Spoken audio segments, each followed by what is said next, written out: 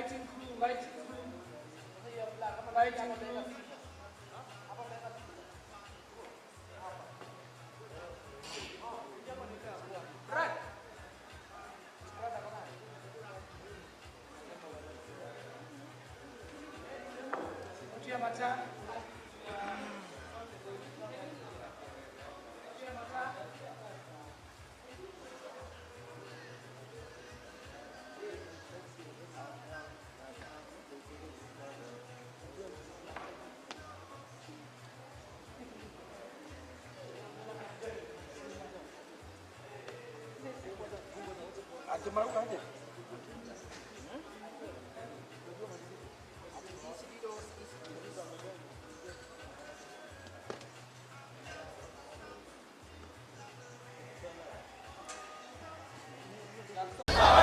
Raila Amolo Odinga of the Azimio la Umoja One Kenya Party. Unajua mimi sina pesa ya serikali ama ya kashfa. David Mwaure Wahiga of the Agano Party. And tunasema kazi ni nini?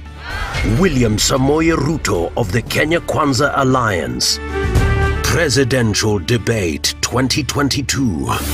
Do not adjust your sets. We shall legalize weed. Professor George Luchiri Wajakoya of the Roots Party. Semeni Babacare. Babacare. Raila Amolo Odinga of the Azimio la Umoja One Kenya Party. Unajua mimi sina pesa ya serikali ama ya kashfa. David Mwaure Wahiga of the Agano Party. And tunasema kazi ni nini? William Samoei Ruto of the Kenya Kwanza Alliance. Presidential Debate 2022. Do not adjust your sets. We shall legalize weed. Professor George Luchiri Wajakoya of the Roots Party. Semeni Babacare. Babacare.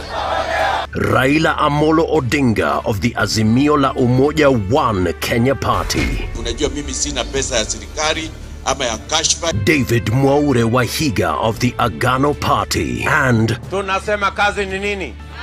William Samoei Ruto of the Kenya Kwanza Alliance. Presidential Debate 2022. Do not adjust your sets. We shall legalize weed. Professor George Luchiri Wajakoya of the Roots Party. Semeni Babacare. Babacare. Raila Amolo Odinga of the Azimio la Umoja One Kenya Party. Unajua mimi sina pesa ya serikali ama ya kashfa. David Mwaure Wahiga of the Agano Party. And tunasema kazi ni nini? William Samoei Ruto of the Kenya Kwanza Alliance. Presidential Debate 2022. Do not adjust your sets. We shall legalize weed. Professor George Luchiri Wajakoya of the Roots Party. Semeni Babacare. Babacare. Raila Amolo Odinga of the Azimio la Umoja One Kenya Party. Unajua mimi sina pesa ya serikali ama ya kashfa. David Mwaure Wahiga of the Agano Party. And tunasema kazi ni nini? William Samoei Ruto of the Kenya Kwanza Alliance. Presidential Debate 2022. Do not adjust your sets. We shall legalize weed. Professor George Luchiri Wajakoya of the Roots Party. Semeni Babacare. Babacare. Raila Amolo Odinga of the Azimio la Umoja One Kenya Party. Unajua mimi sina pesa ya serikali ama ya kashfa. David Mwaure Wahiga of the Agano Party. And tunasema kazi ni nini? William Samoei Ruto of the Kenya Kwanza Alliance. Presidential Debate 2022. Do not adjust your sets. We shall legalize weed. Professor George Luchiri Wajakoya of the Roots Party. Semeni Babacare. Babacare. Raila Amolo Odinga of the Azimio la Umoja One Kenya Party. Unajua mimi sina pesa ya serikali ama ya kashfa. David Mwaure Wahiga of the Agano Party. And Tunasema kazi ni nini? William Samoei Ruto of the Kenya Kwanza Alliance. Presidential Debate 2022. Do not adjust your sets. We shall legalize weed. Professor George Luchiri Wajakoya of the Roots Party. Semeni Baba Kea. Baba Kea. Raila Amolo Odinga of the Azimio la Umoja One Kenya Party. Unajua mimi sina pesa ya serikali ama ya kashfa. David Mwaure Wahiga of the Agano Party. And Tunasema kazi ni nini? William Samoei Ruto of the Kenya Kwanza Alliance. Presidential Debate 2022. Do not adjust your sets. We shall legalize weed. Professor George Luchiri Wajakoya of the Roots Party. Semeni Baba Kea. Baba Kea. Raila Amolo Odinga of the Azimio la Umoja One Kenya Party. Unajua mimi sina pesa ya serikali ama ya kashfa. David Mwaure Wahiga of the Agano Party. And Tunasema kazi ni nini? William Samoei Ruto of the Kenya Kwanza Alliance. Presidential Debate 2022. Do not adjust your sets. We shall legalize weed. Professor George Luchiri Wajakoya of the Roots Party. Semeni Baba Kea. Baba Kea. Raila Amolo Odinga of the Azimio la Umoja One Kenya Party. Unajua mimi sina pesa ya serikali ama ya kashfa. David Mwaure Wahiga of the Agano Party. And Tunasema kazi ni nini? William Samoei Ruto of the Kenya Kwanza Alliance. Presidential Debate 2022. Do not adjust your sets. We shall legalize weed. Professor George Luchiri Wajakoya of the Roots Party. Semeni Baba Kea. Baba Kea. Raila Amolo Odinga of the Azimio la Umoja One Kenya Party. Unajua mimi sina pesa ya serikali ama ya kashfa. David Mwaure Wahiga of the Agano Party. And Tunasema kazi ni nini?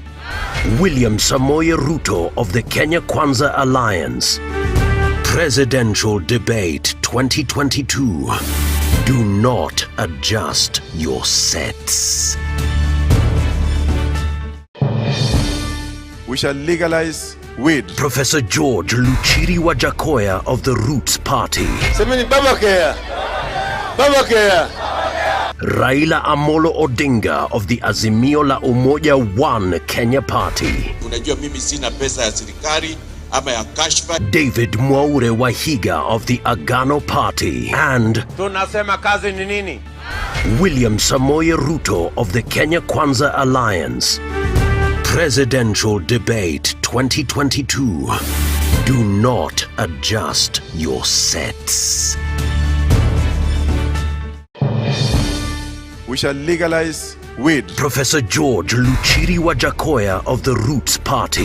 Semeni Baba Kea. Baba Kea. Raila Amolo Odinga of the Azimio la Umoja One Kenya Party. Unajua mimi sina pesa ya serikali ama ya kashfa. David Mwaure Wahiga of the Agano Party. And Tunasema kazi ni nini? William Samoei Ruto of the Kenya Kwanza Alliance. Presidential Debate 2022. Do not adjust your sets. We shall legalize weed. Professor George Luchiri Wajakoya of the Roots Party. Semeni Baba Kea. Baba Kea. Raila Amolo Odinga of the Azimio la Umoja One Kenya Party. Unajua mimi sina pesa ya serikali ama ya kashfa. David Mwaure Wahiga of the Agano Party. And Tunasema kazi ni nini? William Samoei Ruto of the Kenya Kwanza Alliance. Presidential Debate 2022. Do not adjust your sets. We shall legalize weed. Professor George Luchiri Wajakoya of the Roots Party. Semeni baba care. Baba care. Raila Amolo Odinga of the Azimio la Umoja One Kenya Party. Unajua mimi sina pesa ya serikali ama ya kashfa. David Mwaure Wahiga of the Agano Party. And Tunasema kazi ni nini? William Samoei Ruto of the Kenya Kwanza Alliance. Presidential Debate 2022. Do not adjust your sets. We shall legalize weed. Professor George Luchiri Wajakoya of the Roots Party. Semeni baba care. Baba care. Raila Amolo Odinga of the Azimio la Umoja One Kenya Party. Unajua mimi sina pesa ya serikali ama ya kashfa. David Mwaure Wahiga of the Agano Party. And Tunasema kazi ni nini? William Samoei Ruto of the Kenya Kwanza Alliance. Presidential Debate 2022. Do not adjust your sets. We shall legalize weed. Professor George Luchiri Wajakoya of the Roots Party. Semeni baba care. Baba care. Raila Amolo Odinga of the Azimio la Umoja One Kenya Party. Unajua mimi sina pesa ya serikali ama ya kashfa. David Mwaure Wahiga of the Agano Party. And Tunasema kazi ni nini? William Samoei Ruto of the Kenya Kwanza Alliance. Presidential Debate 2022. Do not adjust your sets. We shall legalize weed. Professor George Luchiri Wajakoya of the Roots Party. Semeni baba care. Baba care. Raila Amolo Odinga of the Azimio la Umoja One Kenya Party. Unajua mimi sina pesa ya serikali ama ya kashfa. David Mwaure Wahiga of the Agano Party. And Tunasema kazi ni nini? William Samoei Ruto of the Kenya Kwanza Alliance. Presidential Debate 2022. Do not adjust your sets. We shall legalize weed. Professor George Luchiri Wajakoya of the Roots Party. Semeni baba care. Baba care.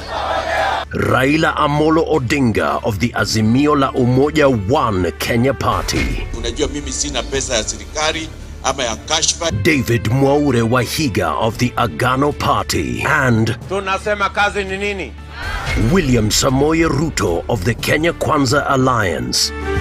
Presidential Debate 2022. Do not adjust your sets.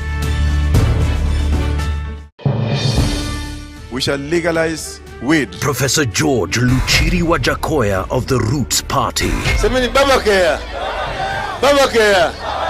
Raila Amolo Odinga of the Azimio la Umoja One Kenya Party. Unajua mimi sina pesa ya serikali ama ya kashfa. David Mwaure Wahiga of the Agano Party. And Tunasema kazi ni nini? William Samoei Ruto of the Kenya Kwanza Alliance.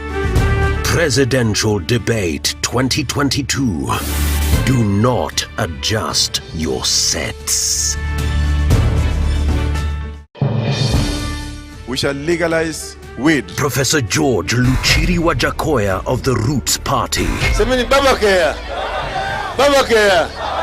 Raila Amolo Odinga of the Azimio la Umoja One Kenya Party. Unajua mimi sina pesa ya serikali ama ya kashfa. David Mwaure Wahiga of the Agano Party. And Tunasema kazi ni nini? William Samoei Ruto of the Kenya Kwanza Alliance. Presidential Debate 2022. Do not adjust your sets. We shall legalize weed. Professor George Luchiri Wajakoya of the Roots Party. Semeni baba care. Baba care.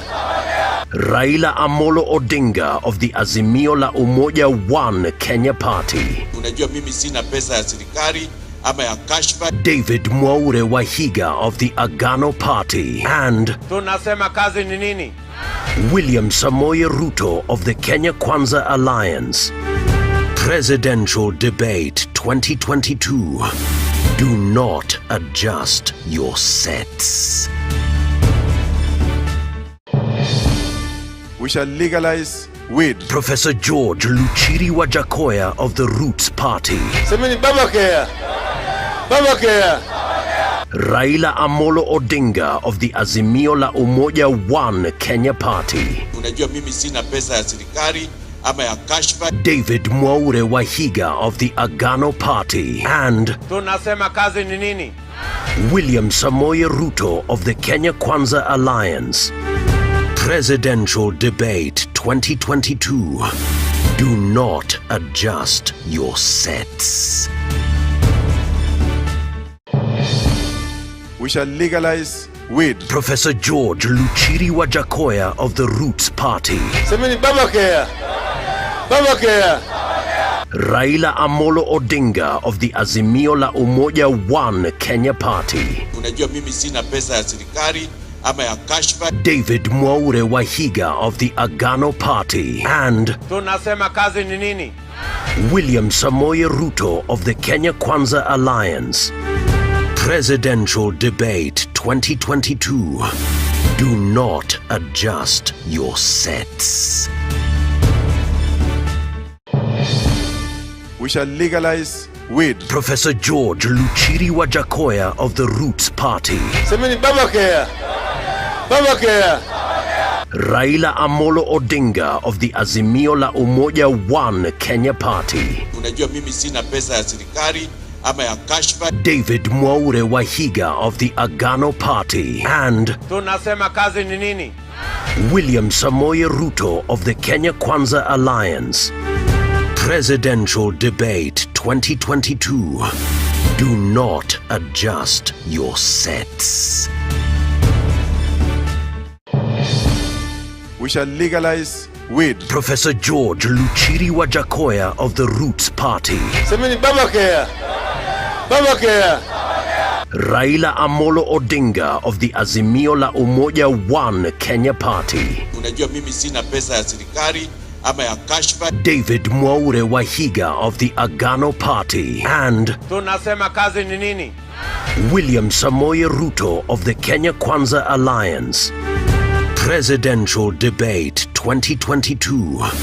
Do not adjust your sets. We shall legalize weed. Professor George Luchiri Wajakoya of the Roots Party. Semeni baba care. Baba care. Raila Amolo Odinga of the Azimio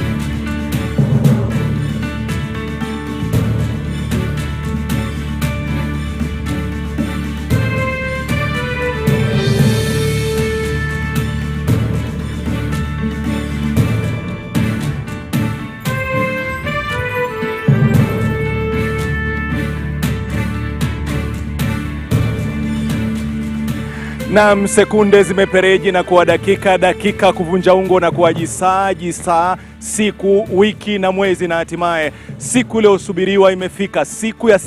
Siku ya kihistoria, siku ya kumfaidisha mpiga kura, siku ambayo ni fahari ya wanahabari, siku ambayo kwa kweli sikosa ukiita sikukuu, manake ukuu wake ndio mustakbal wa taifa letu la Kenya. Ama kwa hakika kama ulivyosema Rashid Abdalla, ni kwamba ni siku kuu, ni siku muhimu sana, ni siku kubwa kwa wewe mtazamaji na Mkenya kwa jumla, kwani macho yote na masikio yote yanaangazia chuo hiki kikuu cha Catholic University siku hii ya leo hapa jijini Nairobi. Na ikumbuke kwamba sio mijadala ya kwanza kuanza kufanyika humu nchini. Mijadala mengine imewahi kufanyika mwaka 2013, mwaka 2017, mwaka 2022, ikiwa ni siku hii ya leo ambapo tuna waniaji wanne wa urais. Na ikumbuke kwamba katika historia au ni idadi ndogo kabisa. Naam, idadi ndogo, naamini usiamini. Kwa nini inakuwa idadi ndogo? Ni kwamba walijitokeza wengi zaidi walikuwa na ndoto ya kuwa marais hapa nchini Kenya, idadi usiyopungua zaidi ya watu 50, lakini katiba ambayo tuliweza kuidhinisha mwaka 2010 ikatendewa haki katika sura yake ya 10 sehemu ya kwanza. IEBC ikaweza kuwapiga msasa ikiheshimu sehemu ya pili ya sura ya 10 ya katiba yetu ya Kenya. Ndio maana siku hii ya leo tunazungumzia wanne badala ya waniaji zaidi ya 50. Naam, tunaye naibu rais William Ruto kwa hivi sasa akipigania kiti cha urais. Naam, kumbuka kwamba Daktari William Samoei Ruto akijaribu kuingia bungeni Eldoret North mwaka 1997, Raila Amolo Odinga alikuwa anajaribu kubisha hodi katika ikulu akitafuta urais hapa nchini Kenya. Kwa ufupi ni kwamba kufikia uchaguzi wa mwaka 2022, Raila Amolo Odinga atakuwa anawania urais kwa mara ya 5. Na pia tunaye Profesa George Wajackoya ambaye naarifiwa kidogo yuko njiani, atawasili muda wowote kuanzia hivi sasa. Ni wakili mtajika na pia mhadhiri anayejulikana nje na ndani ya nchi. Na sio wakili huyo peke yake ambaye katika kinyang'anyiro cha urais katika uchaguzi wa mwaka 2022. Yuko wakili mtajika ambaye ana tajriba takriban zaidi ya miaka 31 akiwa katika taaluma ya wanahabari, na pia vile vile ni mhubiri mtajika. Ni mwanasiasa ambaye pia sio lumbukeni, maana alikuwepo katika uchaguzi wa mwaka 2011 eneo la Kamukunji. Kumbuka wakati ule Simon Mbugua ushindi wake ukibatilishwa katika mahakama kuu akajaribu. Mwaka 2022 chama cha Agano kampa tiketi, tayari kukaa chonjo akisubiri uchaguzi mdogo kaunti ya Nairobi. Kwa bahati mbaya, sababu moja au nyingine, uchaguzi haukufanyika. Simzungumzi mwingine, namzungumzia David Waiga Mwaure. Ama kwa hakika Rashid, sio rahisi kuwa rais kweli. Na sio rahisi kuwa rais, lakini leo itakuwa rahisi kwa waniaji wa rais kupita kwa urais wakielekea katika lango la mjadala wa urais. Kwa urais wataeleza ni kwa nini wangependa wachaguliwa wao kuwa rais, lakini kumbuka hiyo itakuwa rahisi wao kutembea kwa wakati moja kwa moja hadi katika lango kuu la ikulu kama marais kwa mpigo. Haitawezekana. Kati ya wanne, mmoja ndiye atapata kura nyingi. Na mtazamaji, tumejaja hapa stesheni tofauti kwa hivi sasa, ikiwa ndani ya ukumbi huo tunaarifiwa kwamba wageni takriban 700 tayari wamekaa kitako wapate kusikia ni yapi yanayoendelea. Na hapa katika uwanja tunao wanahabari tofauti. Na bila shaka mkabala tuna mkono wetu wa kulia yupo, atakuwa mwenzetu pale Joe Ageo, mwariri galacha katika masuala ya wanahabari. Atakuwa na jopo la wachanganuzi wakiwa wanazungumza mengi katika masuala ya uongozi na masuala ya kampeni, siasa na mustakabali wa taifa. Nakumbuka leo mjadala uliopita, watazamaji walikuwa takriban milioni 37. Naam, na kwa hivi sasa kwa sababu ndio kiti muhimu zaidi na kiti cha ngazi ya juu zaidi katika nchi yetu ya Kenya, usiwe na wasiwasi, tarajia idadi iweze kusonga juu zaidi. Kumbuka ndani kule pia kutakuwa na watakaoendesha mijadala hii miwili kwa mpigo. Kwa ufupi, tupo wengi, lakini lengo letu ni wewe mtazamaji. Kwa hivyo mtazamaji, mbona tusimpishe wenzetu Rita Tinina na Kennedy Muridhi upande wa pili watueleze mengi kwa lugha ya Uingereza. Naam, shukran Lulu na Rashid. From this other end, my name is Rita Tinina from KTN News. And my name is Kennedy Muridhi from NTV. Here at the Catholic University of Eastern Africa, this debate is an initiative of the Media Owners Association, the Media Council of Kenya, and the Kenya Editors Guild, working with various organizations as partners. And this debate, perhaps watching or following from wherever you are, you would have no idea what goes on behind the scenes to make this a success. Money, time, manpower.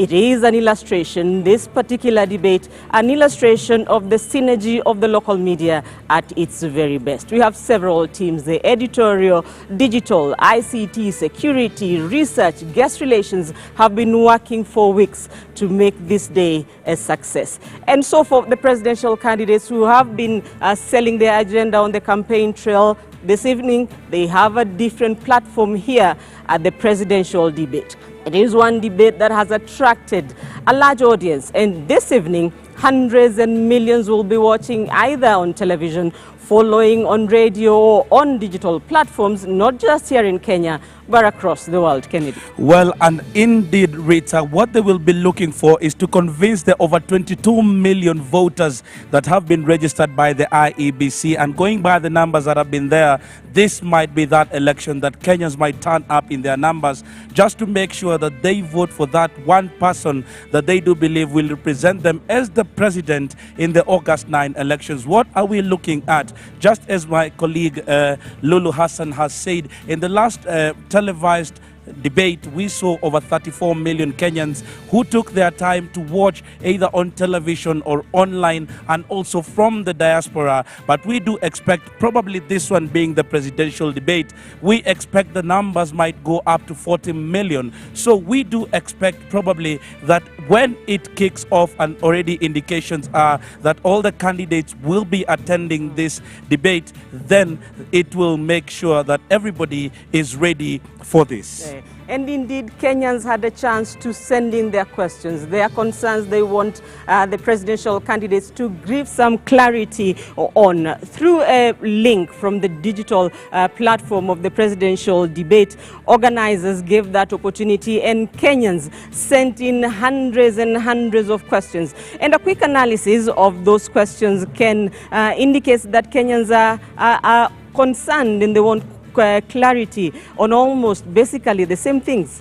Well, there are two key things that have turned out into this election. That is corruption, and also the question of the economy. How do we turn around the economy? And these are some of the questions that might be turning out with the moderators, as they will be making sure that they prod the candidates as they turn out. There's the question of the cost of living, where people believe that it has gone up. There's the question of quality education. Also, there is the question of making where people want to know how this government is going to speak to the needs, or the incoming government is going to speak to the individual needs that are there. Remember, also there's the question of quality health care. And indeed, this first debate that we are expecting to start at 5:30, this is the debate between the Roots Party presidential candidate George Wajackoyah and the Agano Party presidential candidate Mwaure Wahiga. This will be one debate to watch out for, and it will be quite interesting. Why? Because these are two presidential candidates whose ideas are worlds apart. You have a professor with radical ideas. On the other hand, you have a cleric and a lawyer. On one hand, Professor Wajackoyah, in the Kenyan context, giving ideas that you term unusual. He wants to legalize marijuana. He wants to introduce snake farming. He wants to introduce as well the export of dog meat. He wants those found guilty of corruption hanged, and he wants to introduce a 4-day working week. So those ideas engaging Mwaure Wahiga, whose manifesto sort of compared to George Wajackoyah's radical issues. He wants to, among other things, fight corruption mainly through asset recovery. He wants to eradicate, or rather do away with pay as you earn. And I'm told Joe, on the other hand, is ready, and Joe, now give you that opportunity to go on with your panel. All right, thank you very much, Rita Tinina. As Rashid and Lulu would say, ndio ukoko unaalika maua. That is to say, we are here all set, and I'll be having a panel here to look at all those things that these candidates are going to speak about, what they ought to speak about, and later on, we'll actually talk about what they did not speak about. My name is Joe Agayo from NTV, and here in this outdoor studio, we will have pundits here all evening long. And I'll start with introducing them. On the far right, we have Houghton Irungu, who is the Executive Director of Amnesty International Kenya. Next to me, Wanjiru Gikonyo, National Coordinator for TISA, the Institute for Social Accountability. On my left, we have Sheila Masinda, who is the Executive Director of Transparency International Kenya. Professor Alex Awiti, who is a researcher in sustainable development and public policy. And last but not least, Dennis Kabara, who is a management and governance analyst and consultant. Ladies and gentlemen, these debates, we will start one in the next 80 minutes, but these debates are coming on the backdrop of controversy. Are some candidates coming? Are they not coming? Perhaps we could just start by establishing just how important these debates are, and I'll start with you, Houghton. Thank you, Joe. I mean, I think you have to look at this presidential debate from both a historical perspective, but also what this means for the future. And I think the historical significance for me has always been that, you know, there was a time that Africans did not vote in this country, that we had no say, there was no public debate about who would be elected. It was in 1921 that the first election took place. Arabs, Europeans and Asians voted. No African person voted. It was really until late 50s, early 60, I think it's 61, when we had the first election where both African men and women voted simultaneously. And this is interesting because in America it took 100 years for American women to basically follow their men and vote. But in the Kenyan context, they voted simultaneously. What happened after that first moment? Multipartyism was disintegrated by the one-party state. The right to free expression was crushed, and the opportunity for people to be able to vote and to stand was destroyed. And it's really until Article 1 that we have seen a legal framework that says that people matter. It is not elites that matter in elections, it's people that matters. And that's why I think it's so important that we cultivate this idea of debate as being the center of our democracy and at the center of constitutionalism. I mean, I could give you five strong arguments for this. I'll stop you there because Professor Wajakoya, there he is arriving because we hadn't expected him until a few moments ago. And Rashid Abdallah is with them. Rashid, kazi kwako. If we are not for, I'm not attending. Naam, labda kwa dakika moja tu, maana huko tunakusubiri na wale ambao wanafuatilia, labda kwa kufika kwako, matarajio yako na msimamo wa mjadala ni upi? I am not attending unless we are for. That's why I've come to confirm, because this thing is too far, sorry. Because they never responded to my letter. And if the media wants to corrupt the intelligence of this society, if the media wants to run corruption in this country, if the media itself can do what they have done, to hell with them. Where's Mr. Omari? Na kwa ufupi ni kwamba utafanya mjadala. I am not going to unless we are for. Na bila shaka nafikiri umeweza kusikia mtazamaji, kwa hivi sasa ameweza sema ameshafika Profesa George Wajakoya, yuko tayari kwa mjadala, lakini labda pendekezo lake ni moja tu, kama watakuwa wanne katika kikao hicho ndio wataweza kufanya mjadala. Kwa nafikiri kwamba hivi sasa na fursa ya kuzungumza na wamiliki wa vyombo vya habari kama alivyosema, awasikize, watoe mwelekeo kuhusiana na maombi aliyoyatoa, alafu baadaye atatupa mwelekeo kama atashiriki, kama atoshiriki. Kwako Joageo. All right, shukran. Rashid Abdallah speaking to George Wajakoya is arrived, and I think we will just continue with what you were saying. Houghton, this is interesting. He's arrived, but you know he's saying there are still conditions. I think you know politicians can't give conditions to the media who have no control over the participation of other candidates. I think the responsibility of the media is to provide an equal, fair, open debate for all political candidates to come forward. And I think it's the responsibility of candidates and the humility of candidates to say that they are willing to come before the nation and seek a job that is the highest job in the land. And I think that is where I would start with that. Okay. Let me go to the other flank. Dennis, what do you make of all this? No, I think this is important. Debates are important. Debates are important, as I think Irungu has made very good about, has talked a lot about history. I think one of the things that we have a challenge in Kenya with is actually having discussions, exchanging views. So for me, it makes total sense that we have debates, that we have people exchanging views, agreeing to disagree, and basically telling the Kenyans what they're going to do. So I think this is totally important for us. All right, Sheila? I agree with my co-panelists. This forum is important. I know that politicians are not used to moderated forums. We're used to seeing them in public rallies where they're shouting at us and chiming on. But this is a forum where we expect, and what we have seen in the last 2 weeks is a moderated, very, in a sense, controlled discussion, which enables us to be able to get the gist of what their campaigns are about, what their manifestos and plans are about, and what they really are about, looking at even some of the questions that have been asked around their values and issues around integrity. So it's important because we don't get to get a sense of all this when they're out there in public rallies. So this is an important forum. I know that there's been a lot of investment looking at the sheer infrastructure set up for this debate.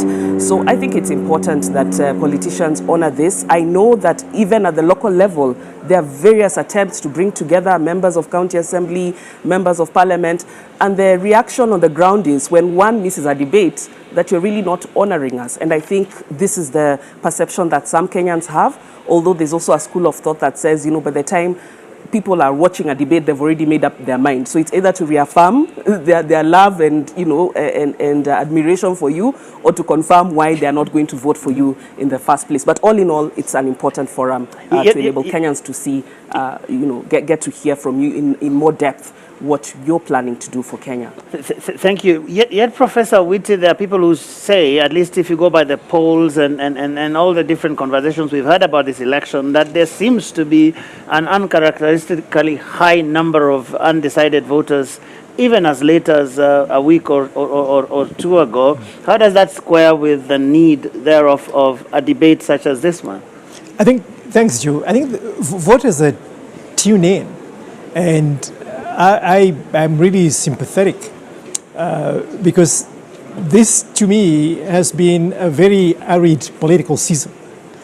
There is a devastating, blistering drought of great ideas that are required in this transformative moment to move the country forward.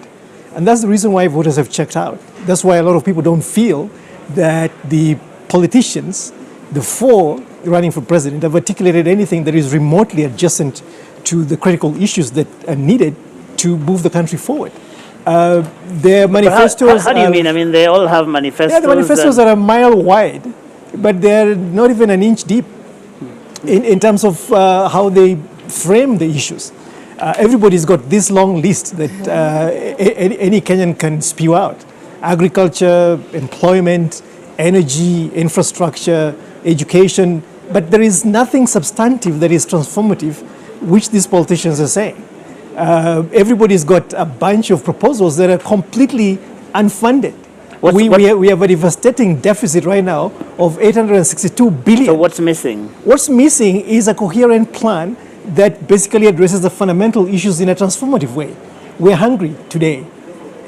When I worked in agriculture many years ago in Western Kenya, 9 out of 12 months, farmers who tilled the land every single day were hungry. If you look at the Kenya National Bureau of Statistics census on household food security, it's still the same picture. People in rural areas are more food insecure than urban people who are working. Agriculture is not working. Some of the input supply, input subsidy programs are not working, like fertilizer application rates, for instance, are extremely low. Extension services are broken. So you give farmers fertilizer, they're applying it on soils that are not ready to take fertilizer. So these are some of the fundamental things. So to put more money at this bad problem is the problem. And you see the manifesto that has been advanced by Raila Odinga and William Ruto. It's exactly the same, more of the same. It's not going to change the trajectory that the country has taken so far. And that's why voters have checked out. Basically saying, what's the difference? Well, at least Wajakoya has some radical 10 points, and we'll talk about them in a while. But Wanjiru, I wonder what your initial thoughts are about this debate. It is important, and you know, listening to the concerns that are being brought forward by Wajakoya, by Honorable Raila Odinga, my question from a public participation point of view is, as the media platform is created, is there usually a discussion with the political actors? Because if there isn't, there could be next time. I think there are a lot of Kenyans there that would have loved to see a debate with all the presidential candidates. So public participation and stakeholder engagement, I think, applies across the board. But given that we're here, I agree totally with what Sheila is saying, that we expect our leaders to be humble enough to avail themselves to field, to sell their proposals to the public. But I think the missing link, and my question as we engage in this very, this event is it too little too late? Because we have a situation where we have an administration that hasn't undertaken or supported public participation, hasn't supported civic education, hasn't supported voter education. And so even as the media strives to put together this platform, is it too little too late? And how do we ensure accountability? Because it's one thing to have manifestos, and I don't agree quite with the professor. I think the manifestos have some very good proposals that, if implemented, can transform some of the big issues that bedevil us. But he's saying they are more of the same. I don't agree with that in terms of substance, but what I do, the question is, where is the accountability?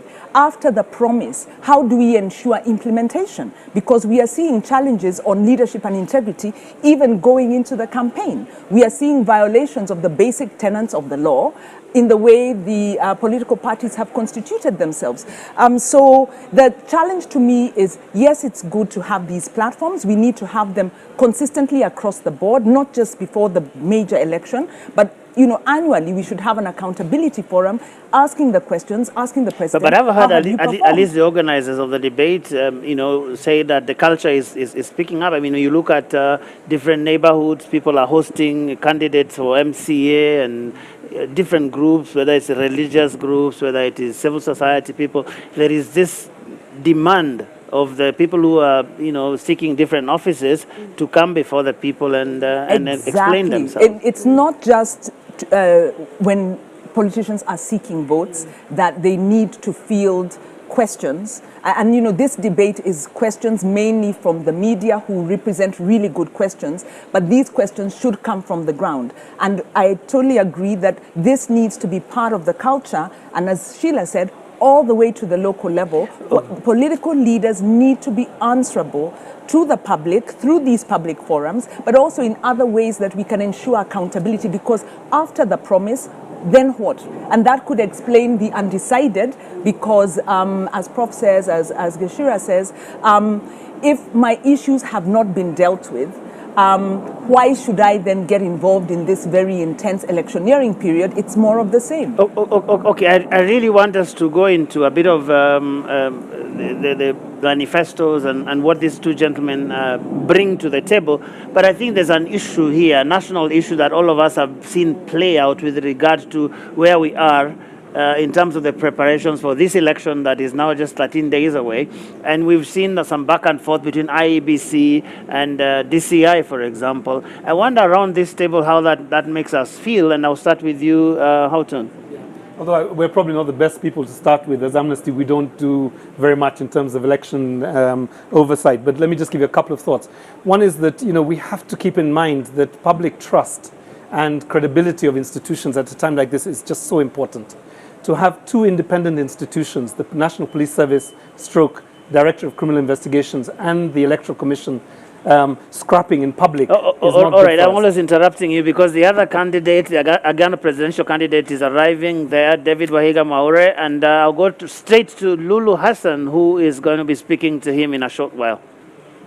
Na barabara kabisa, mpenzi mtazamaji, shukran sana Joe Ageyo. Kama mnavyoona tayari David Wahiga Mwaure tayari kishawasili wa chama cha Agano akiwa na mgombea mwenza. All right, that does seem that we're having a bit of a signal problem there, but yes, the gentleman you just saw there is the Agano presidential candidate, that is David Wahiga Maure, who is going to be taking part in this debate.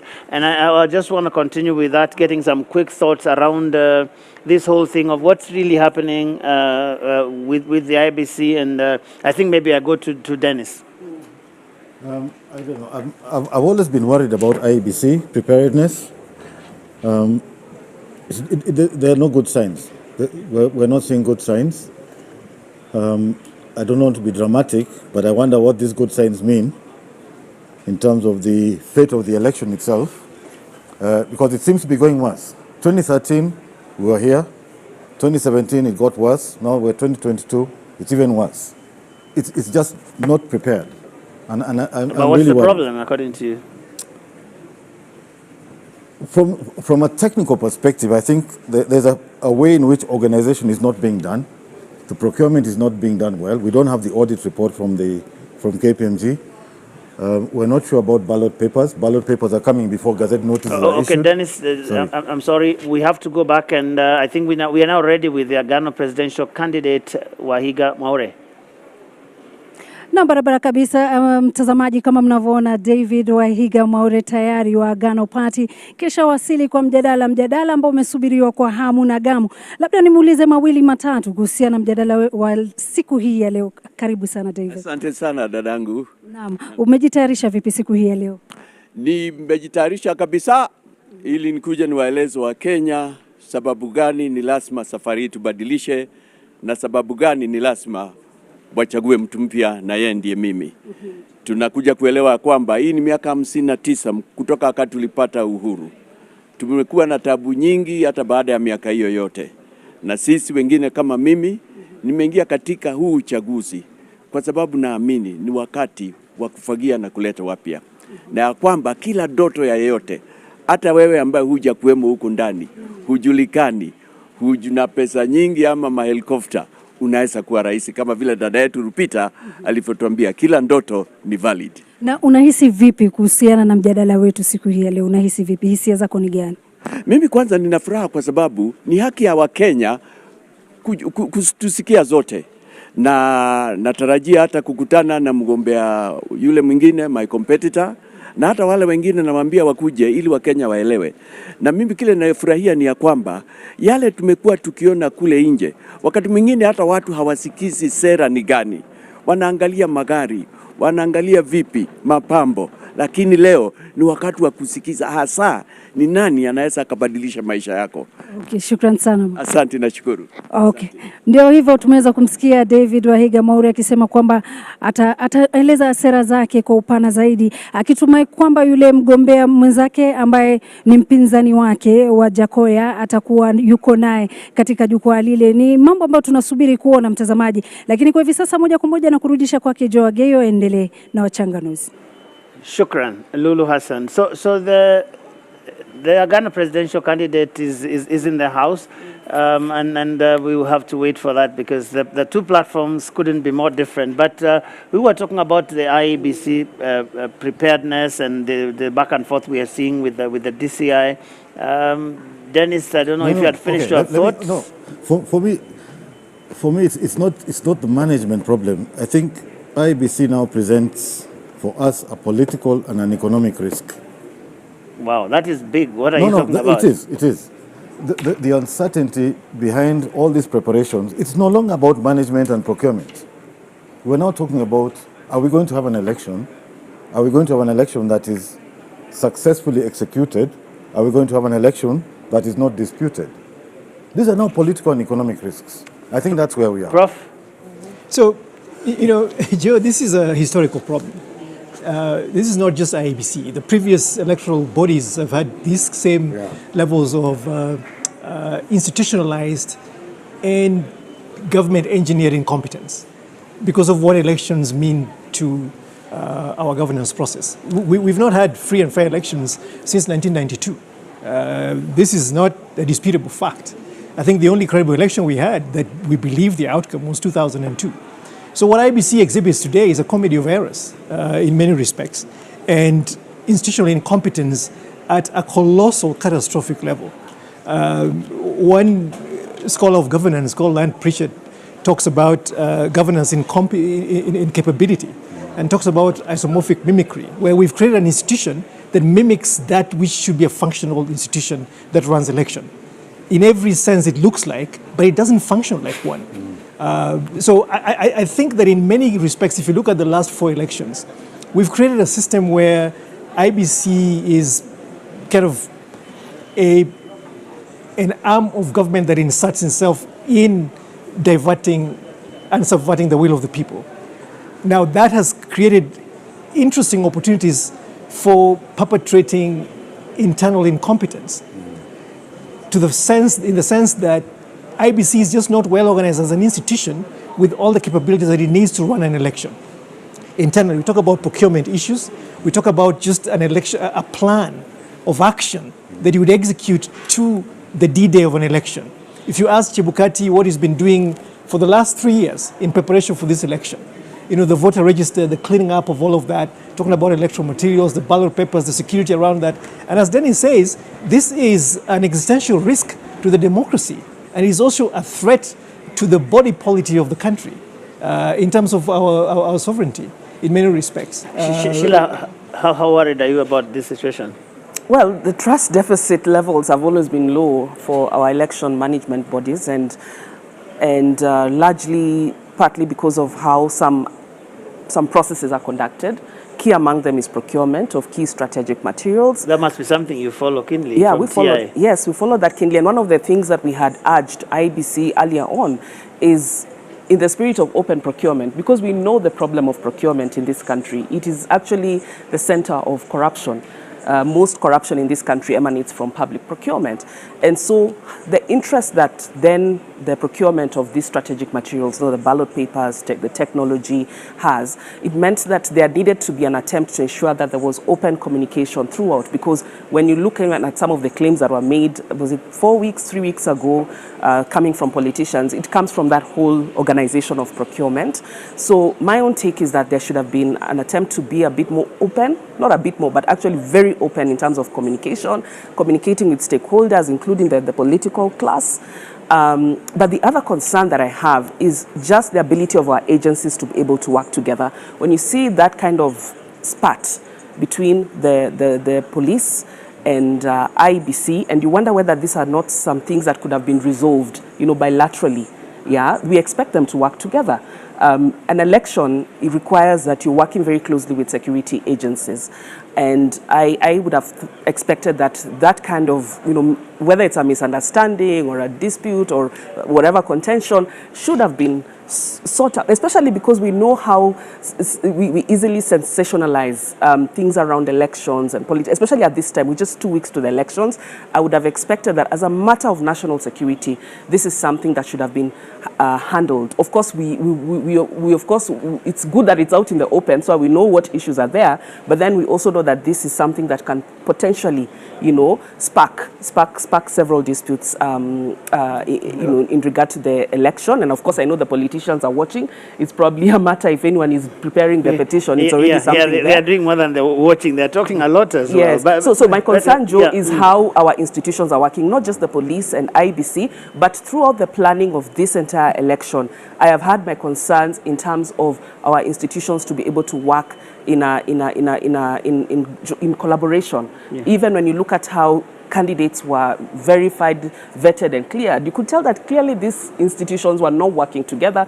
And as a result of that, we now have people who are not credible, who don't meet the qualifications set out in the Constitution, who have been cleared for office. So this problem started earlier on in the election process. Wow. It all sounds familiar, Wanjiru. Deja vu all over again? Unfortunately, yes. This is a political problem because the IBC is really, if you look at our democratic trajectory as Irungu was taking us, from the very start, we are trying to build a constitutional democracy. And we are trying to ensure that our governance is guided by the rule of law. That is where we are heading, and we are coming from a context where we had, an authoritarian,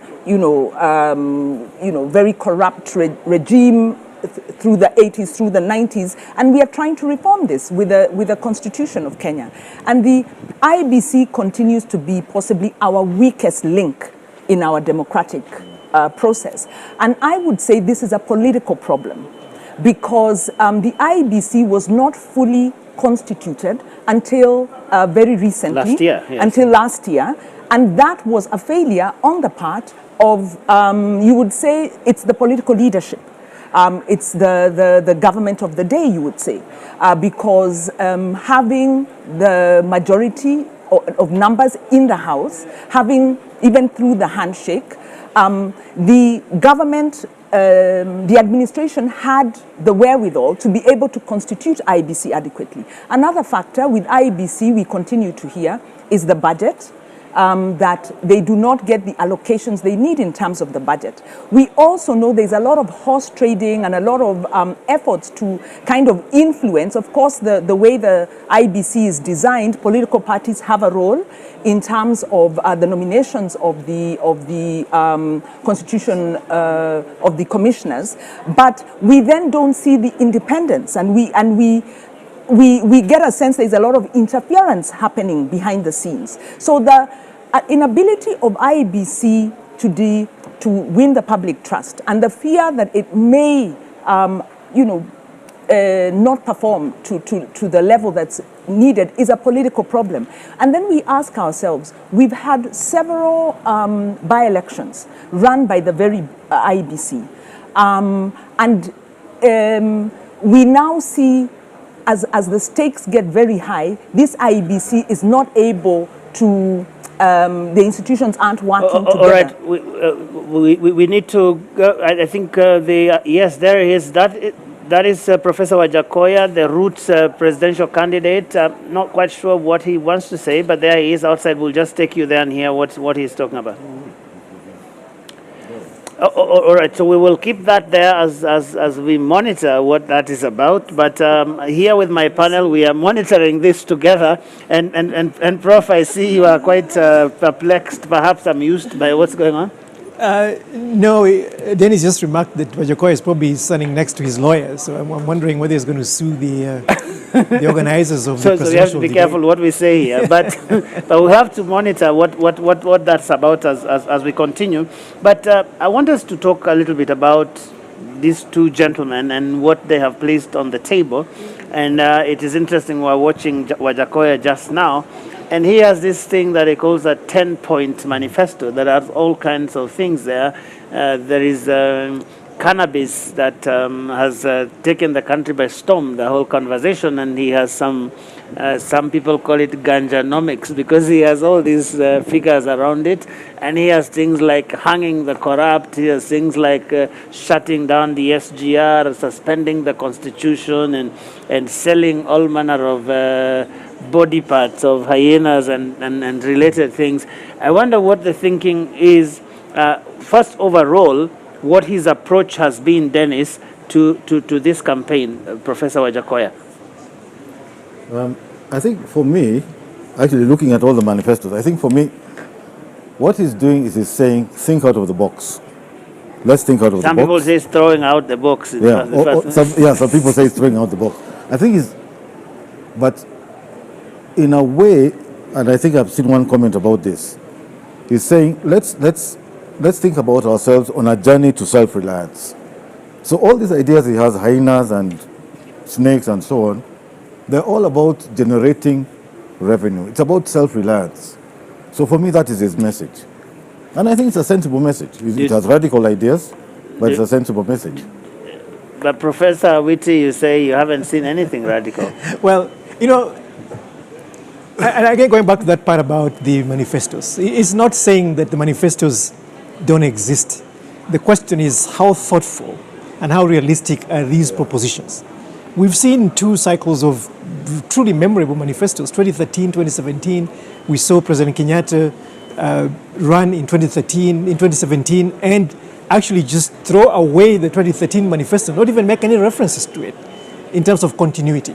And we've seen him govern from 2017 to now, not even paying attention to any of the ideas that he put forth there. So I think sometimes I just tend to think that they're not even worth the paper they're written on, to the extent that there's no real commitment by these people and there's no way to hold them accountable. And again, set aside the manifestos. There is a government fiscal plan. There are so many constraints to basically executing government. I don't even know, in more developed democracies, there is a very deep conversation between the presidential candidates and the public service. Treasury, for instance, the key officers that run the bureaucracy in education, for instance, in agriculture, to basically understand what is it that we've been doing. Some of these manifestos read like this country does not even exist, that there is nothing. And these guys are basically reinventing the wheel. And that's what concerns me. But I think for Wajakoya, there's only one point that I wish the country could pay attention to in his manifesto. I think it's the 8th or 9th one, which talks about reducing the number of devolved units to 8. Yes. I think that to me is a very, very sensible proposition. Yeah. Let's face it, ladies and gentlemen and fellow citizens, devolution is a millstone on our necks. It is a very expensive enterprise. It is the most expensive way to do what we're trying to do. And we will talk about it. And it is totally unaccountable. It is expensive in the way that the money has been spent. And we don't even see it. Go to the counties and see the money is in recurrent expenditure. You could spend the money in different ways. Now, the biggest problem is holding the governors accountable. The county assemblies don't hold them accountable. So you can take the money, spend the money in a different way, and get real results for the citizens. No, what, you don't agree? Tom, I think we live in two different Kenyas, because this notion that counties are a drain on the budget was created by the Jubilee administration, which was essentially a voted no to the constitution, no to devolution, and refused and failed to transfer resources to the county. They transferred the minimum. At present, with a higher allocation to counties, you're talking about something like 332 billion to counties against a budget of 2.7 trillion. So how is devolution the drain on the neck of the country? The other thing around devolution is, if you look at the extent to which counties have been able to improve agriculture, for instance, during 2020, when the country stopped, agriculture was the only function that continued to sustain the economy of Kenya. Now, these are facts, these are statistics, that it was the one sector that continued to hold up the GDP of the country. So devolution is a political exercise because it brings power closer to the people, and it also helps in the distribution of resources because Kenya is very unequal. The challenge with devolution is accountability, like you say, but accountability cuts across the board. But isn't it, Wanjiru? I mean, what I see is where Wajakoya is saying that we just reduce the number. Well, the issue is, don't talk about units. Let's talk about representation, because devolution is about two different issues. No. The purpose of devolution. Okay, one Kenya is unequal, so none of us here will disagree that we have to distribute resources equitably. So you have to have an equitable share. But then the other side of that is, where do citizens decide? And how far away do you want the decision to be from the farthest corner of Kenya? So the issue is with whether we have 47 counties. We now have the regional economic blocks that allow these counties to come together and then come up with, the economies of scale and the efficiency. So let us not deny Kenyans the ability to elect their MCA and hold their MCA to account at a level that is close enough, because we've had enough of centralized government. We want more decentralized government, but we want accountable centralized government. So I think on that, devolution is not just about economics. It has assisted economics. If you look at even the increase in property prices, the expansion of services, devolution has assisted that. But there is also a political exercise, and there is Article 1, citizens say, self-governance. You can't have that under centralized government. Joe, let me just jump in, because every time I jump in, it's a debate. It's a debate. All right, just very briefly, yes, yeah. We just want to do a check on what's happening with the registration, but it's fine. You can make that come. Okay, so that was the light touch. I mean, I think the thing that we have seen in both of their manifestos, which I think have been interesting, is the focus on anti-corruption, right? So that's the area that they do agree on, but their prescriptions are very different. So I think with the Agano Party, what I saw was a lot of language around, how painful, how onerous, corruption and impunity is, but very few legislative and policy prescriptions and, I guess, programmatic shifts, right? The one thing that I think is interesting there is this idea of shifting prosecutorial powers to the Ethics and Anti-Corruption Commission. So we will come and have a fuller conversation on this. I just want to remind our viewers who are watching this all across the screens in this country, we are live on TV and even online following these historic engagements that we have in this country every election cycle. And right now, many people are already arriving here, the audience being properly vetted. And I want to cross live to Kennedy Mureithi, who is standing at our registration desk just to check what's happening there. Is everybody in now? Because we'll be starting this debate in another 45 minutes or so. Kennedy, what's happening where you are? Well, thank you, Joe, and quite an interesting panel you're having there, discussion. And here on this other side of the registration desk, there is an outpouring of Kenyans who want to watch this live, and they are already being cleared from the registration. There are hundreds of others that are being cleared from the other side where there is the main gate as they come in, and there is also a provision for where they will be sitting as they wait for them to be called on. And there is a serious number of officers who are doing this particular job as they wait to clear everybody that is coming in. But we are having their head, Madam Doris Tanui, on this side, just to give us a glimpse of what is happening and who are you clearing. Are you giving an opportunity for those people who are coming here for the first time, or it is by invite? We are giving those who have been invited. You come here with an invitation card, and once you get here with your invitation card, we'll give you a QR card to scan with your phone, and then immediately it will tell you to register. Once you register, it syncs into our system. From there, we can be able to print these accreditation cards for them. So when you're saying that you're coming in and you're given a QR code, does that mean that anybody else who has not received an invitation card from home will come here and receive the QR code? No, if you have not been given an invitation card, we are not able to print for you a badge, and you cannot be allowed inside the gate. So probably take us through this process. We are seeing that there are different desks manned by different people. Is it to cater for the different groups that have been invited? As I can see here, my camera person Brian will be showing there is the embassies, there is the Media Owners Association and all that. Then there is the delegates. Probably you could take us through this. Yeah, from that side, we are able to handle the embassies, we are able to handle the diplomats, and then from these desks, we are accrediting everyone. People come, they sit from that side, then they will be called one by one. They go to various desks, and then they are sorted out to make it move faster. Well, that is what we are getting, and everybody has been catered for when they make their way to this particular place. And we would, the digital?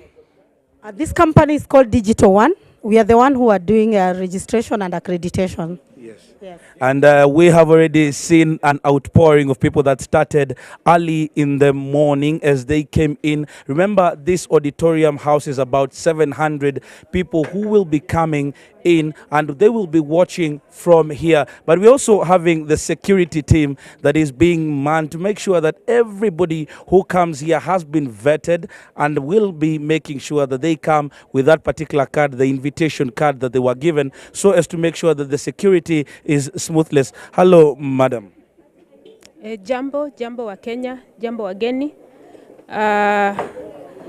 Hapa ni sub-county ya Lang'ata, na huyu ni kamanda mkuu wa polisi eneo hili la Lang'ata, Miss Monica Kimani, na nataka kuambia mambo ya usalama. Tumeweka usalama ambao ni nzuri sana. Kuna sehemu 4 za ukaguzi, kuna main gate, kuna hapa mahali mnaona registrations, kuna pale chini na kwenye auditorium. Kwa hivyo security ni nzuri sana, na tunaomba delegates wale wamealikwa wawe very cooperative kwa sababu ya usalama wao na usalama wa wageni pia ambao tuko na wao kwa wingi. Well, you're talking about the security that has been enhanced. Probably you will tell us the number of people that are coming in and the number of security officers that you've placed here just to make sure that everything goes as smoothly as possible. Thank you. We have over 100 police officers within this compound and many others outside this compound. We have both in civics and in uniform, and so there is no reason to get worried. We are up to the task. Well, thank you very much, Joe. Just before I get back to you, we'll also want to get a view from one of the delegates who have come here. As we do know that there are those delegates that are also representing the political parties that are involved in this debate. There are those supporters that have come with the 4 presidential candidates that we do expect will be involved in today's debate. We would want to get probably a view from one of them. How are you, sir? I'm very fine. What is your name, and today you're here, and how is the feeling, and why not watch from home and come here today? Basically, my name is Samuel Gutu. Basically, I want to say I'm one of the few delegates that are privileged to come and have a one-on-one interaction with the presidential candidates. I'm here basically to hear them out, to hear their agenda, and probably make an informed decision come 9th of August during the elections. Thank you, Joe. Those are some of the expectations that most of the people are having today, as they hope that today, when these candidates go on the floor, they will make their submissions, and with those moderators that we are having, we'll be able to interrogate some of these positions that they have put out there, and that decision probably will be made. There is a huge number of undecided Kenyans that are yet to make their decision, and there are those that will be willing to cement their positions today when these debates go on. Right now, I take it back to you, Joe, to continue with your panel discussion. All right, thank you very much, Kennedy Morethi. They are speaking to various people involved in the registration. We've seen security people there. We've even seen some of the delegates who are arriving. And that is to say that the debate is just minutes away now. At 5:30, that's when the first debate kicks off between Professor George Wajakoya. We've seen him here already. That is of the Roots Party, and the Agano presidential candidate, David Wahiga Mwaure. And I have my panel here. They are still here. They haven't left. And as we were talking, there was a whole conversation about Wajakoya and his federal system sort of proposal. And then there was a bit of fireworks flying here.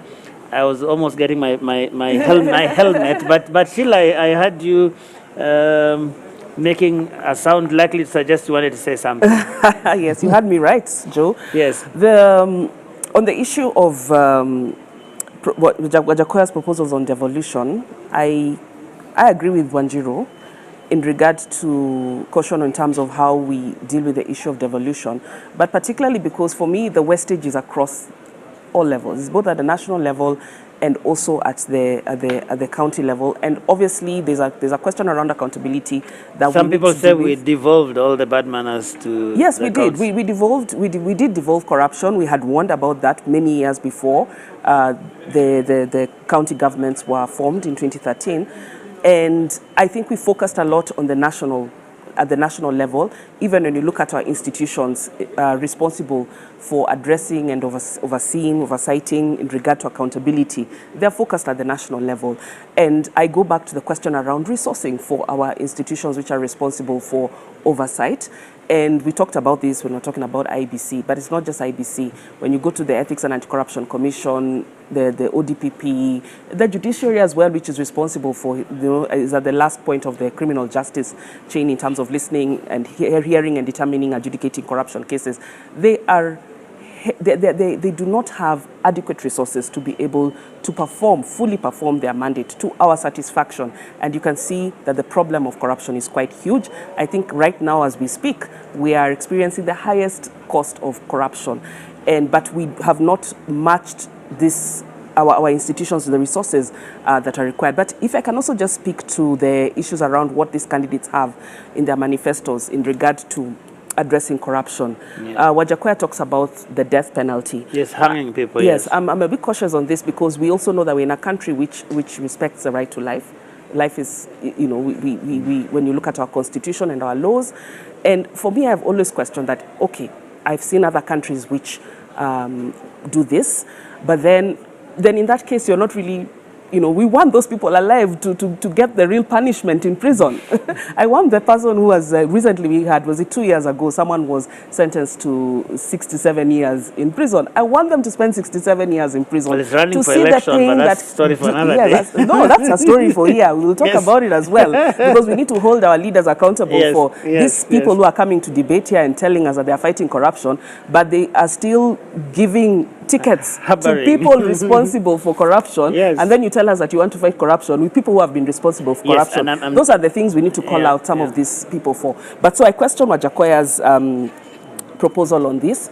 And then for Mwaure, you've seen that as you have said, his emphasis is on recovery of assets, which is important, because I've not seen people talking about monies that we have lost, billions of shillings stashed out there in foreign countries. I saw that you already wrote a letter to some foreign governments asking for support in terms of, you know, tracing and repatriating that money back into our economy. This is important. Not very many people are talking about this because we are struggling as a country with our economy, inflation, and we really need, this is a time we need all those resources that have been stashed out there to be brought back to be able to, you know, bolster our economy. So I agree with him on that. He's also talked about revisiting some long-lasting corruption cases, KEMSA, the KENREN and NYS and others which have not been resolved. I think this is important. I'll just be cautious as well. There's always, cautious because even as president, we also expect that he will respect independent institutions. Exactly, because the institutions responsible for investigation that's where I was going and prosecution. With that. How viable then is it for a candidate to really come and tell us this is what I'm going to do about corruption? I mean, in the face of what you're talking about, because we have the EACC, we have the DCI, all of this DPP, everybody doing their bit within this whole chain. What is the president going to do? I mean, the current president famously said, some people now say infamously, munataka nifanye nini jameni? Well, there's a role that the executive also has to play. That is important, you know, even in terms of, because one of the things that we have struggled in this country is political will, you know, and even just, you know, how are you able to call out your people in government, your colleagues in government who are responsible for corruption? One of the promises of the Jubilee administration 10 years ago was that they would ensure that people who have been indicted for corruption do not hold public office. But then how many people have we seen continue in public office even after being indicted? So those are some of the things that we see. So it's a political will that is really critical that we need to see coming from the presidency. And there are many other roles that the presidency plays in terms of fighting corruption without necessarily going into the mandate and influencing independent institutions. Dennis, there are platforms here. So they are gonna. For Wajakoya, the most outstanding thing about fighting corruption is, of course, kunyonga hao, which Sheila has a more complicated name for the death penalty or capital and whatever, but it's really kunyonga watu, isn't it? With him. He said he's going to hang them with him. Yes,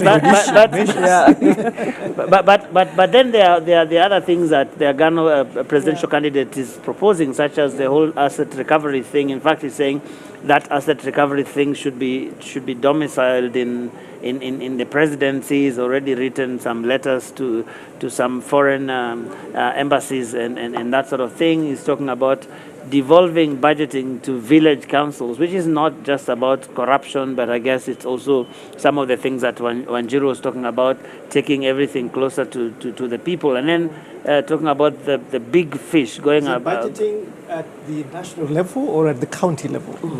At the village. Devolving it beyond cascading it further to the villages. So that is devolve funds going to the villages to make budget proposals about their priorities. Yeah, like they do in Makueni. Yeah, that's how they do their his budgeting. proposal one of the proposals at least on devolution is that the allocation to the counties will be 40%. Right now, of course, there's a whole debate whether it is even 15 or 12 or 10.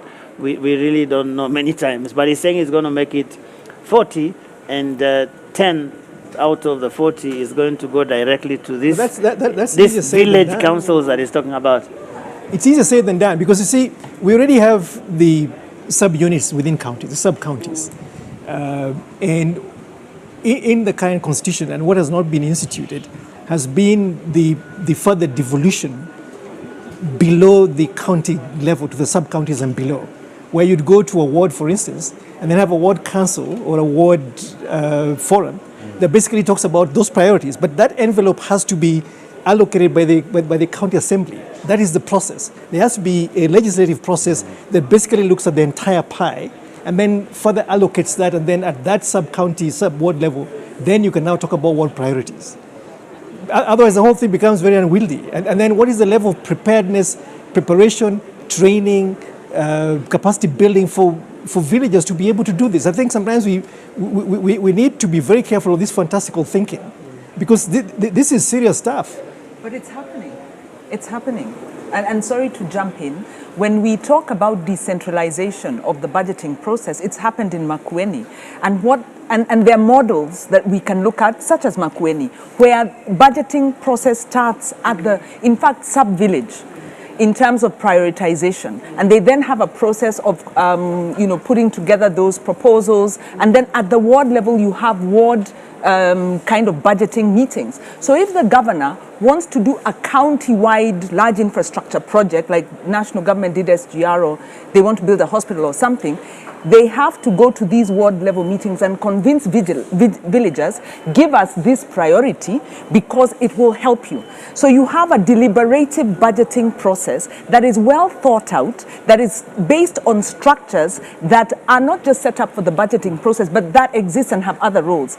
Linked to that, before but isn't there a need for that continuous capacity building for them? They have a whole, exactly. It's political will. Not the numbers like how many shillings and cents you're going to spend on a bridge. No, Yeah. It is. By the way, the budget discussion is based on the proposals, because there is a problem in Kenya's budgeting process, and we've been told this by government, by people in fact in finance, where we do budgeting based on expenditure proposals without the estimates. The estimates are supposed to go together with these proposals, and that's how you wind up then having fantastical projects that then can't be financed. And I want that's a technical I want issue. Dennis to come in, because he's been waiting to do that for a while. I have a serious problem asking people to solve problems. The whole point of this whole budget process is that we go to Kenyans and we say, what are the issues that are facing you? Then, because we are responsible government, we solve them through policy. Yeah? We don't let people design projects. We solve them through policy, which is then translated to programs, which is policy, which I think this is what Alex is saying here, right? We need to get this understanding of government proper, that people tell us what the issues are, we translate those into policy, then policy goes into programs and projects. Budgets. People and then budgets.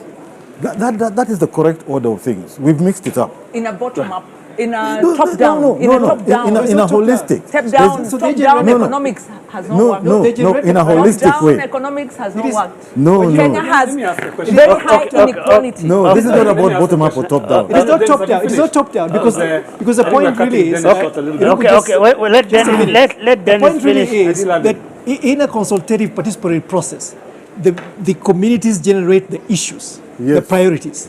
Now, those have to be consistent with the plans.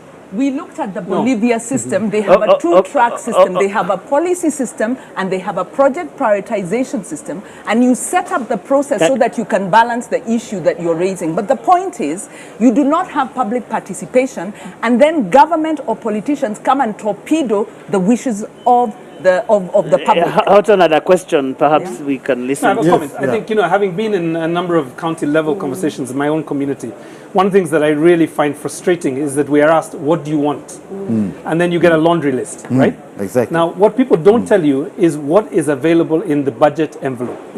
Because ultimately, budget making and policy making is trade-offs of choices.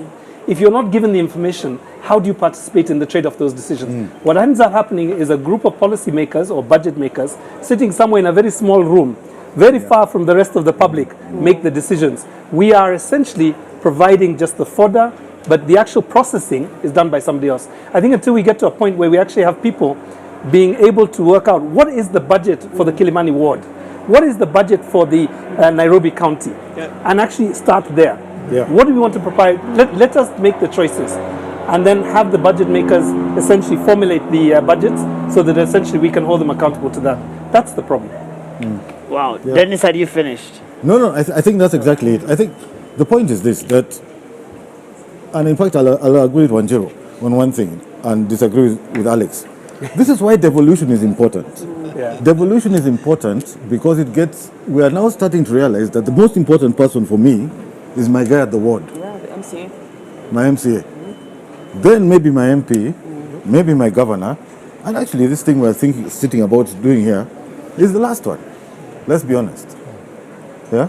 I'm more interested in my But we get MCA. it. I mean, many people would say that Dennis, don't get me wrong. the stakes usually appear higher up here. That's why people fight and kill and at do. a political level, I think devolution is important, and this is why this bottom-up thing works at a political level.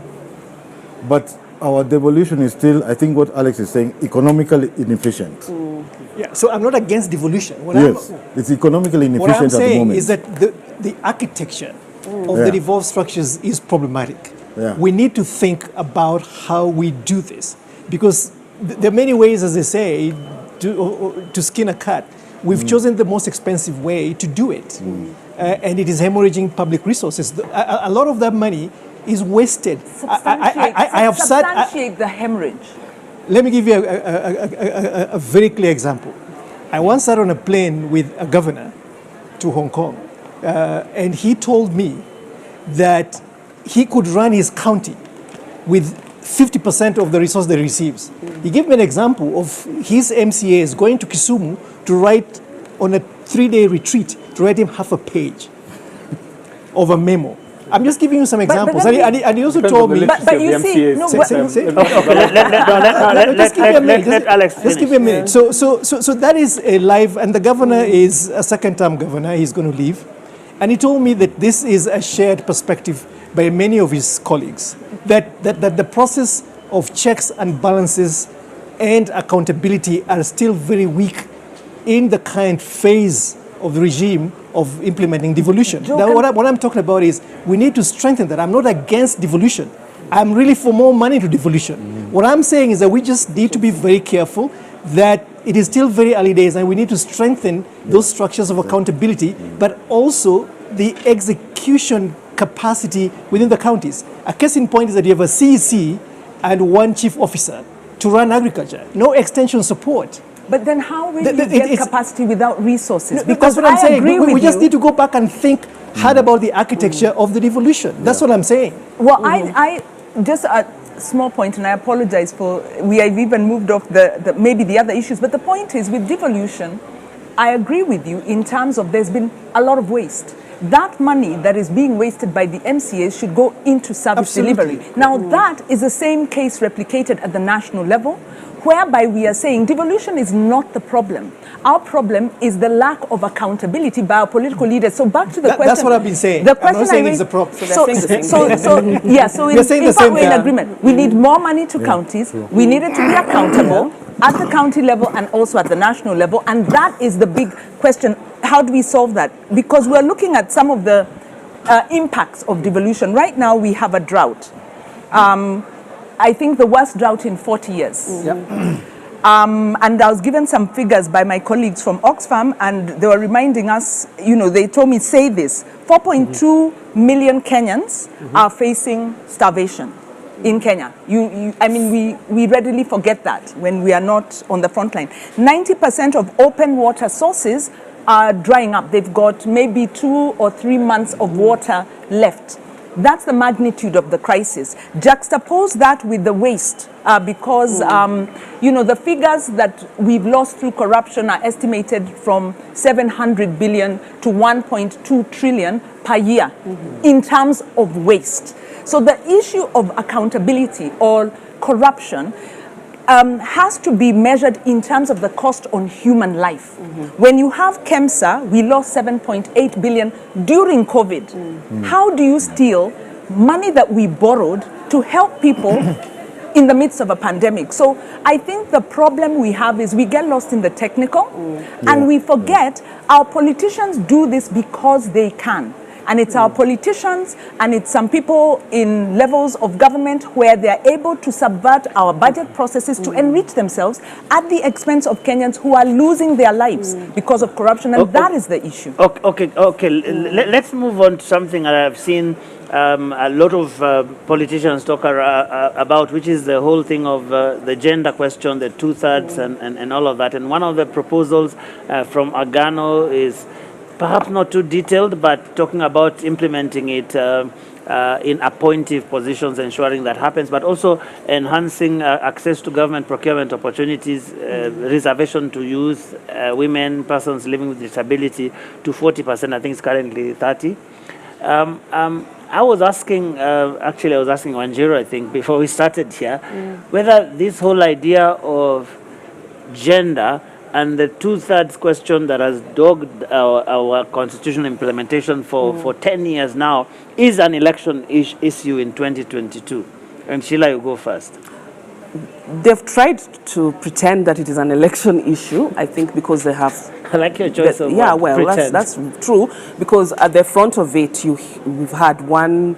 I think it's Kenya Kwanza, which says that half of the appointments will go to cabinet. Yeah. I mean, half of the appointments in cabinet will go to women. Women, yes. But then I already look at it from the optics, like when you're out there, who's around you.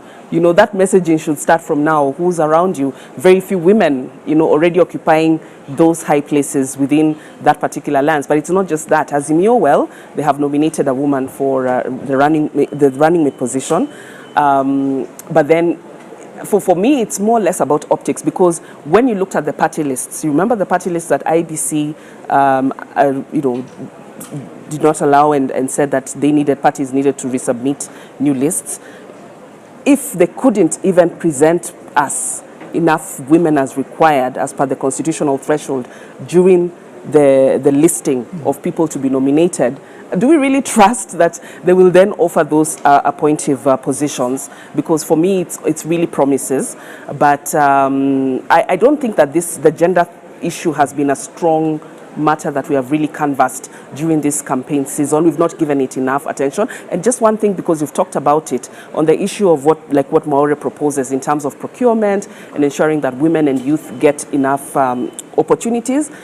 From our own experience, we know that many times when those companies that are given contracts and have women and youth, it's basically just on paper. The beneficial owners of those companies are actually not the women and youth. Those are just fronts. So we also need to ensure that actually the beneficial ownership of these companies is made up of women and youth. So there's something else that we need to do to ensure that these opportunities are really going to the people who are more deserving of them. Houghton, I wonder what your thoughts are about this gender question. I remember when you came and found me here, and you were wondering whether well, I was about we're going to be a manel, yeah? No, I was about to stage a protest. It was only a manel, right? So, fortunately, we have two very, very articulate women on the panel, as well as the three articulate, somewhat articulate men. So I think there are a number of issues. I think the political representation of women is critical, right? And it is not even a matter for debate. It is a constitutional threshold that we must meet.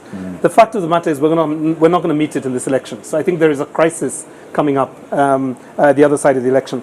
The second issue relates to the use of public resources. And I think the point about procurement is an important one. We look forward to hearing more from the two candidates this morning, this evening. But I think the other issue that I think is really important is making sure that we don't just have women, but we have women with a gendered agenda for this country, right? And we need men with a gendered agenda. So I think we should be asking presidential candidates who are male, what is their gendered perspective about these issues? Let me just give you three very quick ones. We learned last week 5,400 women and girls were raped in the county of Nairobi. What's the agenda to deal with that issue? We have heard that we have one of the highest teenage pregnancies, and the numbers are coming down to like the 10, 11, 12-year-olds, not the preteens, not even the teenagers, but really this very fragile age group. What is our strategy for that? Must we continue to have this sense of denialism around the issue of safe abortion, comprehensive sex education? When are we going to start dealing with the realities that our children are dealing with in a way in which we are not confusing science with our morality?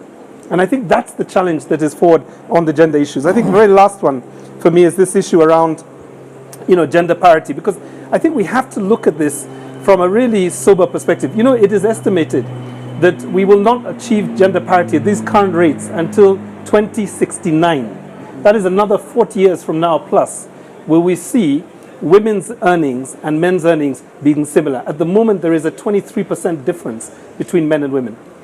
Oh, wow.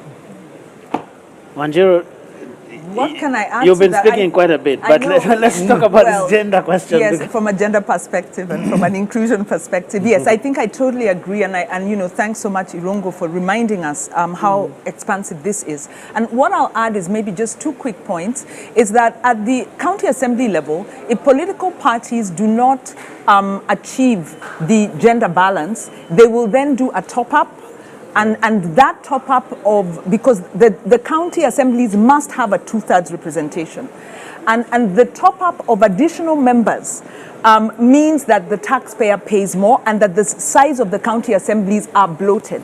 So there's a game that political parties play where they field as many male candidates as they can. And were it not for the IEBC racking their knuckles in terms of the nomination list, it would even be worse. So the failure to respect the rule of law and the failure to embrace the gender agenda and paying lip service to it costs us in economic terms. The second is we did a study on AGPO, and we found that much as you have preferential procurement for youth, women, and persons with disabilities, the thresholds, of course, are not being met by any stretch. But we also found numerous cases where women were saying they have to give sexual favors. They're being extorted in terms of sexual favors to be able to get the contracts, to be able to get the credit financing that they need. So as Irungu is saying, we also have to look at the governance, but also the social context in which we are living, where women are still not able to participate equitably in economic affairs. Okay, because we are just about to go for the first debate, so let me just get some quick thoughts, Professor Awiti, and then to Dennis. So I think the elephant in the room here is where we are as a society, period. The place of women in our society, in the way we are socialized, has still not moved up even one notch. We're basically trying to apply constitutional and legal frameworks as band-aid to a deep, primordial cultural problem, the place of women in society. This has to come up as a movement. You've got to mobilize the senses of men and women out there to basically move the political needle on this one. Otherwise, we're going to be crying out here the whole time with legislation that we can't enact, constitutional provisions that we cannot basically implement. ODM, for instance, carte blanche just renominated all of its MPs in Western Kenya. They had a chance there to make 50% of those women. They didn't do it. So, and the way Martha Karua's nomination as presidential running mate of a major candidate was greeted by UDA colleagues was just shameful. It shows you the deep-seated cultural norms that we still have to deal with in this country to move women's agenda forward. Dennis? No, I think I have nothing to add to this. I'll just say a discussion on gender, just like many of the discussions, we have two Kenyas. We have Kenya on paper, which is the constitution. Then we have Kenya qua ground, which is reality, which is what Alex is saying. And that's it. Okay. We haven't found a way to reconcile them. And I think we're stuck there. Okay, so all the ladies and gentlemen on this table, before we go for the debate, what's the one thing that those two gentlemen must not leave that stage without talking about? Let me start with you, Houghton. No, I would like to address gender. Let's go for that. Gender and women's empowerment. Yeah. Culture. How do we move from a low trust and a culture of impunity to a culture of trust, especially the political culture? Trust? Yes. What break it down. How do we in the BBI they called it the national ethos. I didn't like that term, but we have a culture where corruption is seen to pay. And a study actually done by Aga Khan University in 2015 is still relevant today because the youth don't mind how I think Kenyans, by any means necessary, you have to make money. We become consumerist, we don't uphold values. So how do we switch that culture? We have enough laws. Okay, let's go to Sheila. Integrity for me, because if you're not going to be able to meet all your goals and objectives in your manifesto if you don't look at the software. And that's really our values as a country, the values of the people that you are going to appoint in government, the values of the people around you. That's one question I have, because even for the main, the so-called leading candidates, my question, as they keep on telling us and giving us solutions to corruption, but for me the first problem I see is that they're surrounded by people who have been accused of corruption, some who are even in court, and have been charged with corruption.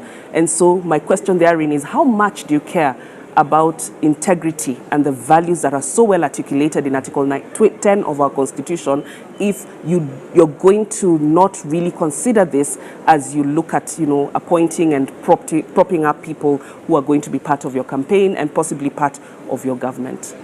Professor Awiti? Mine is two issues. One is public institutions. Strengthening accountability of public institutions to the public. They should not leave that stage without talking about how they're going to address that. Because the erosion of the efficacy of public institutions is the reason why we're here today as a country.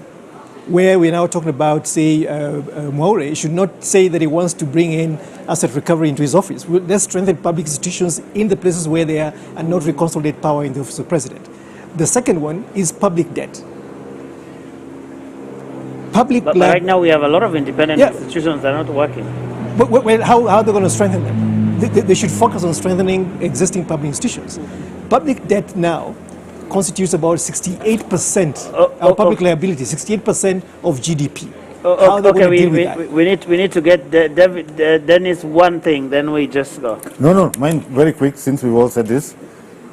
Balancing the budget. Balancing the budget. Okay, let's balance the time here as well, because right now we are taking that break that will lead us into the first debate of the evening. That is a debate between the Agano presidential candidate David Wahiga Mwaure and the Roots presidential candidate Professor George Wajakoya.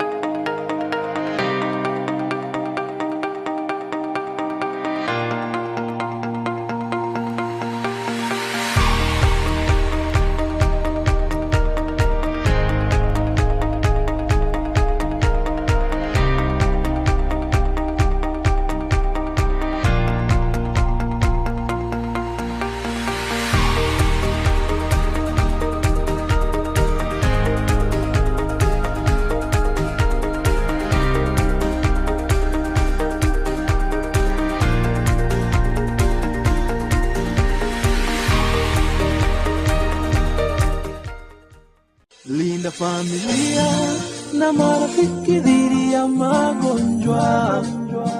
The UHC coverage journey is on. NHIF is working under the guidance of the Ministry of Health in the UHC Step Up, which presents an opportunity to secure Kenyans access to quality health services without suffering financial hardship. So take the bold step today and safeguard your families by enrolling to NHIF to ensure health for all.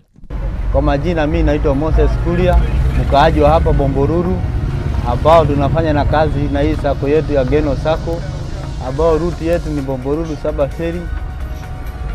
Kwa hii kadi ya bima nilichukua 2013, ambapo imeshanisaidia 2018, ambapo bibi yangu alikuwa anajifungua. Tulienda hospitali tukatibiwa, tukahudumiwa vizuri, alafu wakati wa kutoka hatukuitishwa kitu.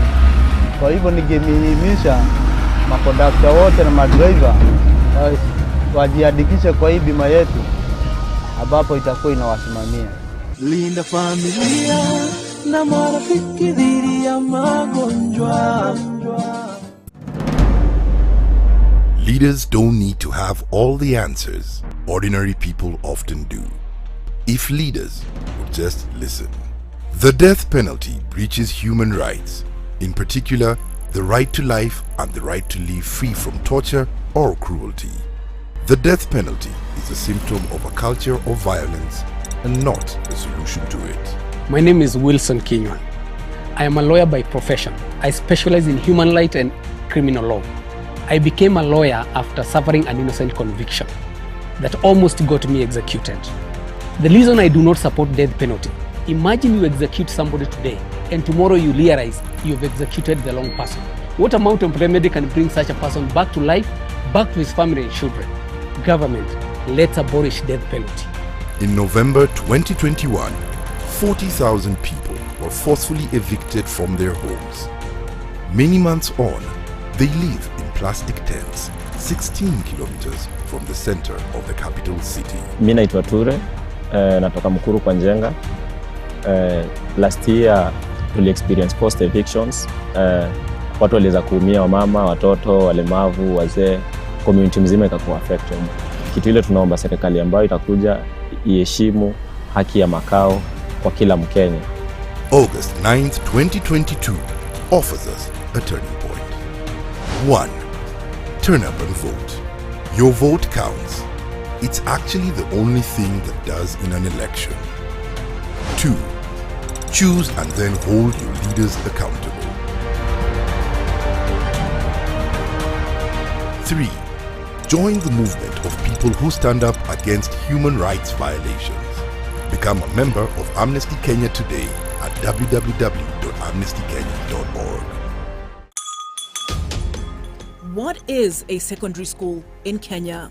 It ranges from 106 high-cost national schools educating 3% of the learners, where you find ultra-modern libraries and laboratories, the most experienced principals and teachers, and the best teacher-student ratios. To 7,019, some barely established, understaffed, lacking basic facilities, sub-county schools, educating over 60% of learners. Given that KCSE is the most consequential examination in our education system, isn't it fair that we level the ground for all learners to excel by narrowing the capacity gaps between the worst and best schools to deliver quality education? Usawa Agenda calls for a sub-county schools upgrading program and a change from the capitation model to enable small schools to grow. Without these, SDG 4 is a false promise to most Kenyan children. My core experience can be summarized in a nutshell as one of transformation. I think once I joined this campus, I didn't have a vision of where I wanted to be. I didn't know who I was and what I wanted to do with my life. And I feel like the environment and the people who've mentored me along the way have enabled me to find out who I am and have helped me figure out where I want to go in this life. They have a good quality education, which I 100% vouch for. Enroll at Catholic University of Eastern Africa for courses in nursing, law, business, economics, computer science, education, community health and development, actuarial science, international relations, counseling psychology, regional integration and theology. September intake ongoing at Langata and Eldoret campuses. Email admissions@quer.edu or visit quer.edu. Quer for innovative, marketable graduates. Karibu Cam. By offering market linkages, networking opportunities, and technical assistance, Kenya Association of Manufacturers assists its members to grow and scale up their businesses. Join us and let us work together to grow the manufacturing sector. Becoming a CAM member is as easy as 1, 2, 3.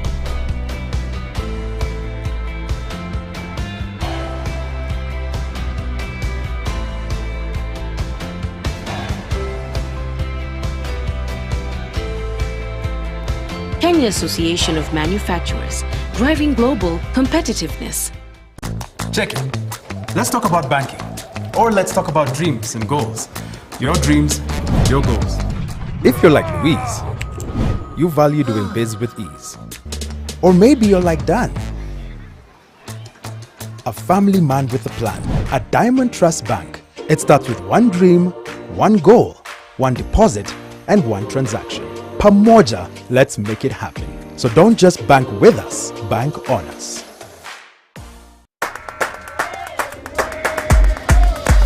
Najivunia sana kwa Mkenya kwa sababu ni nchi ya amani. Naweza tembea Kenya yote bila kusumbuliwa. Kenya is one country that is most admired because of marathon runners.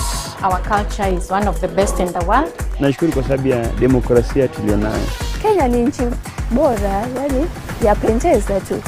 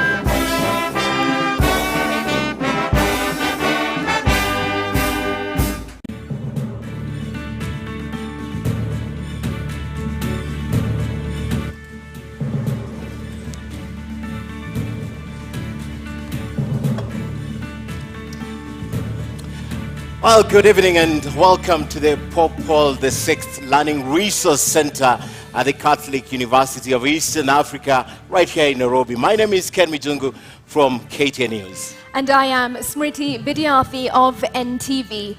Welcome to the first of two presidential debates between the four presidential candidates cleared to run for president in the forthcoming election. This is the fifth of 6 national televised debates organized through a joint media presidential debates initiative, bringing together literally the entire Kenyan media fraternity. That's right, and the candidates participating in this debate have agreed to the rules and guidelines requiring them to conduct themselves with utmost decorum, address each other with respect, and extend honor to viewers watching this debate live across all Kenya's broadcast media platforms. The candidates in the debate have also agreed to observe the highest standard of ethics in their conduct on the debate platform. The candidates are not permitted to carry or refer to their mobile phones or to wear any listening devices, including earphones. A medically recommended hearing aid is exempted from this rule, but luckily we have confirmed that none of the candidates is on a hearing aid. And once again, ethics and guidelines also remind the candidates that they shall not carry to the debate platform any written material, whether books or journals, manifestos or articles, including even handwritten notes.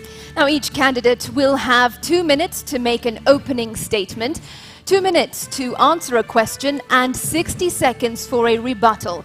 The topics have carefully been selected after a thorough assessment of the state of our nation and the sentiments of the regular Kenyan voters in various parts of the country.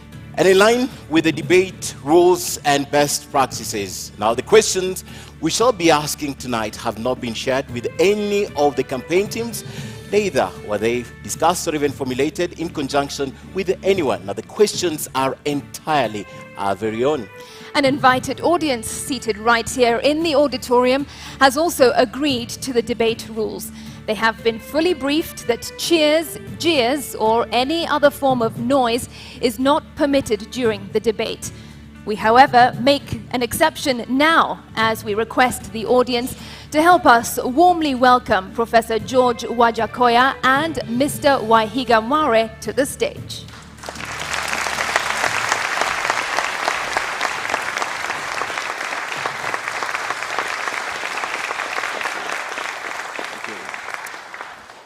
Thank you so much, and from the outset, we'd like to state that Professor George Wajackoyah was in the vicinity of the debate auditorium, and he could also be around, but he has elected not to participate in this debate tonight. But the show must go on. That's right. Welcome, Mr. Waihiga, to this debate. Thank you for honoring your invitation. You have 2 minutes to make your opening statement. Thank you for this invite. Nice meeting you, Simriti. Thank you, Ken. My name is David Mwaure Waihiga. I am a father, I'm a husband, I'm a lawyer by profession, I'm an ordained minister of the gospel. I'm the party leader of Agano Party, and as it's obvious now, I'm one of the four persons who are running for presidency this year. Let me start by recognizing all of you who are present here, Wanjiku and every Kenyan who is listening. Let me also pass greetings of peace to my running mate, to my competitor who is not here, and to the others. I would also like to take the earliest opportunity to pass my condolences to the people who are involved in the Nithi Bridge accident. We have lost a lot of Kenyans as I stand here to talk about the future. But let me end with the few seconds remaining, and because I'm alone, I hope I will be extended a few seconds, to say that I am here as an anti-corruption crusader. I am here as a friend of the people of Kenya and the people of the universe. I am here as a person, a man of peace. We are at a very defining moment in Kenya. For me, the elections of 9th August are very defining. 59 years after independence, we still have to discuss, we still have to find out what we need to do with this nation going into the future. Because the question begs answers. Why is it that 59 years after independence, Kenyans cannot afford not even a single meal per day? Why is it that 59 years after independence, we have such high cost of living than we have had before? Why is it that 59 years after independence, we have such high level of unemployment? And why, 59 years after independence, are we so indebted than we've never done before? And yet, those we were born together with, those we obtained independence with us, a number of them, and many of them have gone on ahead. And right now, they are first worlds, they are even competing with greater nations. Mr. Waihiga, thank you. Your 2 minutes was up, and we did accord you a few more seconds since you are alone. Why, Mr. Waihiga, does a man of the cloth, a man of God, want to get deeper into politics here in Kenya and be the president of this nation? You know, leadership is part of what, if I go spiritual, God created. And in my faith, the Christian faith, we say all leadership comes from God. And He gives men and women here on earth the determination, the wherewithal to choose who He may lead. But I'm not just a man of cloth. I'm a lawyer by profession and a senior lawyer, senior counsel by virtue of years, with that 9 years to my belt. Not only that, like I have said, I am a person who has lived and watched in this nation, read the history of this nation, read the histories of other nations. And I am here because also the Constitution allows me, I fit the bill to come and run for presidency. But I come again as a new person in this area. This is my second stab at the president, but I've not been there before. But I'm here because I believe the elections of 9th August require a new person, a new bloom, a clean person. We need to change if this nation will go forward. That's why I come in as a man of cloth as well.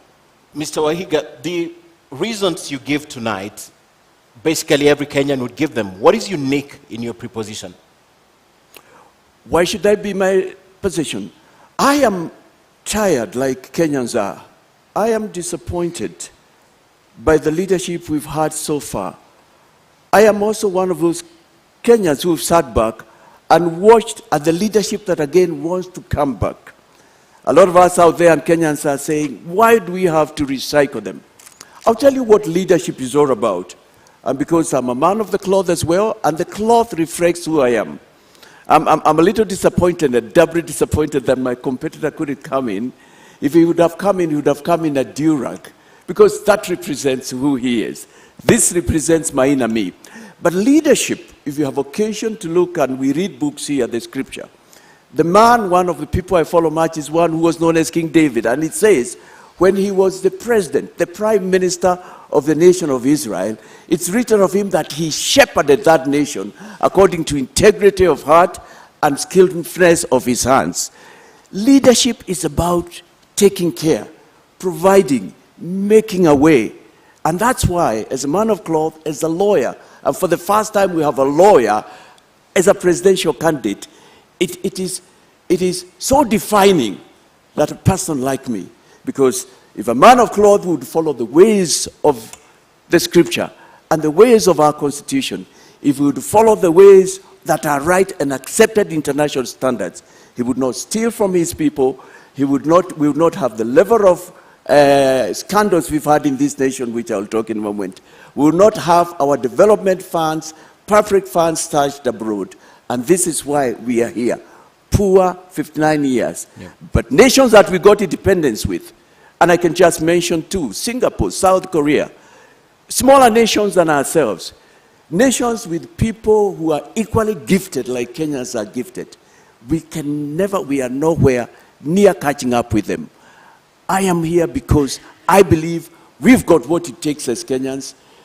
We can do it, and we have a reason after 9th to do it and move forward. Mr. Wahiga, the church does play a crucial role in national development and in securing our nation in many ways and in bringing guidance to the people. But many would argue that in many ways the church has failed us. What are your thoughts on that? I wouldn't agree with them. I wouldn't agree with them. To the contrary, my thinking is that the church has not been fully involved in governance, separate but yet a very important partner. Talking about the liberations we've had in this nation from 1963, the fight for independence, talking about the first liberation, the second, the Constitution review, the church was very key. Religious organizations are important. Faith is an integral part of mankind, and every person, it doesn't matter who it is, believes in something, follows something, and refers to something when the time comes, when push comes, when pull comes to push. But you would have to be specific, because I know the church has been speaking out. We've had Bishop Sokulu, we had Muge, we have Joya still with us, gallant men of this nation. And I can say we are here because of that. Probably what you are referring to is you expect more. This time you have one of them, but also a professional in his own right.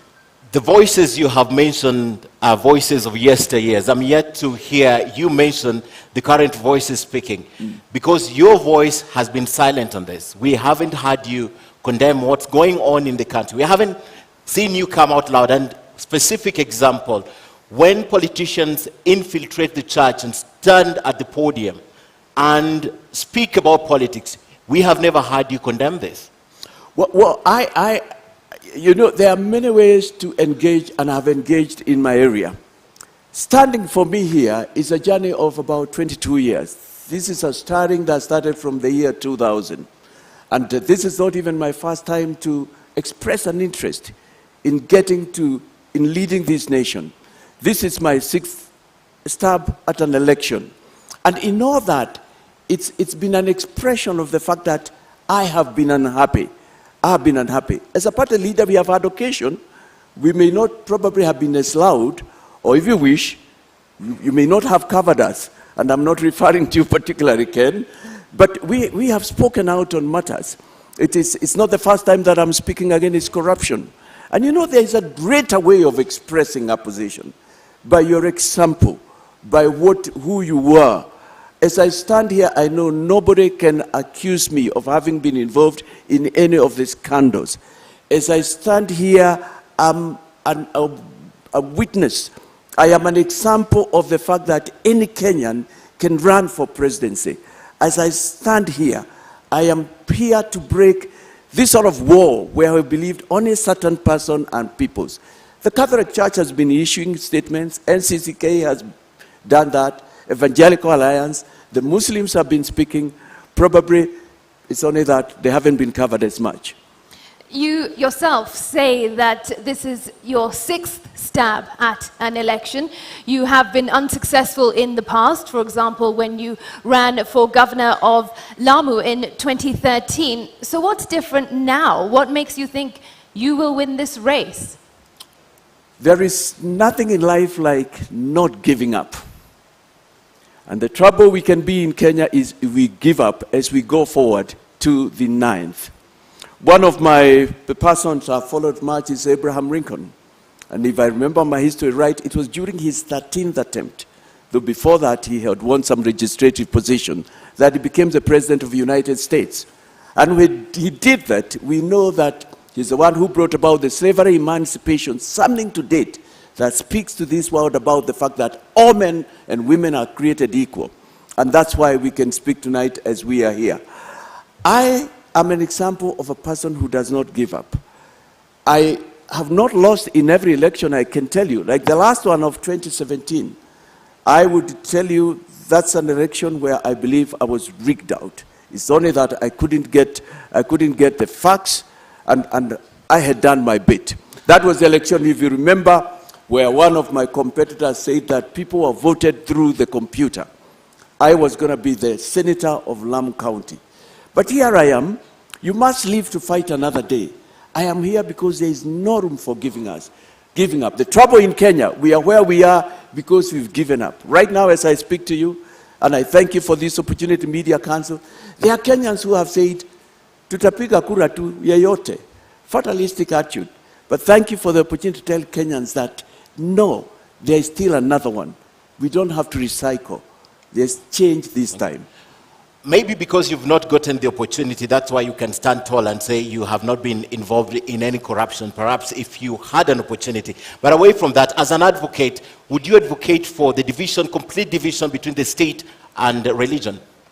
First, on your first question, it's not that I have not had an opportunity, I have not been appointed at the top. No, I have had occasions where I have led, but also in my private life. You see, it fights from the lowest unit as a lawyer.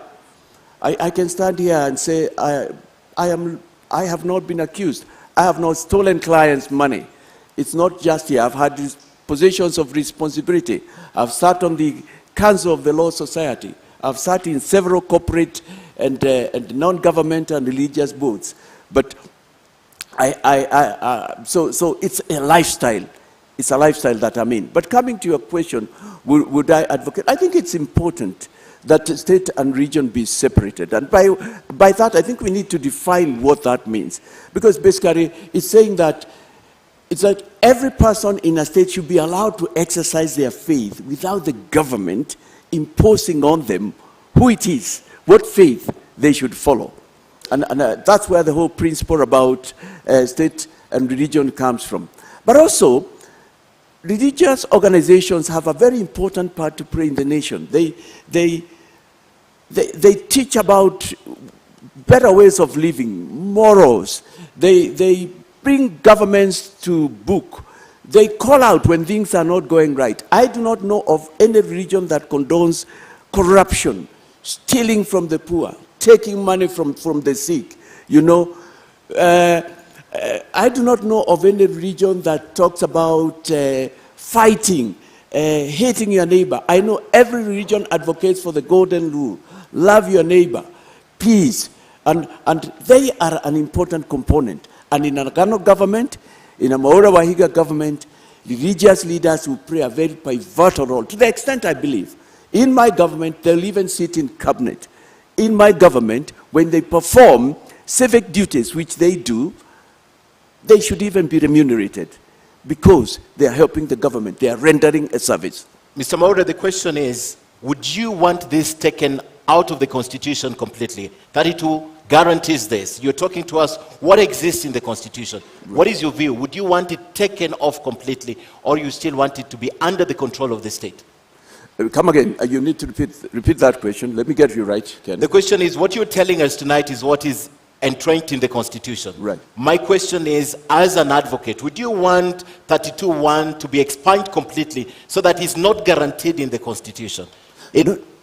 No, not at all, not at all. The freedom of worship and the separateness of the state and government, those are key. Standing here as a man of color, I'm probably speaking to a person who thinks, now my faith has no place in future. But standing here in who I am inside is a representation of the fact that I'll take care of everybody. Because my faith says, treat all people equal.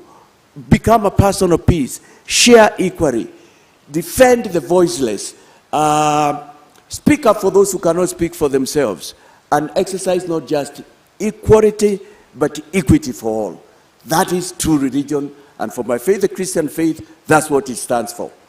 Mr. Wahiga, more often than not, we see on television the church being used by politicians, the pulpit being used by politicians for them to play politics. What is your view on this? How are you going to ensure that stops?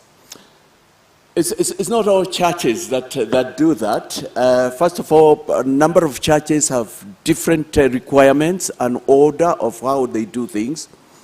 And some of them permit, some do not. It's also important to recognize that in our society and many societies, church is a place where people meet, is a place that brings people together. I think what's important is to define what can be said within a church context building, a church building context, because the church is a place of worship. And it should not be a place where people should come and attack others, hurl abuses at others. No, that's not true religion. It's not a place where people should come and speak ill of another tribe. It's not a place even where people should come in and condone the sort of things that have made our nation be what it is those many years that I've mentioned. So I would say I don't see a problem either way. The only way, it should be tempered. It should be able to pass the same message for which a church sanctuary or any other faiths exists. But you haven't quite answered the question. What is it that you will do to ensure that those tempers are brought down and dirty politics are not played in church? I think speaking from here, I would only urge fellow spiritual leaders and religious leaders to, right now we are calling for peace, and I've been calling for that in my campaign. I've been speaking out and reminding Kenyans that we have a life after 9th. We have a nation. Our nation is not completely down and under. There is hope for this nation. And I would just urge them, as the CEO of this nation, I don't think I can order them, nor can I register it as to how they should conduct themselves.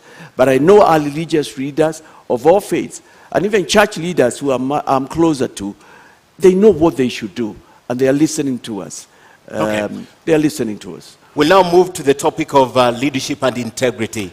Apart from the professional, real record in the professional service, that's the Law Society of Kenya, and what you have done to the community, you don't have an apparent record of public service. What do you bring to the table to Kenyans, to table and tell them, because of this and that, I stand here tall and I can ask you to give me your vote? Public service, I don't have a record. I think what you're saying is that I've not been elected or appointed into a position. Yes, there can only probably be one appointment into any given position. I have indicated the number of years that I've been in the legal profession. That's a position of responsibility. I have been involved, I have led a party for the last 16 years. That is a story of success in Kenya. A story of success, a party that has fielded people, a party that has stood up for what it was registered and formed for. Not only that, I have led, as far as I can remember, high school, I was in leadership positions. I have sat in both corporate and other boards where I have given leadership decisions. In all my life, I've found myself being moved to leadership positions, except the one that I'm looking for. But you know what? There is always a time for one to start. There is always an Obama moment and a Mandela moment for a person. I believe this for me is an Obama, is a Mandela, not just for me, but for Kenyans. But if you allow me to turn out your question, Ken. Yes. I am not sure I would have wanted to have some experience that I see with some of the leadership that will stand here or has stood here. I wouldn't want that experience. What experience are we talking about of? Running our country down, scandals, corruption, you know, named in every other scandal, and yet they want to be a president. They have named in everything that has brought our nation to its knees, which it is now. If it's not them, it's their relatives, it's people close to them. For me, that is not experience. If that's part of the experience you probably are referring to, I feel I'm so grateful tonight that I'm not part of it. But I can assure you, if I had gotten in that position, I would have been the same person that you're looking at tonight. Apart from telling Kenyans what you bring to the table, being tried and tested, Mr. Wahiga, is a very big issue in this country. I want you to look at your opponents who are not there tonight and tell Kenyans why you, why not Kenya Kwanza, why not Azimio, and why not Roots, in terms of integrity. Kenyans, as I said at the beginning, we are at a defining moment. The elections of 9th August are pretty defining for the reasons I said before.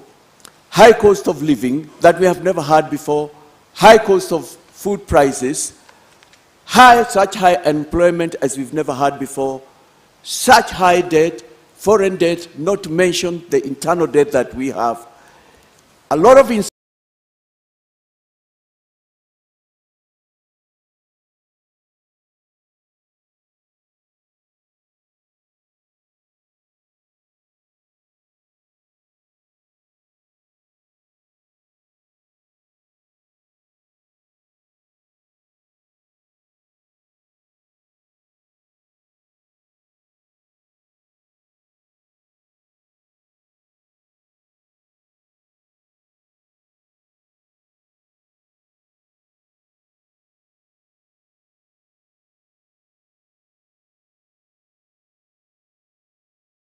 we had them in 2013. We had them in 1997, in 2007. And the question that you Kenyans, you must be asking, like I'm asking, what is the difference now? I even want to go further and say, even for those who it is said they might have decided, looking at the four of us, who can you say has made a difference in your life this far? If so, why are we where we are? Why do we still have money that should have been used in developing our country, stashed in nations abroad, illegally obtained and legally stashed? These are public resources. I'm not talking about personal private money. Why are we here at a time like this? And the Auditor General 4 years back tells us 215 billion Kenya shillings from Euroboard cannot be accounted for. It cannot be traced. It is a mystery. Why are we here before? And the Auditor General Nancy tells us this year that 70 billion Kenya shillings alone has not been used. Why are we here in a year like this when we have that much foreign loan? The Auditor General tells us about 540 billion Kenya shillings is in an accounted expenditure. And yet, this was a government that was supposed to change things. We had hope, but it didn't turn so. I believe the only thing that will move us forward is complete change from the top to the bottom. And what is permanent is only change, as they say. Recycling them will not take us anywhere. That's why this is a very defining election. But you haven't told us why not those candidates. What, for example, would you want to say about these candidates? Well, come again. What would you want to say about these candidates, the other candidates who you're running against for president? All right. Yes, thank you. Thank you for that question. I would like to say they have been there before. One of them has been a deputy president and is still a deputy president of this republic. He is in government. The things he is saying he can do are things he could have done these last 10 years, these last 20, these last 30, because he's in government that long, and he has not done so. The other one has been a former prime minister. He's been in a coalition, a co-president, if you wish, sharing the government 50-50. The things he is promising are things he could have done, but he has not done. He's been in this race for the last 40 years. And the other one has been in government also. He's been with the police force, he's been in the intelligentsia, and even right now, I believe he is still in there. And the thing I'm saying is, if you take even these last 10 years, let me just take these last 10 years, where we have a deputy president who wants to run for presidency. This year, my team and I have counted these last 10 years, not less than 22 scandals that have taken place in broad daylight. And those are the ones that have been reported.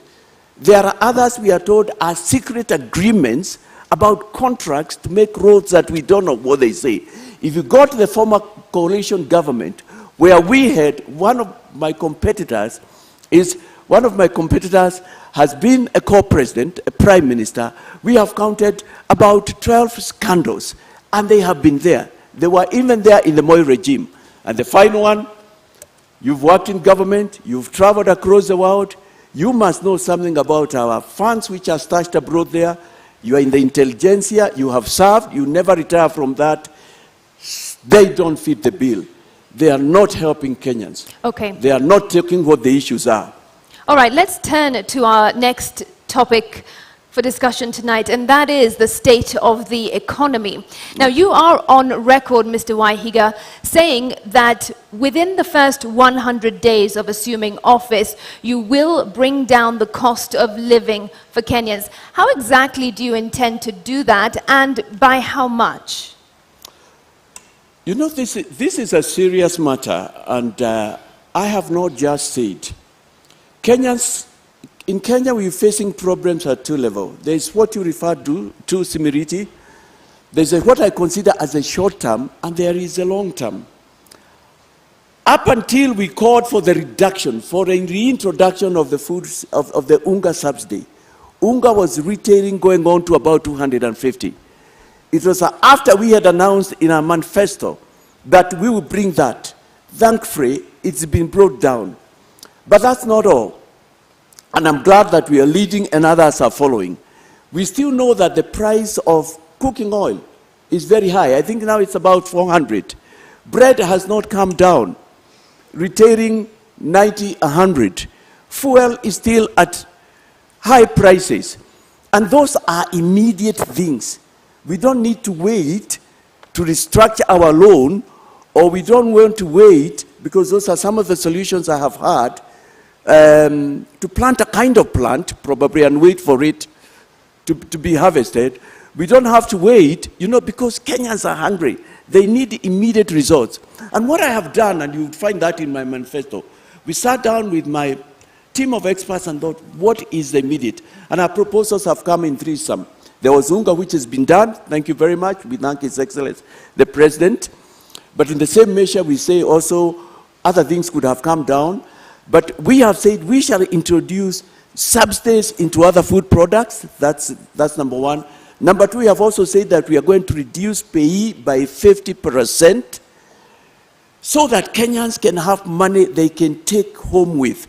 And that is something that will benefit about 16, 17 million Kenya shillings. If you are earning about 25,000, you'll be able to take an extra 1,000. If you are earning about 35, 40, that's another 4,000. We have also come and said to spur growth, throw some money into the economy. We shall waive away tax penalties that are accrued after the day we are sworn. All right, and you know, we are looking for ways to put some money in the pocket of Kenyans, something to spur, something to enable them put food on the table. Because as a country, I'm talking to you while we are broke. We are broke as a country. The most we can do is continue borrowing. I'm looking for solutions from within. All right, what let can me we do interject. now? And you have said that you would reduce pay by 50%, but pay accounts for 25% of Kenya's tax revenue. How then would you meet revenue targets? You know, that is not, it's not a problem. And I was going to say that's not the only problem there is in Kenya. If I take away 50%, the amount of pay we get is 460 billion. 460 billion. So 50% would be 230. When I take that money and I put into the pockets of working Kenyans, I tell you as I stand here, it will perform wonders. Kenyans are looking for any extra shilling that they can get. But how do I bridge that gap? We have tried to work around and see what can we do. And those are short-term measures because Kenyans have to survive. Otherwise, they will die, you know. We pay the taxes, the foreign loan we pay is at 1.3 billion. And we have sat down and said, if we can persuade our friends, and Kenya has many friends, I'm glad they are represented, even here, by the foreign embassies and diplomats who are here, and tell them, why don't you just accept a repayment of 1 trillion instead of 1.3? That will bring about 300 billion. We can bring back to bridge in the gap, and we are positive that it will be able to do that. But also the 260 billion, that we put into Kenyans' pockets. Kenyans are industrious. Kenyans have goodwill from within. Kenyans are hardworking. And this is a nation that can get money, has had money, and will get money under a new government. The 260 billion, we see it bringing returns because it will go in people starting small businesses. People will be able to start their kiosks or do something else or start what we call side hustles. What Kenyans need is just a little money and they can be able to move forward. The other thing we have thought about is spread the tax base. That's something we are looking into immediately now in office.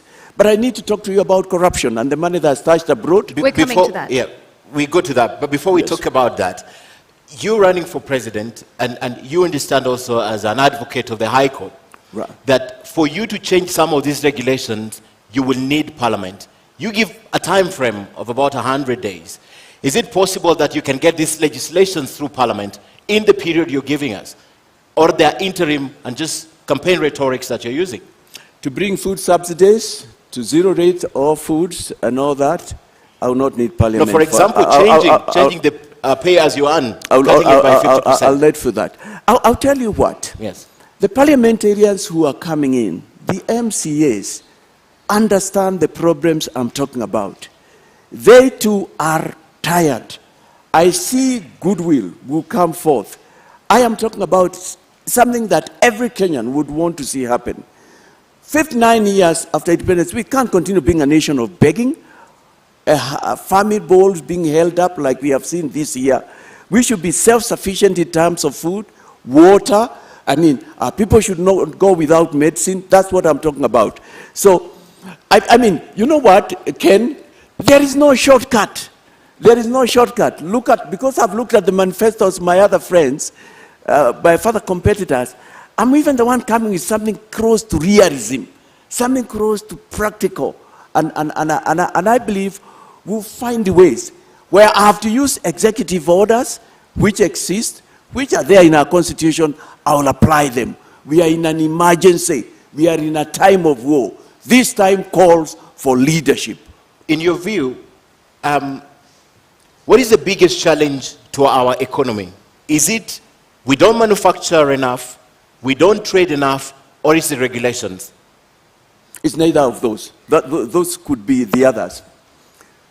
It's because we steal, we cut away, we siphon money that is supposed to go into our manufacturing, money that's supposed to go into our agriculture. That's what we have specialized in the last 10 years.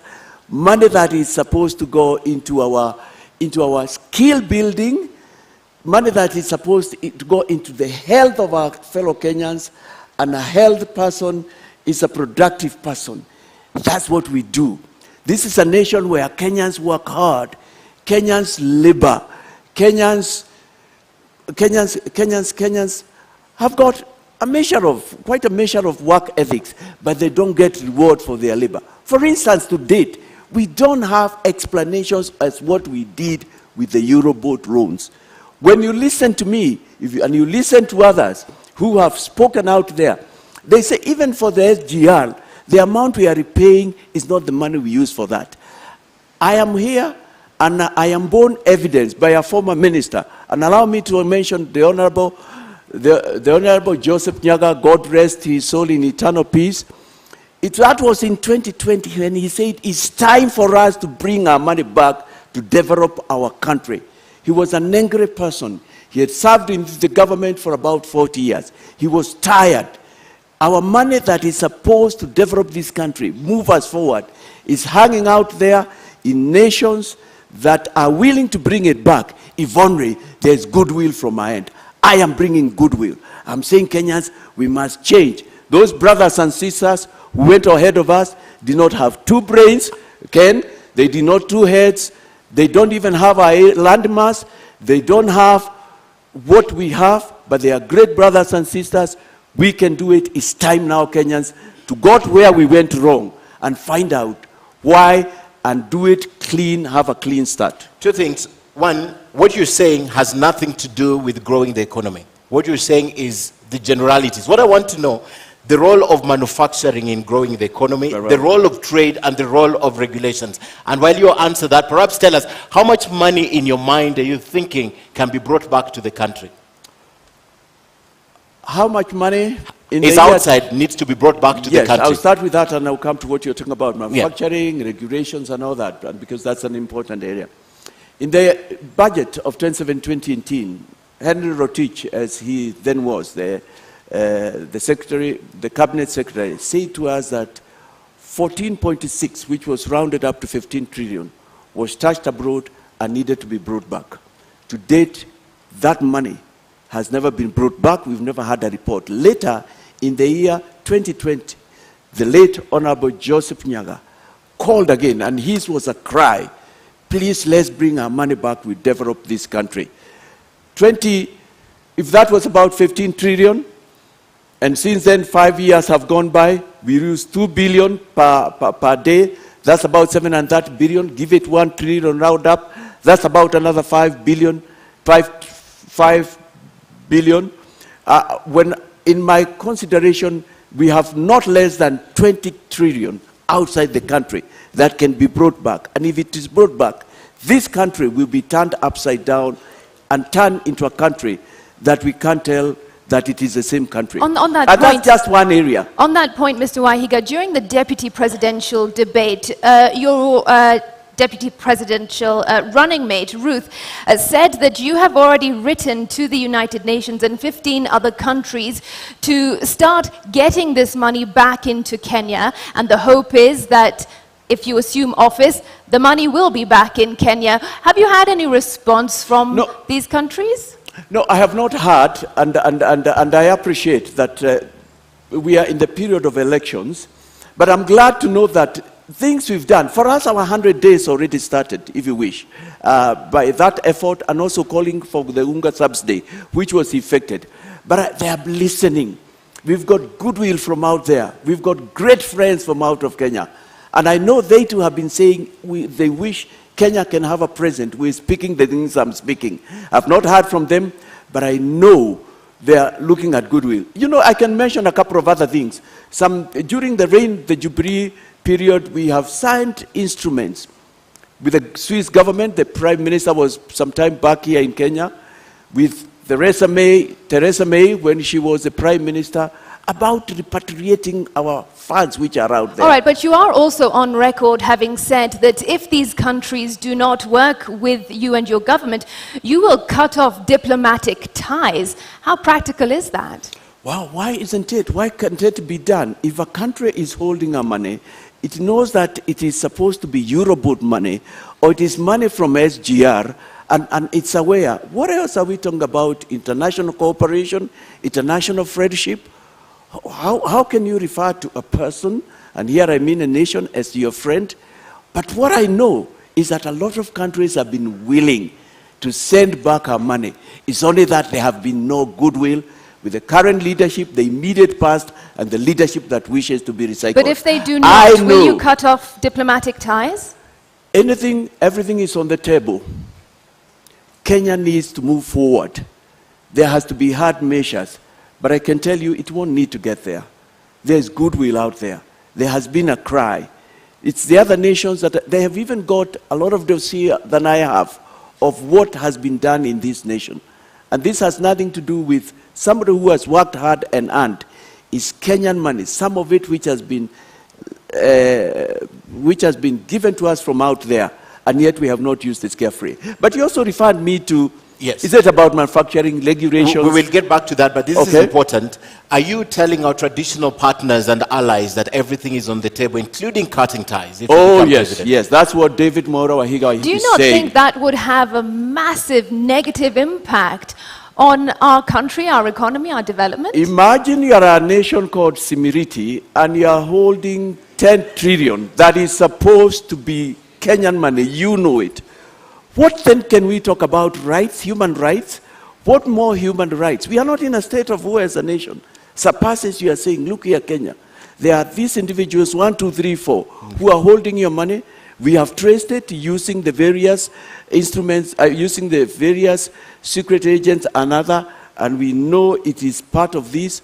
I mean, like for instance, and it must be common knowledge, there are nations right now that have come with laws. If you take money out there, and you are not able to tell who it is appropriated that nation, by that nation, and used for development. Kenyan wealth is being used to develop other nations. It is immoral. It is wrong. You are not a friend of Kenya if you are using Kenyan money to develop your nation. Kenyans are suffering now. They need their money back. Bring our money back is our campaign. Whichever country it is, including the US, the United Kingdom, you're telling them tonight, you'll go for them. Oh yes, yes. Yes, everybody. You are holding our money. The nations you have mentioned have brought democracy to us. They have done a lot of good things to us. But you know what? I am telling you, 99% of them have wanted to. What we have missed in this nation is a leadership, is goodwill. It's a leadership says, let's do it. This country will not be the same 5 years down the line. This nation will be a nation where you will want to invest in. This nation has that potential. It's our time. It's our season. That's what I'm saying. I am actually passing a message to them. Take us back to the economy now. Manufacturing, regulations, and trade. Take us back there. Yes. You asked me, could those also be problems? We have to change also in a number of things in the way we do business. Granted, one could argue and say 65, maybe 70 of our regulations are good, but we can improve on them. Corruption has been a big problem. Bureaucracy has been the other problem. Very high taxation, particularly the corporate tax, has been a problem in Kenya. We've got to think twice. Yes, of course, I mentioned the key one has been corruption. I was there and I was grown up. I was working in the year 2002 when we got in the Kibaki regime. And I am aware, and I got it from people who knew, how nations come to Kenya. Because within the first 4 months, there was such active effort to get corruption out of our streets and what we were doing. And they wanted to invest. I actually came to learn they were being told, no, we've had enough. We don't need you. We can't do that. But I've also heard of instances, and I'm speaking to somebody who is listening here in Kenya or out there. They have to come to Kenya, applied for tenders, won tenders on all fours, and then when they went to get their tender acceptance letter, they were told, before you get this tender, you have one more step to step. You need to pass. You need to go and see Mr. XY said. Apparently, the information I have is that some of the people who needed to be seen, if the four of us were here, are my competitors. Though you have passed all the steps for the tender, It cannot be approved until a final step, which is not in the official, list, is approved. These are facts that are known, and people have said, how can we do this? You told us that it's above board. People know of offices in this country where people went to pay 10%, 20% after they had passed all the tenders. And some of those men and women are going to line up here in coming days, maybe after this or in other platforms, and say we'll fight corruption. Our problem has been corruption, almost in our veins. But I know Kenyans are not corrupt. Kenyans don't like corruption. We showed it in the year 2000. So we need to improve on that. We have had problems with power, infrastructure, both energy and the infrastructure on the ground. Those are the issues that we need to discuss and we need to look into. We have had Kenyans who've gone out there or gained a lot of knowledge. They have wanted to come to Kenya and they have wanted to set up industries, manufacturing entities, to get things going. But bureaucracy, corruption, red tape has been our undoing. Is this the reason why you are advocating for making public all the contracts, starting with SGR, the Expressway, the Lamu Port, Naivasha Dry Port, Kisumu Port? Is this the reason, part of the reason why? Part of the reason, but the other reason, Ken, is that there is no way we can fight future corruption unless we do with the current and the past. We must have a discussion among Kenyans. And I know what you are referring to. You are referring to the fact that we have said we'll also establish a Truth and Recovery Commission. We must have a conversation and ask, why have we been this corrupt? Why have we allowed this much corruption? It's got to start there. For South Africa, it had to start there. Truth. The Truth Commission that was set up, it was a starting point and it was key. We must discuss and talk about that. But that's not all that we'll be doing in that. Actually, that will be part of it. We must still ask how much money went into the SGR. We need to know how much, who are the KEMSA billionaires, and why have their names not been read out, and the money that they took away brought back into the country. This, the Honorable Deputy President of this Republic knows who they are. This, the former Prime Minister know what they are. This, Professor Wajakoya know who they are, being a person in the intelligentsia. And yet, they are not ready or willing to tell it. How can they fight corruption? How can they lead? How can you also lead when you are not ready to come on a podium like this and tell Kenyans what you want to do for them? As we end the topic on economy, you mentioned earlier 15 trillion shillings that is stashed outside. You mentioned earlier 15 trillion shillings that is stashed outside. Yes. However, this could be the whole amount of money from Kenya that is outside, because the Brookings Institution says that about $12.5 billion. That's the only money that perhaps is illicit trade or illicit flow from Kenya to the other countries that is stashed outside. Why would you be going for even the investments that have been made by Kenyans outside and not specifically this illicit financial money that has been flowing to other countries? Why would you go for everything? No, we go for everything, Ken. For me, that was read by the Minister of the 14.6, 15 trillion. It was the Minister for Finance. It was the Treasury Cabinet Secretary who said that.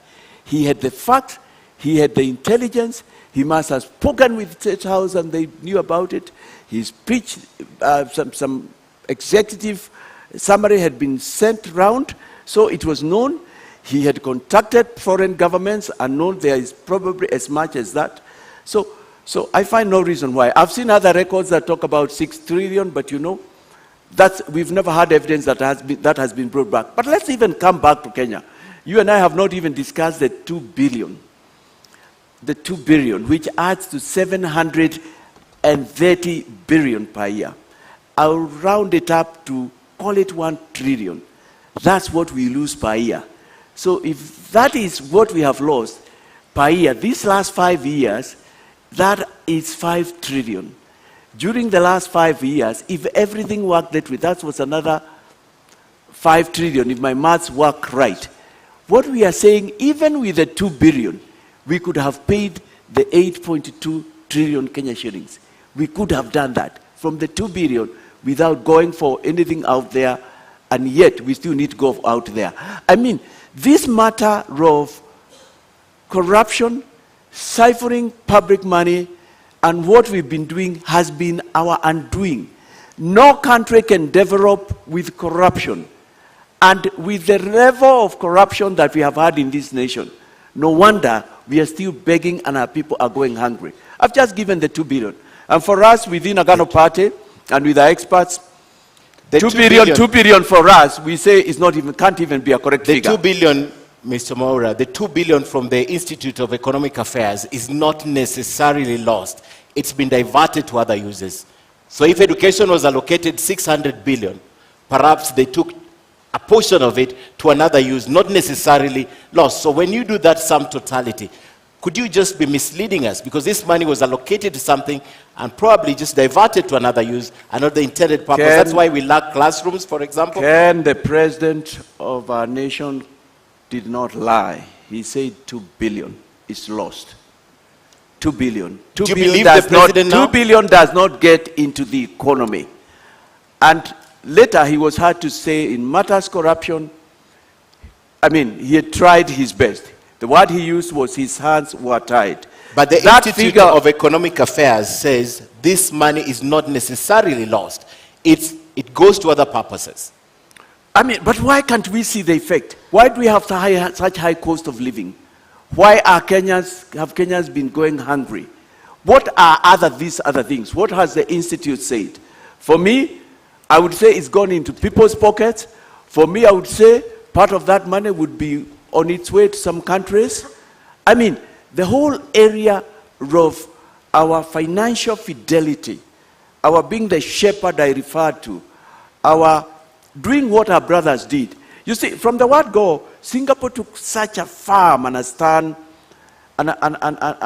position, the President Lee Kuan Yew, concerning matters corruption. And I submit to us that that nation would not have been where it is if he had done so. No nation can develop with corruption. Rwanda has come up just lately, and look at what our brother is doing over there.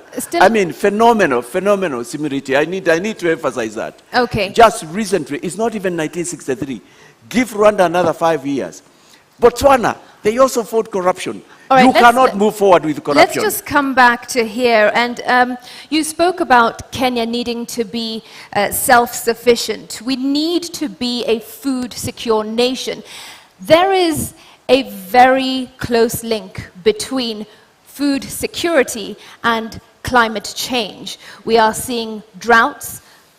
Millions of people are starving in our country, yet your manifesto speaks very little to climate change. What mitigation and adaptation measures is your government going to put in place to cushion Kenyans against climate shocks? Climate change, the whole issue of the changing patterns of the weather is of concern to me and my team. Right now we are experiencing weather we have not had before. We have stopped talking of today was very hot or today was very cold, the way we defined it. We are now even going into what were the centigrades per day. You've noticed in our manifesto we've talked not just about measures we'll do, but even the fact that we would introduce taxation. We've noticed that. The first one is a poll tax for people who interfere with things that go into ensuring that we are not influencing the climatic changes that we are seeing, we have in Kenya, we are seeing in other nations. But it is very important in Kenya we have a discussion round about this matter before we become industrialized, because we are going to be industrialized. We have seen what the gases from the industries have done to other nations. And we don't have to wait to get there for us to deal with that situation. So how are you going to deal with it? The things I have in mind is It A is reminder time. to our audience, please, as Sorry. per the debate rules, no cheering, jeering, or noise. Do Yes, continue. yes, sorry, come again. What was My that? question is, how? Let me give how you... are you going to ensure Kenyans remain food secure vis-a-vis climate change? What measures does We your must government bring have education, to put that's in number place? one. We must tell Kenyans that our rivers are important, our forests are important, our mountains are important. We must come back and enforce. We have laws that have to do with things that affect climate. But right now, you know, we have cut down about half the trees in Kenya. We must find ways of preserving our water. Kenya is very watered, but all the water goes to the ocean. We must come back even to a city like Nairobi and ask, why did we allow this building to be built next to a river? We must go to sources of water. Sources of water have been grabbed, and next to them, as much as developers can get, built houses. We must get to a point where we say, if something was done irregularly, it needs to be pulled down. But Mr. Wahiga, does the Agano Party have a plan to make Kenyans more resilient in the wake of climate change and ensuring food security and therefore bringing down the cost of living? Do you have a plan? We do have a plan. What is that because plan? Agriculture is very important to us. And if you'd have noticed, we've said that the office of the president will keep a very close eye to agriculture. Because without food security, we are going nowhere. We can't be begging. Those many years after we became independent and we started ruling ourselves. We have talked about the preservation of our rivers. We've talked about injecting money. We've talked about bringing subsidies that enable farmers to produce fertilizer. We've talked about that. We've talked about exploring markets. We've talked about getting Kenya to where it was in terms of agriculture. You know what? We are not short of studies. We are not short of, as a nation, of projects that have come into being. Galara would have been, it's a case study. It's a case study. The nation of Israel, and I can't purport to be their spokesperson, were disappointed, and very many nations have been disappointed. That was something, but look at what we did with it. It's amongst the scandals that we have in the Jubilee government. This is what I'm saying, we are not going to allow anymore. So we must, it is one of the two areas that my office as the president, if Kenyans are pleased to vote me, that one, agriculture, and the whole area of asset recovery, I've said it's something every day I'll keep an eye on. I would want a report on it. I would want to know what is happening. So we do have that. We recognize people are still going hungry. We want to recover our riparian lands. We want to bring education from the lowest grade on all these matters. We want to bring sensitization. And Kenyans are all very open-minded. They are tired. They want a change. They want to move forward. Okay, and just before we move on to the next topic, let me just circle back to my first question under this topic of the economy. I asked how you intend to bring down the cost of living within the first 100 days, but I also asked by how much? What can Kenyans expect from you? How much do you intend to bring down the cost of living? I think that the most I can talk of is by what I will do. It's by what I will do. So you don't have an answer to that? It's what I will do. I believe as a nation now that even our annual budget should not be 3 trillion. If we did things right, if we preserved our public funds, if we put them to the use they should, our annual budget should be going up to 10, 20 trillions instead of 3 trillion. If we had done things right, we should not be, and we are not unthankful, we are thankful, just rejoicing that we have got 22 kilometers expressway. This nation will be full of expressway, hundreds of miles. So I am really talking of, if I can give an estimate from here, I can't remember what we have said, bringing the cost of living. I tell you what, even if out of my 20, 30 trillion Kenya shillings, which I believe is both out there and wasted, we got 10 trillion. this nation will be flipped upside down. I read something this week in one of the dailies. It was in the Nation newspaper. Let me give credit to an our report.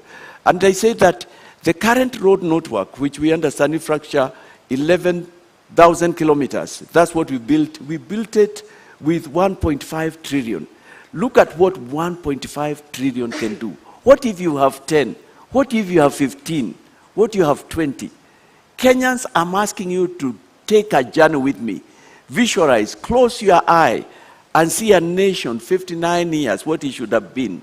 The other nations we talk about, as I look at you, New York, London, Singapore would be looking up to Kenya. Okay. That's what I want to make Kenya to be. Okay, and we can't end this topic before we talk about employment. It's a huge issue in the country right now, and a number of Kenyans are not employed, particularly those leaving school who are looking for jobs, and even the adult population. Some of them even above 40 years are not employed. And it says statistics also show that about 63% of Kenyans tonight will go to bed without a meal on the table.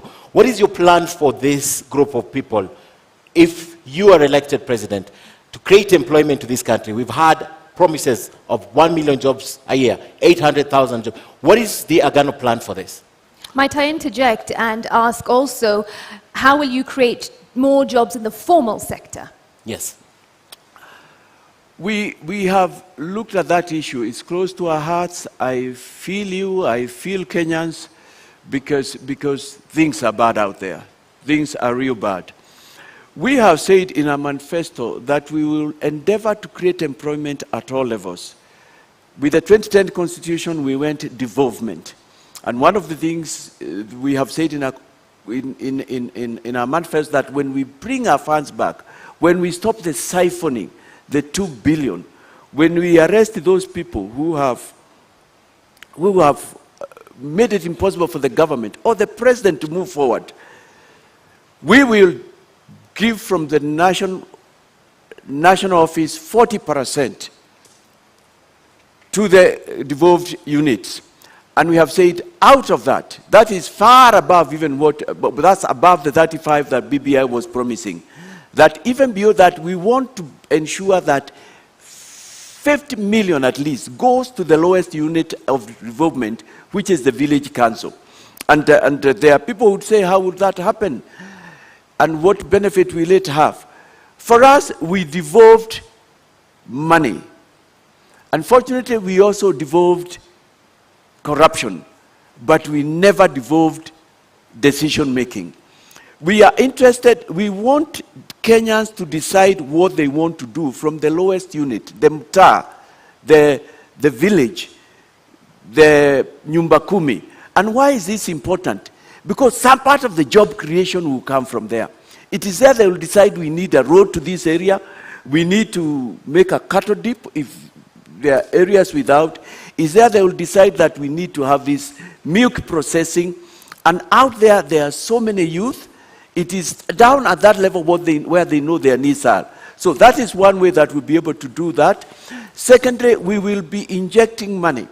I think the picture I would like to bring out to all Kenyans and those listening is, I am not just proposing things we'll do, but I am saying in my government we will have money, and that the money is somewhere.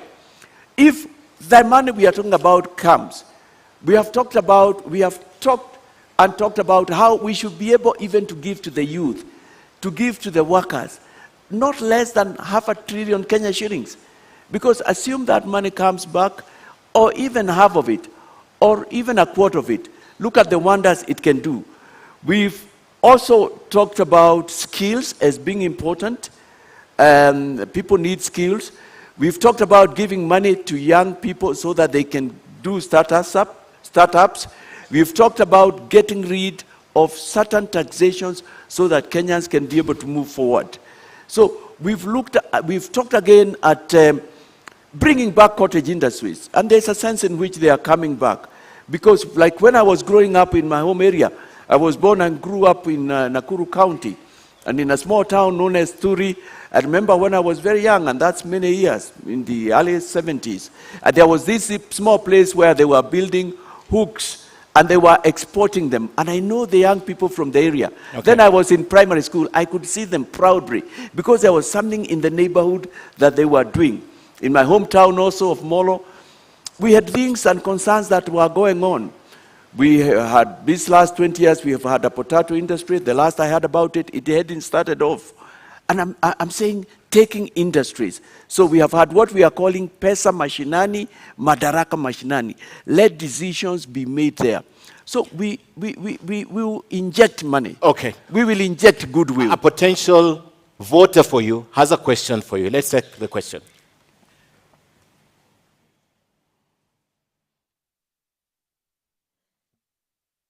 My name is James Monia, working in Nairobi. And this is my question to all candidates. How will your government support institutions that promote police reforms and professionalism within the police service so that we don't have cases of police brutality and the cases of extrajudicial killings? Do I go ahead? Yes. We will be a government of the rule of law. And I need to say that amongst the other things that have brought us down is impunity. And impunity is disregard of the law. Impunity is a situation where those who are in power are not brought into book. They seem to be above the law. And it's not like we don't have institutions. We will strengthen judiciary. We will strengthen our investigative units. We will pay them well. We've talked about that. We have, in our manifesto, we have talked about 12 covenants, and one of them is covenants with men and women in uniform. We will give them modern machinery. We will get them we will give them freedom to make decisions, you know, in the sense there will be no interference. We will strengthen the offices and other agencies, EACC, that deal with anti-corruption, asset recovery. And in matters extrajudicial killing, we'll bring back the rule of law. It's because of impunity. You know, corruption comes with a lot of things. It comes with all those evils and ills. And we have seen a judiciary that's willing. We will give money into it so that it can have courts into every county, which has been one of its desires. I'm saying, when we are a nation with money, when we are the sky is the limit to what we can do. But also when there is goodwill, which is what I'll be bringing from where I am, we should be able to stop all that extrajudicial killing, bring to book, indeed, even revisit those which have not been adjudged to date. And I'm grateful this week we saw the court just do something in the right direction, because we can't continue doing this. It's part of impunity, which my government will deal with. All right. There's also a second question for you, Mr. Mwaura.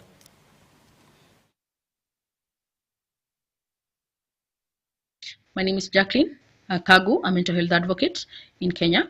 And I want both parties to explain what they have in store for mental health in this country, given that in mental health, Ministry of Health has allocated 0.3% to mental health, which is very little compared to what is in store for in matters mental health. And given that Mental Health Amendment Act 2022 is almost being signed by the President of this country.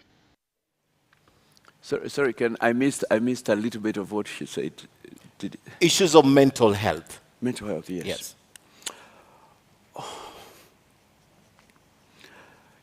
We can't ignore that mental health is here with us. It's with our brothers, it's with our sisters. It's with people very close to us. And that's why I think the suggestion, one of the reasons, the suggestion to introduce, to regularize the growing of bang in our nation, that's why I'm opposed to that. And I know you'll be asking more about that question. Mental health is sort of, I personally have had people close to me who have suffered from that.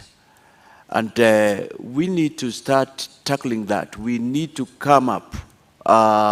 We have said a lot about in our covenant, Agano na Kenya kuhusu afya, concerning health. In our hospitals, this is something we will want to give a lot of attention to. Number one, we need to start tracing it from as early as primary school, if not high school, because one of the problems we've had is ignoring that mental health is real and it exists.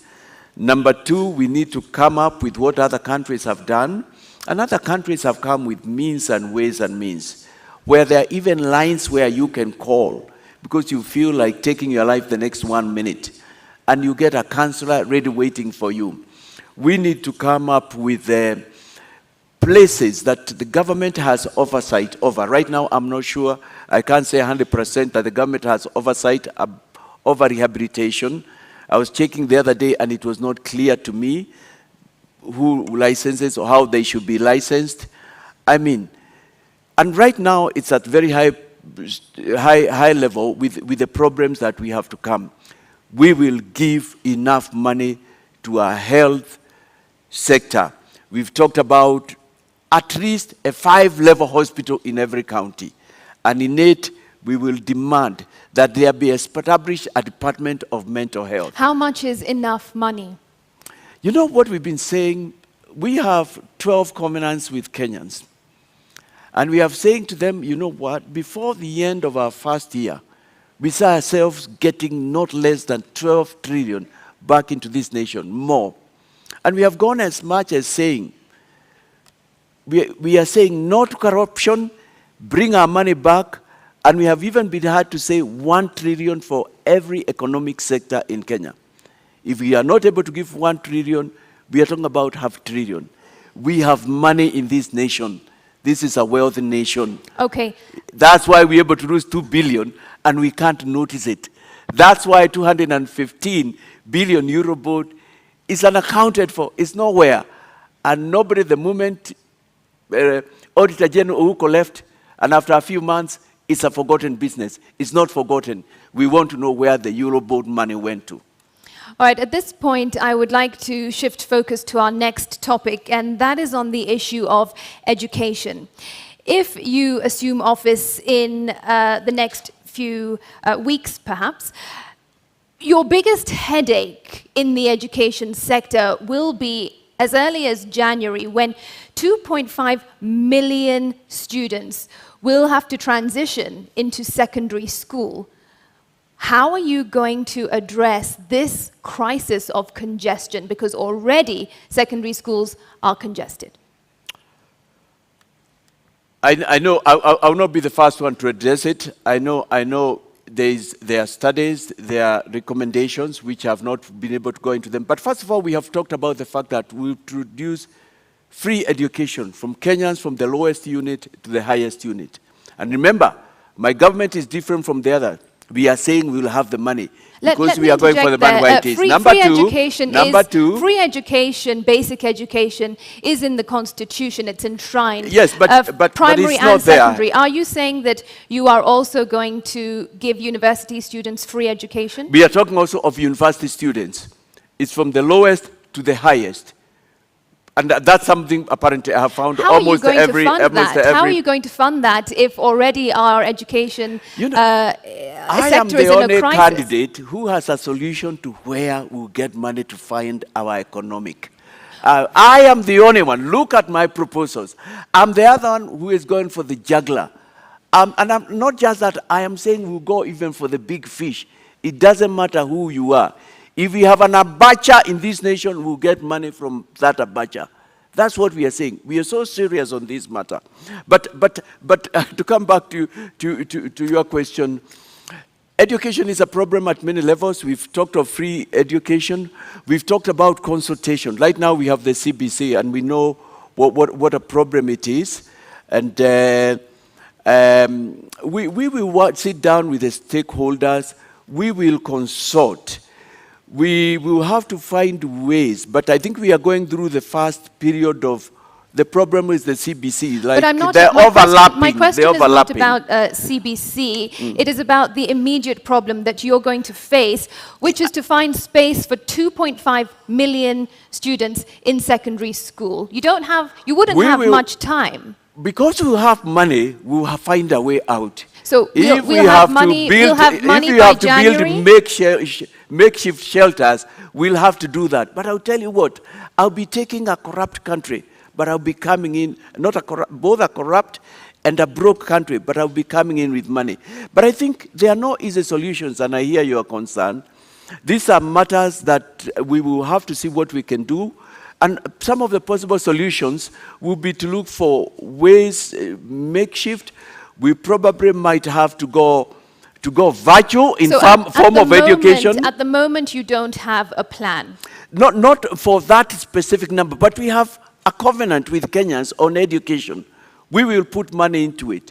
We will discuss and improve the CBC, not doing away with it altogether. We have that. We have said we'll give free education. In terms of a specific like that, it may not, again, a manifesto can't contain everything. But we have to find ways. Everybody must go to school. If we have to do it virtually, we will have to go that way. If we have to turn some government offices, I don't know, I have not thought about it. Every Kenyan must go to school, must get a learning. It's a problem, I agree, but again, it's a problem we have inherited, and we have to find ways. As a president, I will not sit back. But with money, the sky will be the limit. You know what? Even classrooms, through fabricated materials, you can build classrooms in a matter of weeks, if not days. You understand, there will be money in my government. You understand, I want to ask you more about education, but you understand even getting that money to Kenya, the money that you're targeting, must be an issue of legislation, must be an issue of the law. You know, it's at two levels, Ken. I'm talking, first of all, of our money out there, but I'm also talking of wastage from here. Okay. Kenyans showed us in the year 2002 that we can stop corruption. And there was goodwill. Unfortunately, we did not move on and build on that. And when we came back in the current government, we have even gone back to way before the coalition government. Okay. I mean, I know because of the steps we are taking, even by waiving away 50% of pay, Kenyans will sit back. Kenyans love their nation. Kenyans know they have a great nation and say, why are we doing this? It's not right. Okay, let me take you back. The government of Mwaura Wahiga is seeking to improve our lives. He wants to make us a first world. What we are doing is not right. And not only that, we will defend whistleblowers. Kenyans will talk. Kenyans will talk, come to the truth, and the Recovery Commission and tell what is happening. I'd like to take you back now to CBC because you mentioned it in your statement. Most parents are crying out and saying it's not working, it's very expensive for them. Some teachers also, including the Teachers Union, NAT and Kupe, took a stand on CBC earlier on. The only institution that took charge is the government, the national government, through the Ministry of Education, and the president, the outgoing president, has mentioned this. From where you stand, my first question is, would you continue with CBC? Would you rethink CBC if you were elected president, and why? I would rethink CBC in the sense with a view to improving it. I have met parents as well, and I have family members who've got children who are in primary school. And admittedly, CBC has been very costly. Not only that, it's been very involving. But I have met parents from across both ends of the coin, some who have said, there is something good. And I agree because I passed through a bit of CBC. I went to school when we had subjects known as hard work, technical subjects, subjects known as agriculture, where we carried the hoe into school. And by the time I was grown up, there are things I could do for myself because I've been exposed to them. We will sit down with stakeholders and seek to improve it. It can be good for the future, but right now it's expensive, it's demanding. Kenyans don't have money. We can't continue like this. But again, we have said, this is one sector. Education is key. Kenya is where it is because Kenya values education. Kenyans are educated.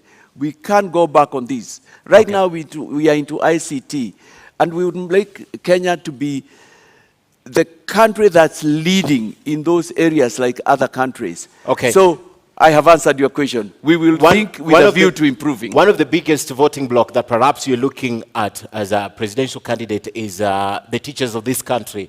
And the teachers of this country have had very bad run, according to them, with the government, the outgoing government. And they're wondering today, would you guarantee their interests if you were elected president? And would you put NAT back, for example, to where it was probably 10 years ago? Oh yeah. We have spoken about education. We've talked about increasing salaries to the men and women in uniform. We've talked about the welfare of the men and women in healthcare. I mean, part of the money that should have gone to meet the needs of these people, and they are very critical. I would want Kenyans to be proud to be teachers, to be educators like in other nations. I feel proud when I go home and I meet Mr. Opondo, who is now going to almost 100 years. I haven't seen him in quite a while, who was my primary school teacher, and he is still there. He made me who I am. I feel very proud to walk around and meet policemen who are doing a good day's job, but they are not paid well, they are housing, and so on. I am proud with the little security I've granted to meet young men who love their country, who are doing their job, who want to move forward. I'll take care of their welfare because I will have the money. All right, we are almost out of time, but I want to bring a question to you about an issue related to health. If you assumed office in August and a few weeks later it was declared that monkeypox was in Kenya. Monkeypox has been declared a global health emergency. What plans would you have in place to address this health crisis? And bear in mind, monkeypox would have come just a few days or weeks after you came into this office. Therefore, you wouldn't have had time to get that money from abroad that you keep referring to. I think the first thing I would like to say with pleasure is that there will be no monkeypox billionaires in my government. And secondly, I'm waiting if the president doesn't do it before I come into power, just like he did with UNGA, and I'm thankful. I have to be the president who will announce, and not just announce who the KEMSA billionaires are, but get the money back from them.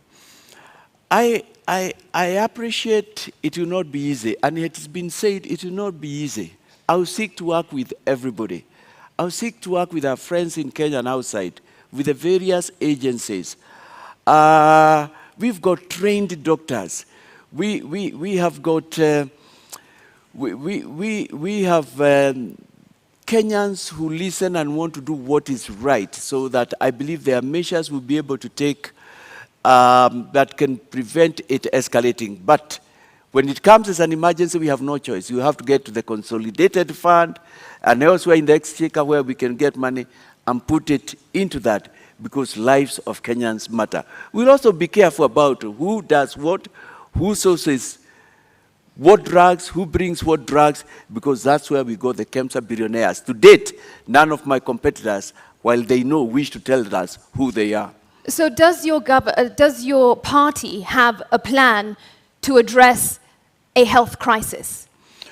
We have talked about increasing our hospitals. We've talked about taking care of the welfare of the doctors and the health workers. We've talked about, actually we have talked about something very unique. Just like we have a teachers' commission, we have talked about bringing back something that the health workers have been asking for, a health commission, which nobody has wanted to. Because it's important. We can't succeed on this war without involving them. They are the machinani of the health. Before we so close, let me ask again, does your party have a plan to avert a health crisis? We will just have to work with what we have. So we will call upon friends. I mean, I am not in government. I'm not like the Deputy President or the Right Honorable, who are both in government in one form or another. I mean, we'll just have to work with what we are. We will call upon friends, our neighbors. We will call upon all doctors. It will be a crisis. And we will ask Kenyans, this is where we are. We'll be transparent. And the international community we've seen it come to the aid of various nations. Kenya is a friend of many nations. We will get help. We'll cross that bridge when we get to it. Mr. David Wahiga Mwaure, thank you so much for coming to the debate tonight. Thank you. You have now 2 minutes to make your closing remarks. Kenyans, you have heard me. I am told a number of you have already decided on who to vote for. But the question I want to ask, have those that you want to vote for made a difference in your life? I have told you the reasons why we are where we are. And yet those others, or my competitors, some who don't even want to come here and give you a minute of their time to tell you what they are talking about, to allow themselves to be interrogated, are saying they'll make a difference. Can they make that difference? Don't you, I am saying to you, and don't you feel with me, that we are here because we have recycled leaders, and we are at a point where to move forward, we need to break some glass ceiling. I am telling you, I'm the real deal. There comes a time when hard decisions have to be made. Yes, I'm not part of them, and I've not been part of them. I'll come like the biblical David, of whom, as I said earlier, it's written, he shepherded Israel by the integrity of his heart and the skillfulness of his hands. I want to be that leader. I'm the real deal. Mimi ndiye nitabadilisha Kenya kabisa. Naomba kura zenyu. Thank you very much, Mr. Wahiga.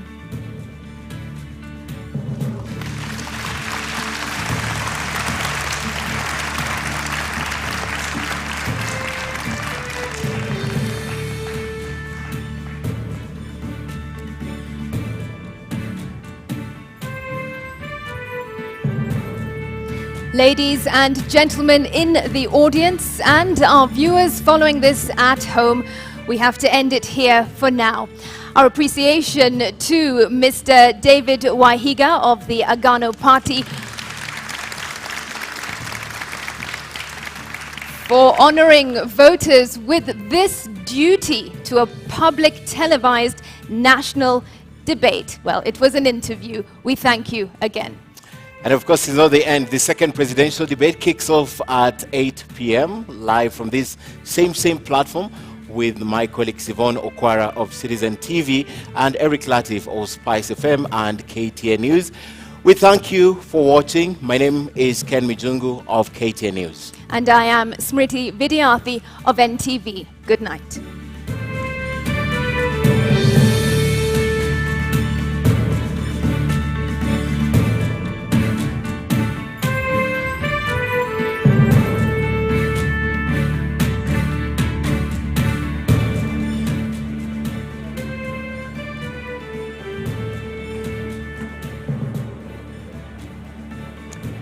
All right, so the 90 minutes are done. David Wahiga Mwaure making his case in front of the Kenyan people. Of course, his opponent, Professor George Wajackoyah, who was expected to take that podium, the empty podium that you saw there, did not come for the debate. He sort of came and left. But here we are. We have listened to the Agano Party presidential candidate for the last 1.5 hours.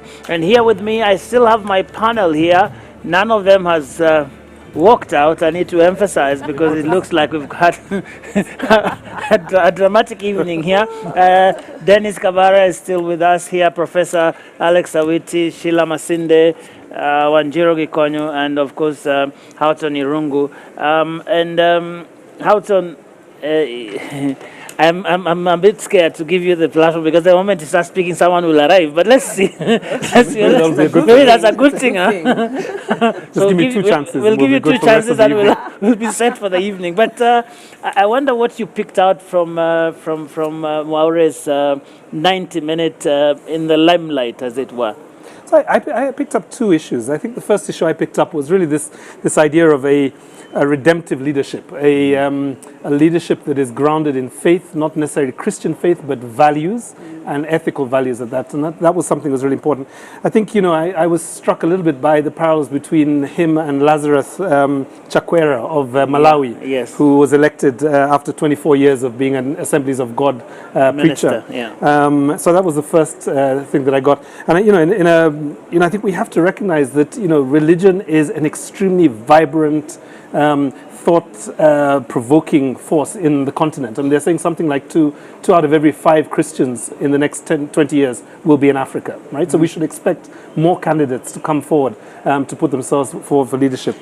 Fact check. All right, I told you, but it's not a candidate. It is the Ghana Party presidential candidate is out there, and we just want to hear how he thought this went for him. You're not lucky. Thank you very much, Joe. He is outside here, just emerging from the debate. Your opponent, the man you were meant to engage on the podium, the Roots Party presidential candidate, Professor George Wajackoyah, failed or rather declined to take part in this debate. What do you make of that? Well, I was very disappointed and doubly disappointed because I actually saw him driving, and I can't understand why he should come all the way here to say he will not participate. As leaders, we must allow ourselves to be interrogated. I feel a sense of freedom. I feel like I can fly because I have spoken to Kenyans. They have had an opportunity to ask me questions. It is important, Kenyans, you ask yourself, who can you depend on? Is every policy being proposed a policy that can work? Why don't we interrogate it in a place like this? I'm disappointed. Do you feel you managed to achieve what you set out to achieve here this evening? Yes, and I was surprised how time moved very quickly. And I feel elated because I was being honest. But also, it is important that leaders come out and they come out as they are before Kenyans. And they say why they are in this race. Let's stop giving promises out there. But let's also, when we come here, explain the past, what we do in the future, and what we have done in the past. And if you've been in government, why we are where we are.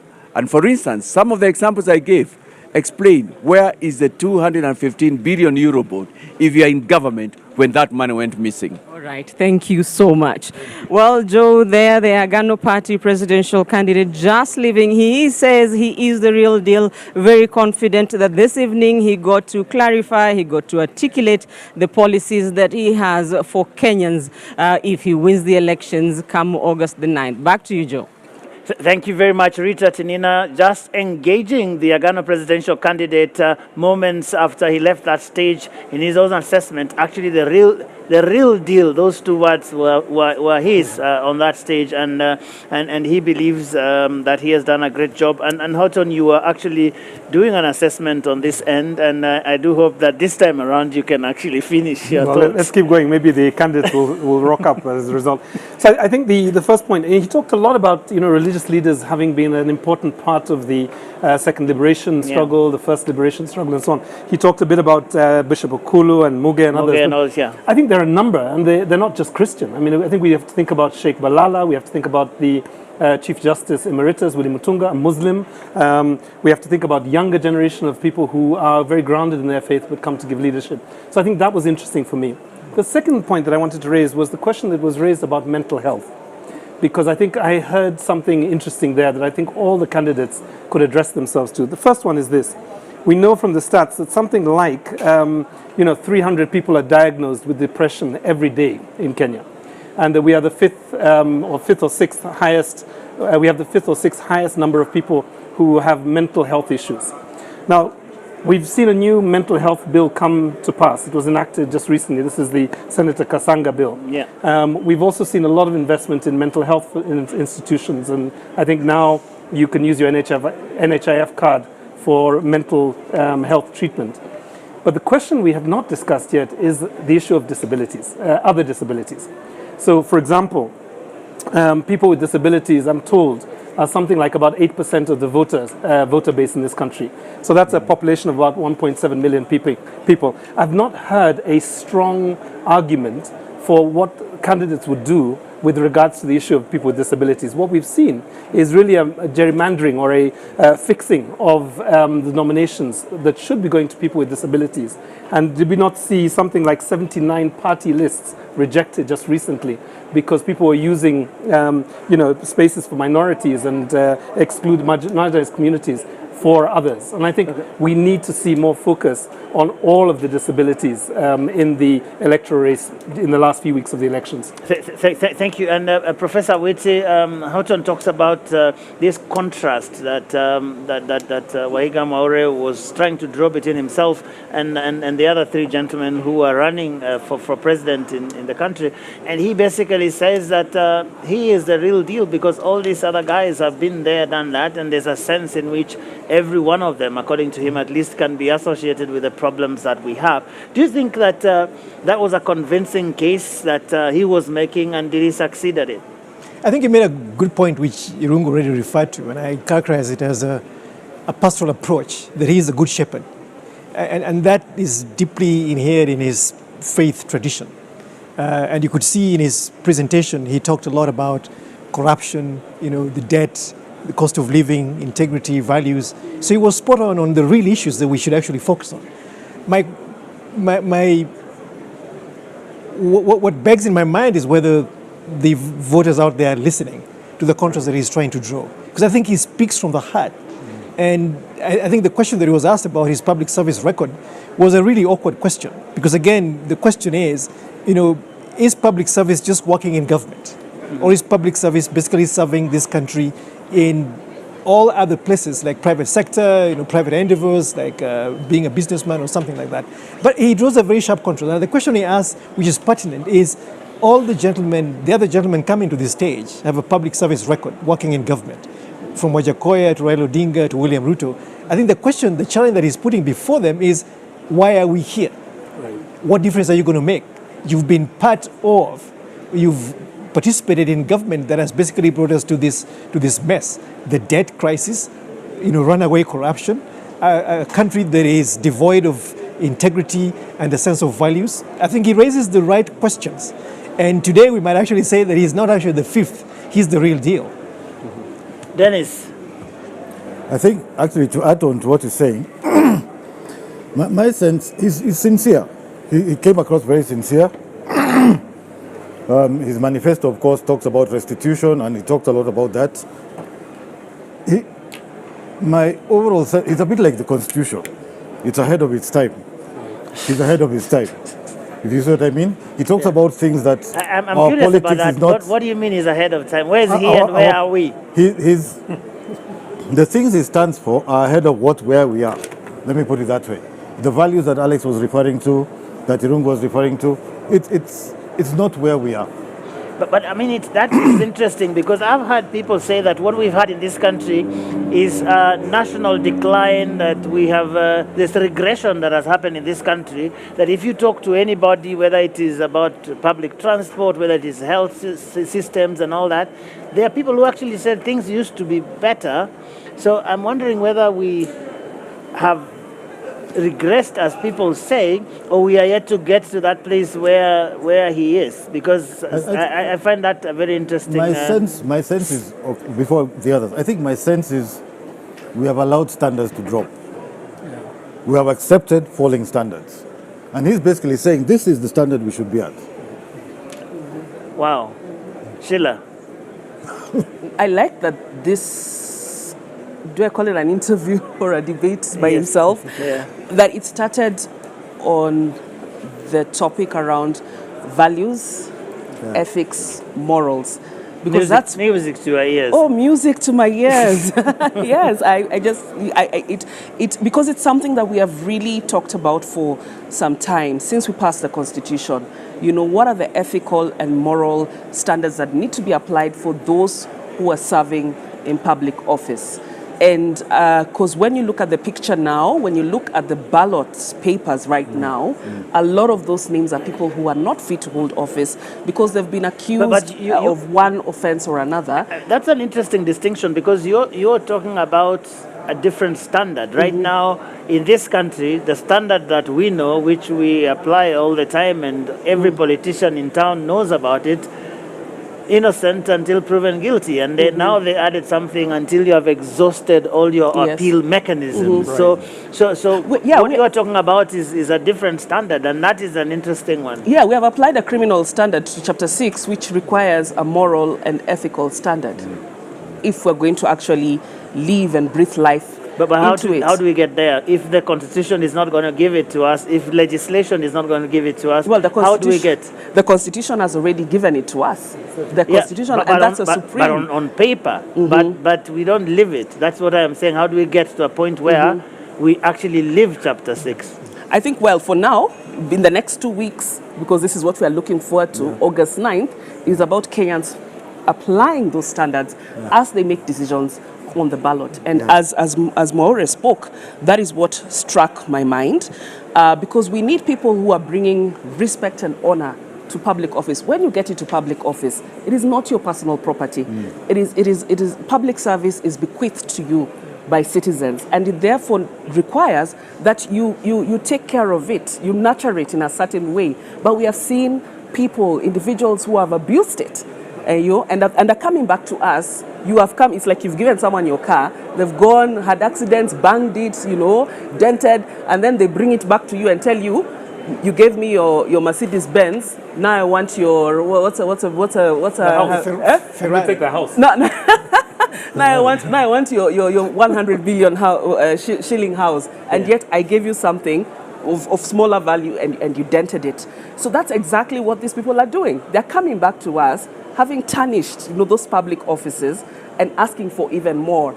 And as I listen, in the Bible, there's something about being faithful in small things, then you can be entrusted. Exactly, but that's not what's happening in this country. and for me, if we want to build this country on a strong foundation, not on sand, but on rocks, that is what we need to do. And then we can then be able to relieve all these plans that they have. If it's about gender representation, it's about the economy, it's about food security. That can't happen without talking about values, integrity, morals, and so on. But let me just talk about some of his comments that he made on issues around corruption, because he kept on coming back to it, the cost of corruption, and so on. I saw him talk about a lot of figures. I would have wanted to hear more about the qualitative cost of corruption. But then the other one is, I would have wanted him to just address some of the issues that he has raised and has proposed in his manifesto. For instance, and here he talked about strengthening institutions, particularly, governance institutions. In his manifesto, he talks about, for instance, strengthening the Asset Recovery Agency, because his manifesto is founded a lot on returning stolen assets, and he's talked about it. But then he talks about putting the Asset Recovery Agency under the presidency. And for me, I have questions around that. I would have wanted him to speak a little bit about that, because for me, that's not strengthening institutions. We've seen what has happened when the presidency has gotten involved in governance, certain governance processes. How do you square that with this idea that you need something to be led, that you need leadership that is provided at the very top to get certain things to move? Maybe it's coming from that, because from around this table I can hear comments everywhere about the place of strong leadership, value-based leadership that is going to drive this anti-corruption war. Yeah, but that's why we have independent institutions. And the reason why we have independent institutions is so that they're able to run without political or executive influence or manipulation, because we've seen that happen. And that is why, for instance, we will fault some of them for not performing to what is expected, because there's been a bit of interference, even in terms of how some of those individuals are selected and appointed. But here we actually need to let these institutions work independently, ensure that their leadership is competent. And how you ensure that is by ensuring that you're not meddling, because right now we have what we call political appointees in some of these institutions. And that's why I got worried when I hear that he wants to put some institutions under the presidency so that he can be able to drive the fight against corruption. I think the fight against corruption is best done under independent institutions. We have the Constitution, the legislative and policy frameworks that guide how they should work, and we should let that be. And I'll revisit that, but I would like to hear what Wanjiru would say about David Wahiga Maure's 90 minutes out there. Well, I think there is a role for the smaller parties, the fringe parties, and this is something we discussed. Well, they don't like being called that, but I give it to you. Right. I'm not sure what the politically correct term is. I'm sure Jakoya wouldn't want to hear. Professor Jakoya is very... Yeah. And part of their role is agenda setting, and it's to highlight and bring out with a lot of emphasis important issues that the larger parties have ignored. And I think in the case of Agano, they're looking at, it's an anti-corruption, governance, good leadership agenda. And I think this is the key, this is the main thing that's bedeviling Kenyans. Because we've got good plans. We've got countries that come and borrow our plans, go and implement them a lot more successfully. We've got good policy documents that don't get implemented. We've got very smart leaders. We've got a good constitution. So what's missing is the good governance, is in the leadership, integrity, accountability agenda. And I think as a Agano party, that is a very big contribution to the debate. Is it enough to, kind of push up the numbers and get a wide kind of appeal? It might not be, but if you look at what's happening, first of all, right now we are working under 2 coalition parties. So there's a role for parties that are issue-based. And as long as we are doing coalition building, as long as the party then is also serious in terms of not just showing up around elections, but staying in between, there is a role for parties that are issues-led. And this, I think, is the central party, central issue bedeviling us. It's interesting that you're saying this is the central issue, and it is being championed perhaps more than anyone else by a party that you call fringe, because it is a small party. It's not as big as the behemoths that the coalitions are. Isn't that an interesting paradox in a country that the things that we say are important here don't seem to be pushing the electorate in any one direction? As a matter of fact, there is no evidence as we speak now that corruption, for example, would make people not vote for someone. Yeah, it is a paradox, but maybe we can look at the example of like the green movements, where you've had smaller parties, where you've had what was maybe a bit of a fringe issue, but a very important issue, now come to the center stage. So I really agree with what David is saying. Actually, I agree with all the panelists that it's very important to keep it on the agenda. It's an agenda we've been talking about and is kind of getting overtaken by the economic agenda. So it's important to Agano reminds us that economy is important, but you need to have the foundation. And possibly it's an issue whose time is not on the table, but until it is, we are going to remain in this kind of stop-start situation as a country where we don't quite achieve the economic potential that we can. Dennis, you have done a lot of work in this economy governance space, whether it is Vision 2030, whether it is just sort of analyzing Big Four and all of these things. And there's a question that's troubling me here about the nexus between corruption and the economy, because it almost seems to some people that it is either or. And yet, what I'm hearing around this table is that they are inextricably intertwined, that you actually don't talk about the economy in any exhaustive way if you do not talk about the impact corruption is having in terms of impeding economic development. Sure. You can't talk about the economy without talking about corruption. I think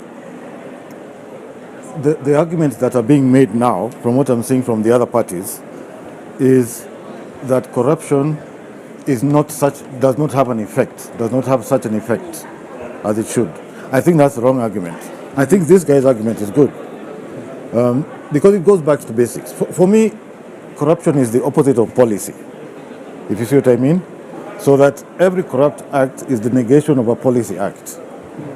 Yeah? So if you're not doing the policy, which is the good thing, corruption is the bad thing. So you can't fix, and that's how you fix the economy. You fix the economy through policy. So for me, these things are completely related. They are related. I think the only point I'll make is, I don't know where his numbers are coming from, the 12 trillion, 15 trillion. I'm not sure about that. Yeah, even Houghton wanted to fact check him, but let's see. He makes a good point. Eh? A lot of these manifestos that are being thrown at us are all visionary. But there's no one telling us about legacy. And by talking about these things of 12 trillion or 1 trillion or whatever outside, he's telling us fix the legacy thing. But there's just one number I want to hear from you. We've been told every day that because the president said there is some 2 billion that is lost every day. I don't know whether you share the view that that is possible, whether that is, because I've had certain parties, and he also referred to him quite a bit, to that question of 2 billion quite a bit, and it's almost as if all these parties are beginning to even make policy proposals with that as a key assumption. I think that's exaggerated. I think 2 billion is probably the total of misaccounted and unaccounted for money. I don't think it's all theft. I don't think so. Okay. I think 700 billion is high. 700 billion, a third of the budget. 2 billion a day. 2 billion a day is how much annually? That's it's 700 billion. That's a third of the budget. Right. Yes, but in terms of the minister, but didn't the Auditor General Finance, talk about a third of the budget the not being Minister of accounted? Finance has said that we lose in terms of tax expenditures, taxes, revenue unaccounted, between 600 billion to 700 billion a year. It's now 300. Pardon? It's now 300. Well, this was in 20. It was in 2020. You have recklessly mishandled, or does it mean that somebody has stolen it? I think The president said stolen. The Auditor General, Edward Oko at the time, actually said a third of the entire budget is unaccounted. Unaccounted. Yeah, unaccounted for, which does not mean stolen. You get. But I mean, I know this for a fact. Sometimes I lose some notes. Yeah. It doesn't mean that I've stolen them, right?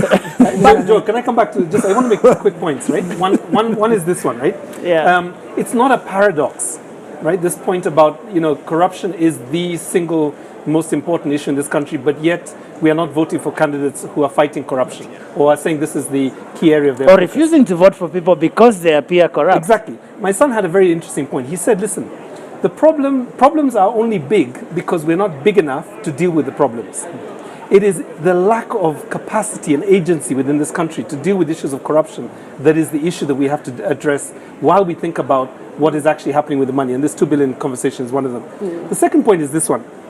There is only two differences between a leader and a criminal, right? If we can just simplify this conversation. The first one is a leader has a conscience, right? Put in the face of temptation, they will not steal, right? They have a conscience. It is internal. If they don't have a conscience, then they have a fear of consequences. If you have a country in which there is people in positions of power who have no conscience and no fear of consequences, then you just have a chaotic country. And that's the point, I think, simplified. But how do we get there? You have to make corruption completely punitive. We have to criminalize it. We have to make sure that people are locked away. And secondly, that they're not put in positions. I mean, with a light touch with the Agano leader, I do hope that if Mwara is not the 5th president, that he uses his connections to get in touch with St. Peter, so that at the heavens gates, at the pearly gates, there will be a metal detector, there will be lifestyle audit documents, and there will be warrants of arrest for those people who have disgraced their office on this kingdom. I think that's just another opportunity for Mwara. You see why I was raising this thing. Look, you were talking about corruption, making it difficult, making it costly and punitive and all of these things. But we saw, like I think it's Sheila who mentioned someone, the former MP for Sirisia, he was jailed. Now the case is going through some process and whatever, but the guy is on the ballot and who knows, he might get elected. So how do we get to that point where people actually have it in themselves that if you stink of corruption, look like corruption, walk like it, I won't touch you until you sort out your issues? I mean, how does it become question for me is an electoral issue? Transparency International have been doing, really, which is that the ethics, the Electoral Commission should not have allowed them to come before us. Yeah. Because that is my simple response. When they go to the people, I mean, we've heard in this country somebody says, "Kama ni mwizi wetu." Yes, it's a thief maybe, but our thief. Just leave him or her alone. Yeah, because Joe, as they're going back to the people, they're also going back with proceeds of crime and corruption, you know? And that's how people are getting convinced and mobilized, you know, to vote for this. And that's happening a lot, even in this election season. There's been a lot of exchange of money at the ground. You know, you attend a rally, you're paid to disrupt someone's rally, you're paid to intimidate others. There's been a lot of cases of voter bribery. Where is this money coming from? Those are proceeds of corruption. And that's how these people continue to get a lifeline, because they continue to convince Kenyans with money that is stolen. But what we need to do, in addition, and I agree with Irungu, in terms of ensuring that we kill impunity, the only way is by punishment, yeah? But one of the other ways, other than, you know, using the law and enforcement and so on, there's a question we're not really looking at, is the whole question around culture change. Whatever we see, how Kenyans react, you know, when you're given an option between heaven and hell, heaven being the good guys, hell being, you know, people who have been tainted, we go for the people who are tainted, meaning that you'd rather go to hell. That's how I see it.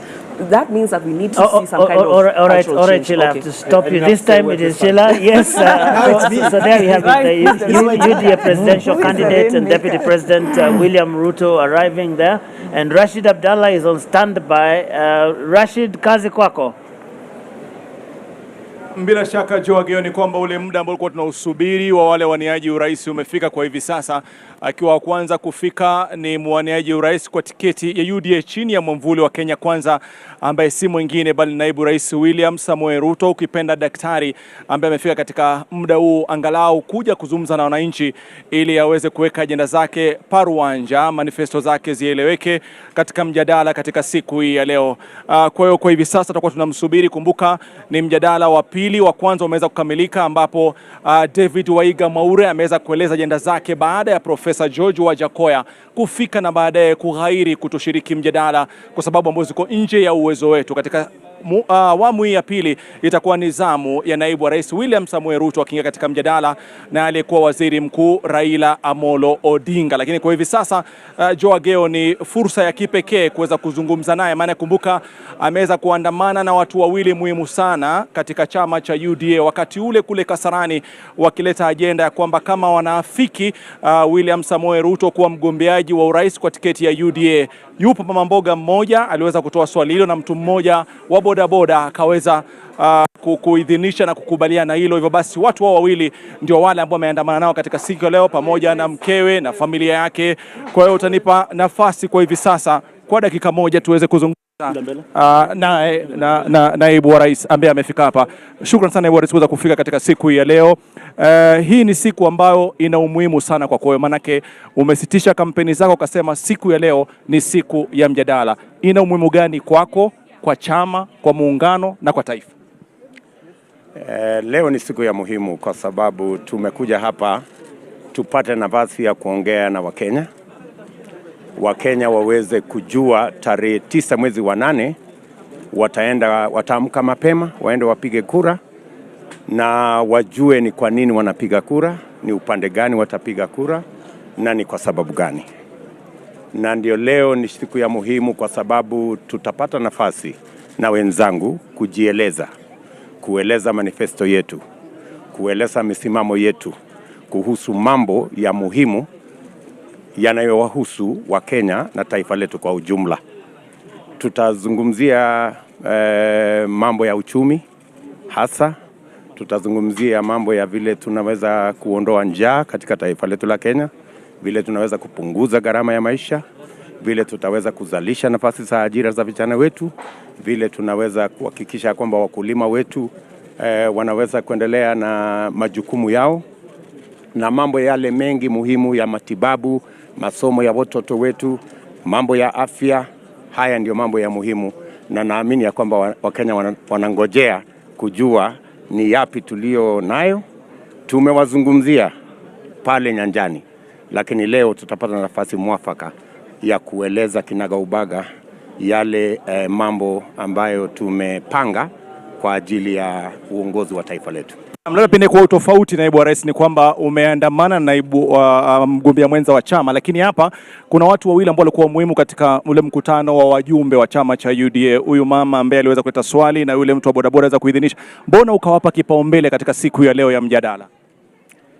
Kwa sababu nimeambatana na wao tangu tuanze hii safari. Huyu mama nilimpata kule Kiambu wakati tulienda kule kwa Economic Forum, na niliona ni mama mwenye ako na maono. Alitoa mchango wake kama vile wamama wengi na Wakenya wengi wa tabaka mbalimbali. Karibu Wakenya 90,000 walihusika katika kutengeneza manifesto yetu ya Kenya Kwanza, na ni baadhi ya wananchi kama mama huyu na huyu mungwana ambaye pia ni mshirika wetu mkubwa katika chama cha UDA katika muungano wa Kenya Kwanza. Pengine kwa kauli ambayo unaweza kuitumia kuweza kumalizia kwa yule hasla ambaye anatizama, anatarajia nini sasa hivi kutoka kwa kiongozi wake? Anatarajia kujua ni vipi yeye ataweza kuweka chakula katika meza, ni vipi mtoto wake anaweza kupata ajira, ni vipi masomo yake ya watoto wake itashughulikiwa, ni vipi kilimo kitashughulikiwa na serikali inayokuja, na ni vipi anaweza kuhakikisha kwamba ako na matibabu, na ni mpango gani tulio nayo kumshughulikia ili aweze kupata matibabu bila matatizo. Naamini kwamba haya ni baadhi ya mambo Wakenya wanangojea. Naam, kila laheri katika mjadala, kila laheri katika mjadala. Naam, naibu wa rais William Samoei Ruto, daktari, akisema kwamba katika siku ya leo ashayazungumza mengi katika kampeni Joe Ageo, lakini ana fursa ya kipekee kuweza kuyachanganua kwa utaratibu katika mjadala. Hivyo basi ameandamana na watu wawili ambao ni muhimu sana katika safari yake yeye kuchaguliwa na kupewa tiketi ya uwaniaji wa rais. Narudi kwako ili Wakenya wapate fursa baadaye ya kujua mengi na wachanganuzi matarajio yao na hoja ambazo ni muhimu kujadiliwa katika siku hii ya leo. Joe Ageo. Shukran. Rashid Abdallah there speaking to the Deputy President who is the UDA presidential candidate in the Kenya Kwanza coalition in this election that is now just 13 days away. Dr. Ruto there talking about what he believes is important for the country and sort of giving a glimpse of what he hopes to talk about during this. And interestingly, Professor Witi arriving with his entourage, which includes the two people we saw who endorsed him, Pauline Waithera and Kelvin Okoth, sort of trying to remind us of what he has been saying out there in campaigns.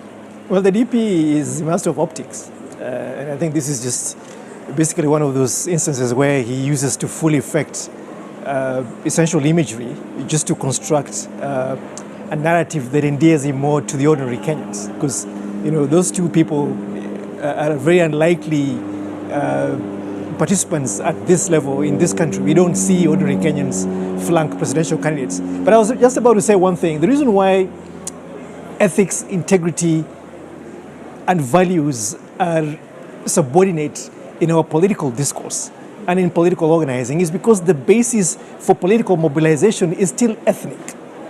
If you look at Raila Odinga, he gets onto this stage because he has a strong support of the Luo community. Look at William Ruto, was built an interesting coalition between his Kalenjin community and the Kikuyus. Mwaura does not have that luxury. And therefore, when he rides on values, Kenyans are not paying attention, because what brings us to this stage to even then invite these conversations are not the important things. These things come afterwards. And this ethnic political mobilization is a huge problem that we have to deal with. But Ruto has been saying this many times that this election is about the economy and all of these things.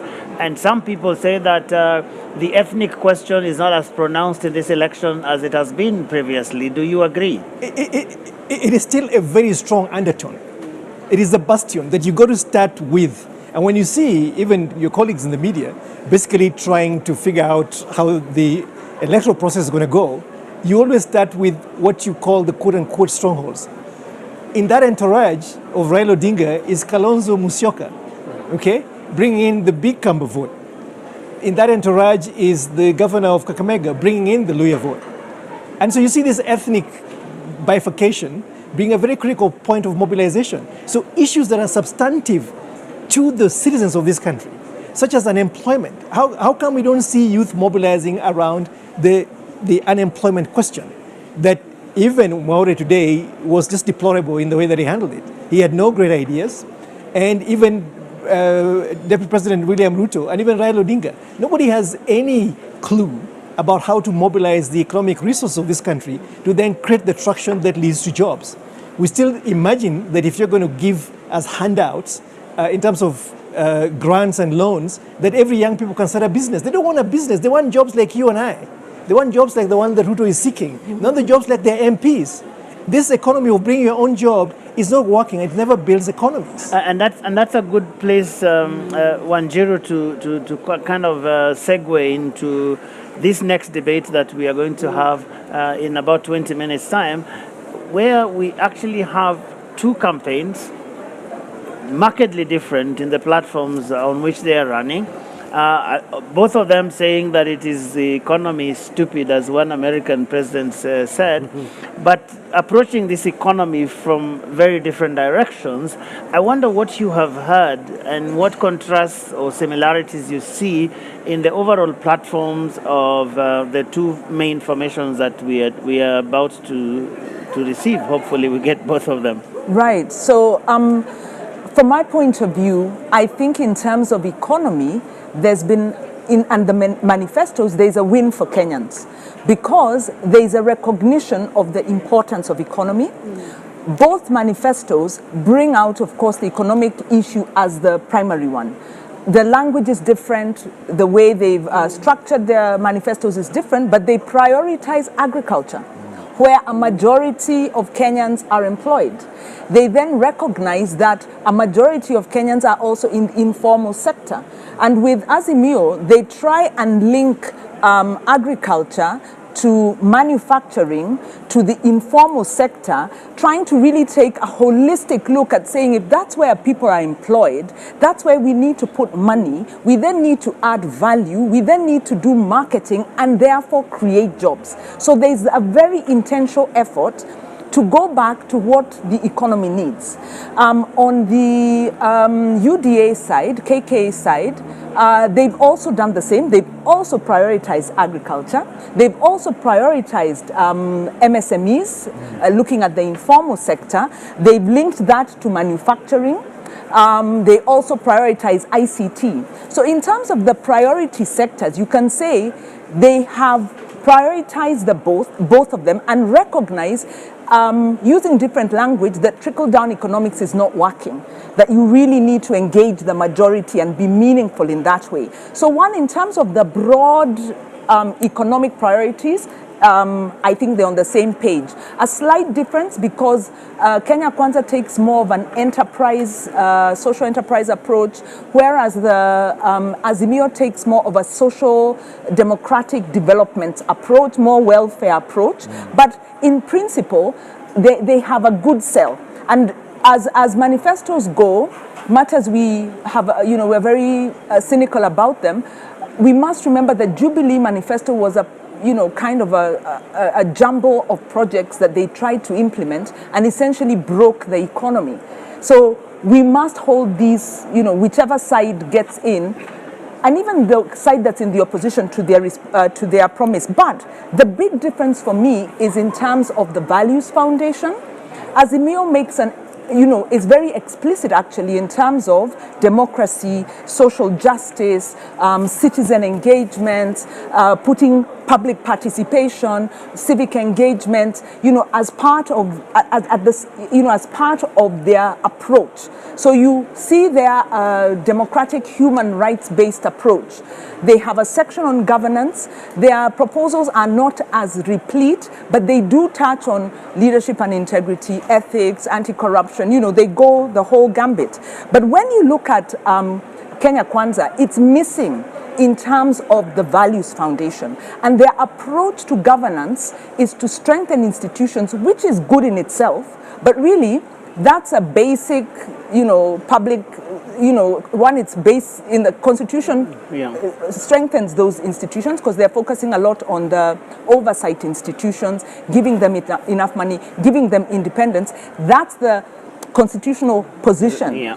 But they do not touch leadership and integrity. So, and you know, you understand why. And I want us to discuss that emerging dichotomy, whether that's something that we can look forward to in the coming elections. But Dennis, I wonder what fundamental differences, briefly, do you see between the two platforms that have been presented to us by Azimio and Kenya Kwanza? Do you want us to close the Maure debate? Because I think there's still some issues that we didn't cover. Well, we could go that all night long, but you know we have only 20 minutes for the next debate. So in fact, it is less now. Say something quickly? Yeah, I wanted to say something very quickly. I think either... Dennis, is that you donating your time to him? I'm donating 1 minute to him. 1 minute to me. So 1 minute to him. It's about Wajakoya and facts. He has a very, very strange relationship with facts. And I feel really uncomfortable trusting him at the helm of government. He does not understand. He calls us a wealthy nation. Our revenue yield in 2020-2021 was just 1.6 trillion. In 2021-2022, by June, July to June this year, we're at 2.03. Our budget estimates at 3 trillion. I don't understand where he gets this notion that we're a very wealthy nation. We're really struggling with a huge debt overhang. His proposals about agriculture are really fantastic in an imaginary way. He has got a very agrarian fixation with agriculture. He has no idea about how pastoralism works. His whole fixation about agriculture is throw fertilizer in the soil. So I think this very flippant relationship with facts really undermines the credibility of his candidacy, especially when you want to trust him at an executive level to actually run a state bureaucracy. And probably that would have been great to ask him had he showed up or had he stayed back and you make a great point. But Dennis, you were talking about Thanks, Dennis, for the donation. These two formations, and I don't know how many of your minutes are left, but just in general terms, I think I get the sense Azimio comes across as more looking at the production side, whereas Kenya Kwanza is looking at the market side. They talk about value chains. I think they built their whole manifesto around value chains. Kenya Kwanza. There was a very good differentiation someone made about the two. Azimio is more towards welfare society, whereas KK is towards fair society. So there's a kind of fairness. For me, and then there's, I think Azimio's is very much, there's a social charter. There's a social charter, social contract. I think that's what Wanjiru was saying. KK is very much empowerment. So it's about empowering people. And of course, the detail is different. I think there's some innovative things. I think KK has gone much deeper into things of public finance, talking about securitizing pending bills, an infrastructure bank. You know, they've gone into much more detail on the public finance side. So they're a bit specific on that. But I take Wanjiru's point, by the way. I think there's an important point on the governance. They've instrumentalized it. So there's no underpinning philosophy. Yeah. It's about instruments. Governance is an instrument, right? There are no underpinning values. I think that's a very important point, especially since, in fact, I wanted to make this point. In the foreword to the manifesto, the Deputy President says he wants to do three things. Defend the Constitution, institutionalize our politics, and create jobs. It would be very interesting to see what that means. Okay, Sheila, you haven't said anything. I don't know what you see in front of us if any of these two people were to get to power. What distinctions do you see, especially from where you sit? Well, first, I just want to, if I reflect back on the Jubilee Manifesto and why there were some, can I call them, some promises were dead on arrival, was because they really didn't look at the legislative and policy institutional framework. What is the current framework? That's something that I feel a lot of them are not looking at even as they make certain promises. And that is where a lot of them will struggle. So all the promises, when you look at Kenya Kwanza, Azimio, Agano, some for Wajakoya, I don't agree with many of them, but they're good. They're good. I mean, if they're good in an ideal world, but then the practicalities of what is the current framework, both institutional policy and and legislative for a country that they're not looking at. Particularly when I look at, can I go back to my pet topic on corruption? Yes. Yeah. And I, like, for instance, like the DP is talking about giving financial and operational independence to institutions like, those responsible for fighting corruption, the judiciary, and so on, which is good, and which, as we have said, has been a problem, that most of these don't have the resources and even the independence, the muscle to be able to operate. But then there are certain challenges that we've seen, and I've not heard them talk about how they will address some of these challenges to their institutional, functional, financial independence of these institutions. Yeah. But for me, primarily as well, I think that when it comes to the issues around corruption, I still feel like they've looked so much on the issues around enforcement, but we are not looking at prevention. And for as long as we are not looking at fighting corruption from a prevention lens, we'll always be fighting. Okay. Yeah, and chasing after the money. So I'd like to hear a little bit more about how they will actually prevent. And one classic way of starting to prevent corruption is by ensuring that people who have been accused, there I go with my song, people who have been accused of corruption don't get anywhere near public office. So Hodson, you have only 1 minute, within which we hope someone will arrive. But you have the last word on this one before we take the break to go to the maybe allow me to keep speaking until somebody shows up, right? You have exactly 1 minute. Yeah, I think what folks have said is, I would agree with much of what everybody said. I think, 6 months ago there was no galvanizing idea in the political space. I think we now have some ideas that are fairly cogent, they're clear, they're inspirational, they're aspirational. Of course, we're waiting to see budgets and schedules and the first 100 days, first 180 days and so on.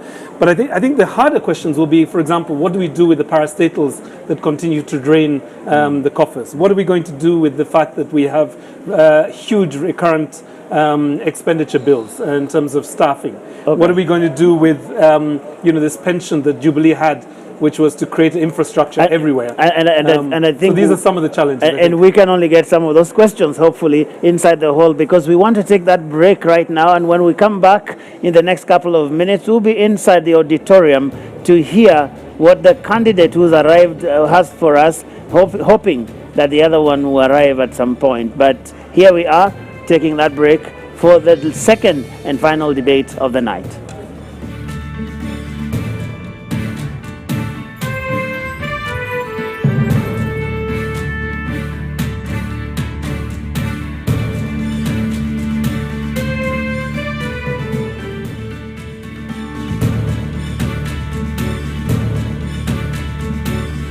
Linda familia na marafiki dhidi ya magonjwa. The UHC coverage journey is on. NHIF is working under the guidance of the Ministry of Health in the UHC Step Up, which presents an opportunity to secure Kenyans access to quality health services without suffering financial hardship. So take the bold step today and safeguard your families by enrolling to NHIF to ensure health for all. Kwa majina mimi naitwa Moses Kuria, mkaaji wa hapa Bomboruru, ambao tunafanya na kazi na hii sako yetu ya Geno Sako, ambao ruti yetu ni Bomboruru Sabaseri. Kwa hii kadi ya bima nilichukua 2013, ambapo imeshanisaidia 2018, ambapo bibi yangu alikuwa anajifungua, tulienda hospitali tukatibiwa, tukahudumiwa vizuri, alafu wakati wa kutoka hatukuitishwa kitu. Kwa hivyo ningemhimiza makondakta wote na madriver wajiandikishe kwa hii bima yetu, ambapo itakuwa inawasimamia. Linda familia na marafiki dhidi ya magonjwa. What is a secondary school in Kenya? It ranges from 106 high-cost national schools educating 3% of the learners, where you find ultra-modern libraries and laboratories, the most experienced principals and teachers, and the best teacher-student ratios. To 7,019, some barely established, understaffed, lacking basic facilities, sub-county schools, educating over 60% of learners. Given that KCSE is the most consequential examination in our education system, isn't it fair that we level the ground for all learners to excel by narrowing the capacity gaps between the worst and best schools to deliver quality education? Usawa Agenda calls for a sub-county schools upgrading program and a change from the capitation model to enable small schools to grow. Without these, SDG 4 is a false promise to most Kenyan children.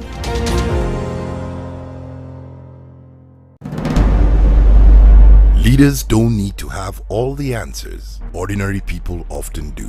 If leaders would just listen. Each year, patients who can't pay hospital bills are detained in hospitals against their will. Kwa majina naitwa Maimuna Auru. Nilienda hospitali kujifungua, nikakuwa sina pesa, nikakuwa niko detained for 24 days. Niliacha watoto wangu nyumbani wakiteseka, na ile kitu naambia serikali kuwa kila Mkenya yuko na haki ya afya. Ule awe ako na pesa, awe hana pesa, ana haki ya kudumisha afya na kuwa na afya njema. Each year, 186 men are lawfully killed and 30 disappear while in police custody before they get to court. Kwa jina naitwa Hussein Moyo Molte.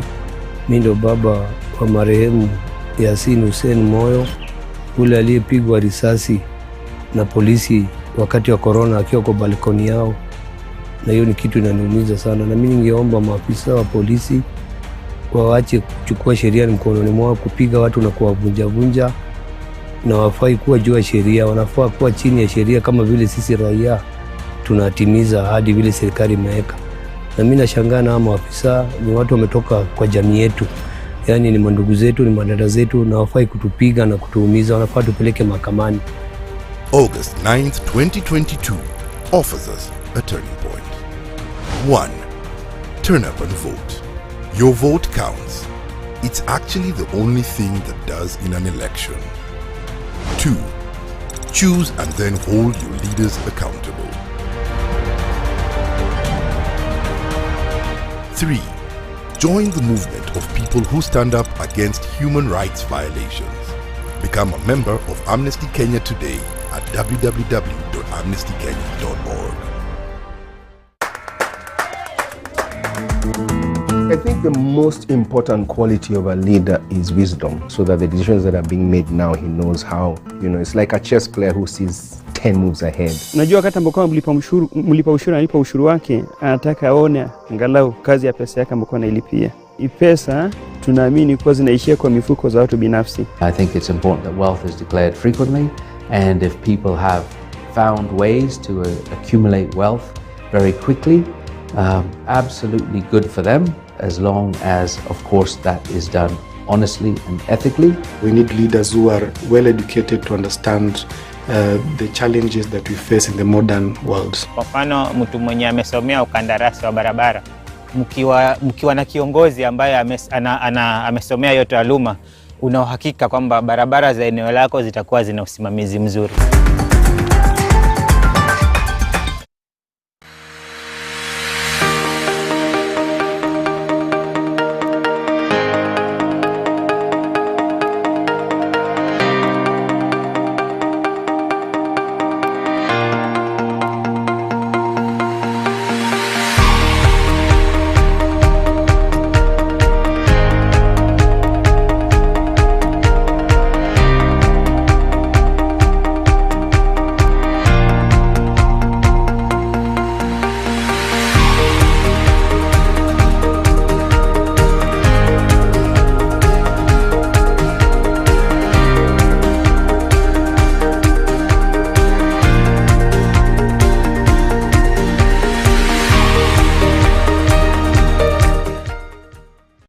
Check it.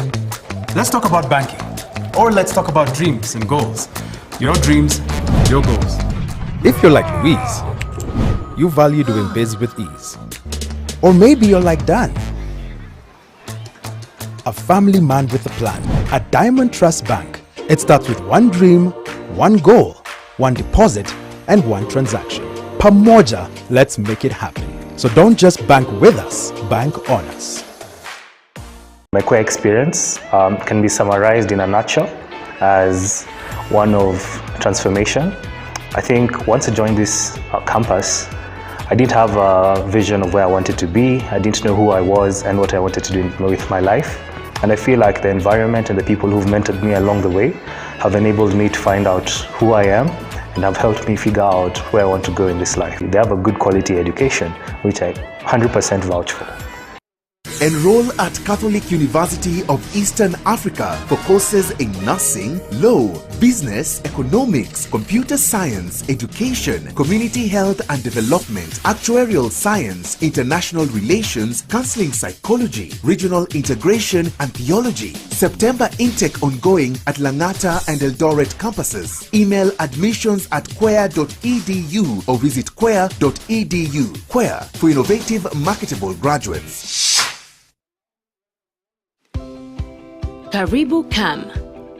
By offering market linkages, networking opportunities, and technical assistance, Kenya Association of Manufacturers assists its members to grow and scale up their businesses. Join us and let us work together to grow the manufacturing sector. Becoming a CAM member is as easy as 1, 2, 3.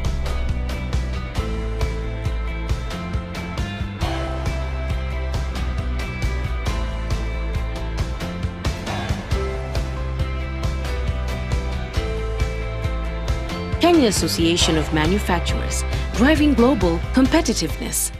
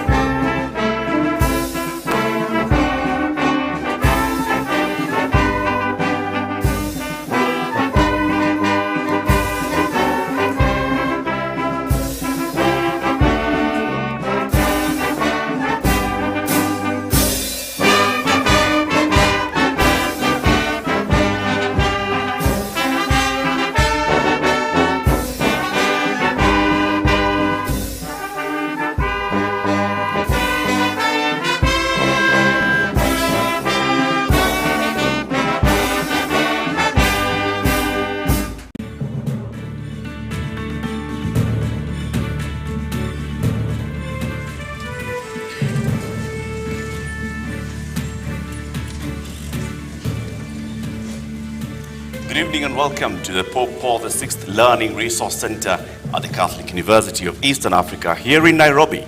My name is Eric Latif of Spice FM and KTN News. And I'm Yvonne Okwara of Citizen Television. Welcome to the second of 2 presidential debates between the 4 presidential candidates cleared to run for president in the forthcoming election. This is the last of 6 national televised debates organized through a joint media presidential debates initiative, bringing together literally the entire Kenyan media fraternity. The candidates participating in the debate tonight have agreed to the rules and guidelines requiring them to conduct themselves with utmost decorum, address each other with respect, and extend honor to viewers watching this debate live across all of Kenya's broadcast media platforms. The candidates in the debate have also agreed to observe the highest standards of ethics in their conduct on the debate platform. The candidates are not permitted to carry or refer to their mobile phones or to wear any listening devices, including earphones. Medically recommended hearing aids are exempt from this rule. But luckily, we have confirmed that none of the candidates is on a hearing aid. Ethics and guidelines also remind the candidates that they shall not carry to the debate platform any written material, whether books or journals, manifestos, or any articles, including even handwritten notes. Each candidate will have 2 minutes to make an opening statement, 2 minutes to answer a question, and 60 seconds for a rebuttal. The topics have been carefully selected after a thorough assessment of the state of our nation and the sentiments of the Kenyan voters in various parts of the country. In line with the debate rules and best practice, the questions we shall be asking tonight have not been shared with any of the campaign teams, neither were they discussed or formulated in conjunction with anyone. The questions we shall be asking tonight are entirely our own. An invited audience seated here in the auditorium has also agreed to the debate rules. They have been fully briefed that cheers, jeers, or any other form of noise is not permitted during the debate. The audience has also agreed to the request and requirement to maintain order and civility right through this debate. This debate was to feature two leading presidential candidates, Raila Odinga of the Azimio la Umoja One Kenya Party and William Ruto of the United Democratic Alliance, UDA. We have, however, received written notification from the Raila Odinga campaign that he shall not be taking part in this debate. Indeed, but in keeping with the traditions of the Joint Media Presidential Debates Initiative since 2013, the debate is on. And we now make one exception to permit the audience here in the auditorium to help us welcome Dr. William Ruto, the UDA presidential candidate, to the stage.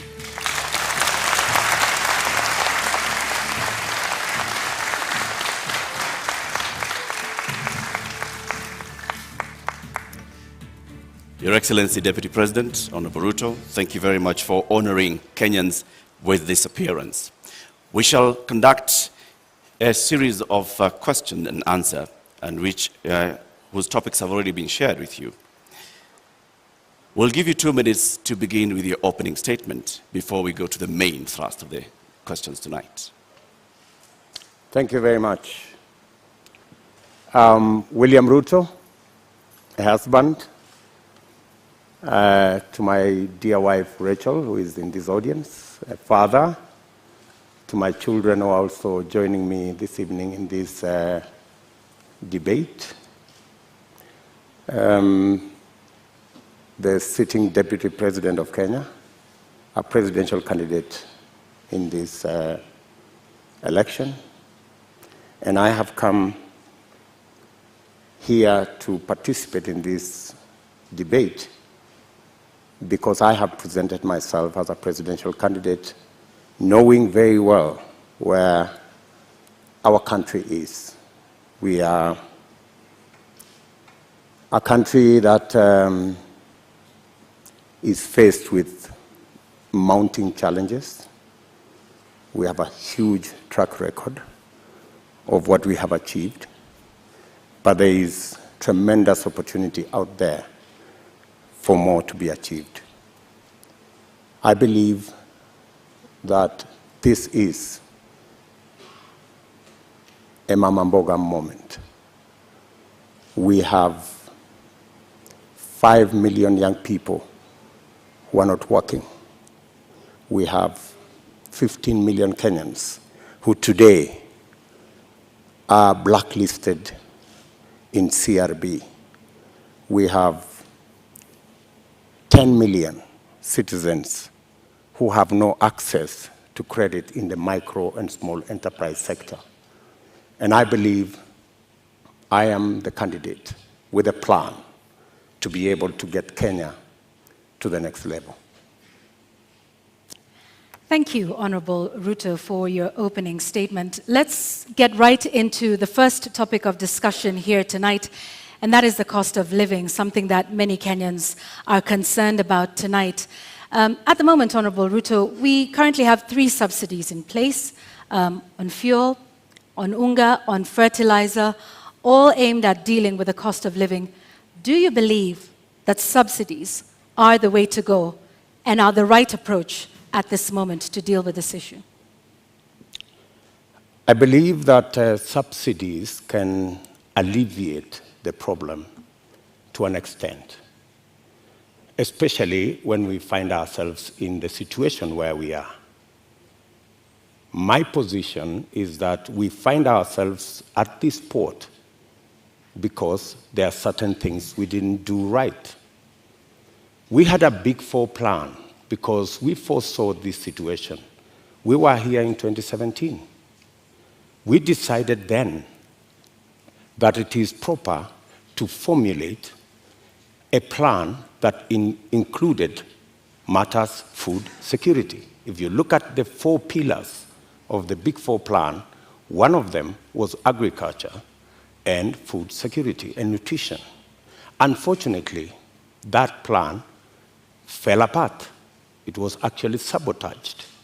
So we find ourselves in this space because, one, we didn't capitalize our agricultural sector.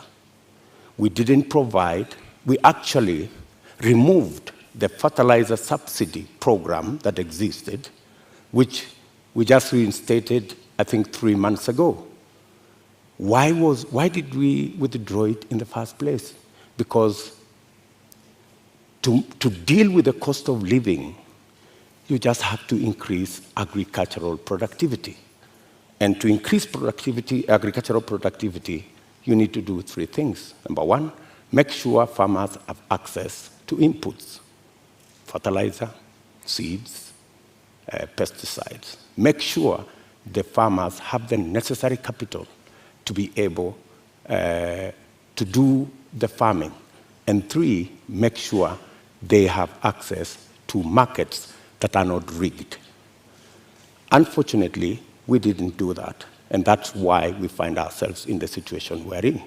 So that's why in our plan, as Kenya Kwanza, we have set out with clarity what we need to do.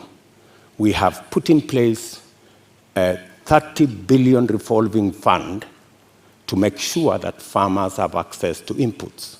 We have added a 12 billion shilling expenditure on agricultural extension, because it's not just enough to have inputs. It's also important for farmers to use the latest information on how to get our farming right and increase the productivity of every farmer. And the statistics show, with access to fertilizer, with access to certified seed, with access to capital, a farmer who produces 5 bags can produce 15. So we can actually double, if not triple, our agricultural output. What that means is that the 2 million farmers who today are net importers of food themselves can actually produce surplus. And we can make sure that we have sufficient supply that ensures that the prices are reasonable for everybody. So the real solution to the cost of living, especially on matters food, because we all understand the biggest contributor to the high cost of living is the cost of food. The average expenditure of families is 52% of their income. In fact, poorer families spend between 60 and 65% of their income on food. So dealing with the cost of food significantly deals with the challenge of high cost of living. Honorable Deputy President, if I may just interject, what you say today has also been said by you before. In the first term of your administration, you pledged the same, that you are going to deal with agriculture, you're going to support farmers, and that's when the first fertilizer subsidy was rolled in, before it was embroiled in scandal. And you'd also promised the Galana Kulalu project. When you say today that the food security aspect of the Big Four agenda was sabotaged, what exactly do you mean? What failed in the Big Four agenda with regards to food security? Precisely that. It was sabotaged. By who and how? Because You know as well as I do that we never got to implement that plan. Immediately, we changed course, and the whole Big Four plan was shelved. And we went on a tangent because of the handshake equation. We went to handshake, to BBI, and the rest is history. We didn't get the time to do what we had promised the people of Kenya to do. In fact, immediately thereafter, I tried, like has been tradition for me, to support my boss. And many times, I tried to push the Big Four plan to the extent that my boss, the president, asked me that he wanted to do things differently. And he requested that he wanted to assemble a different group of people to help him deliver on what he wanted to be the legacy of the fourth president. And unfortunately, the Big Four suffered a big blow because the whole of that program did not take place. Galana Kulalu project, Honorable Deputy President, was launched during the first term. What happened? What went wrong? Why did it fail? The Galana Kulalu project was conceived. In fact, what happened is the first 10,000, the pilot on the first 10,000 program took place. In fact, the first harvest of maize in that program came into being. And the recommendations from the trial on that project was we needed to build a dam because the water from the river was not sufficient to do the Galana Kulalu project. We needed to scale up now and do the dam so that the water that was available, because the soils research and the trials showed that the soils could actually support the production of maize and other cereals. Unfortunately, it didn't move from there because we didn't get the dam sorted. And you know that we had actually 57 dams that we would have wanted to do.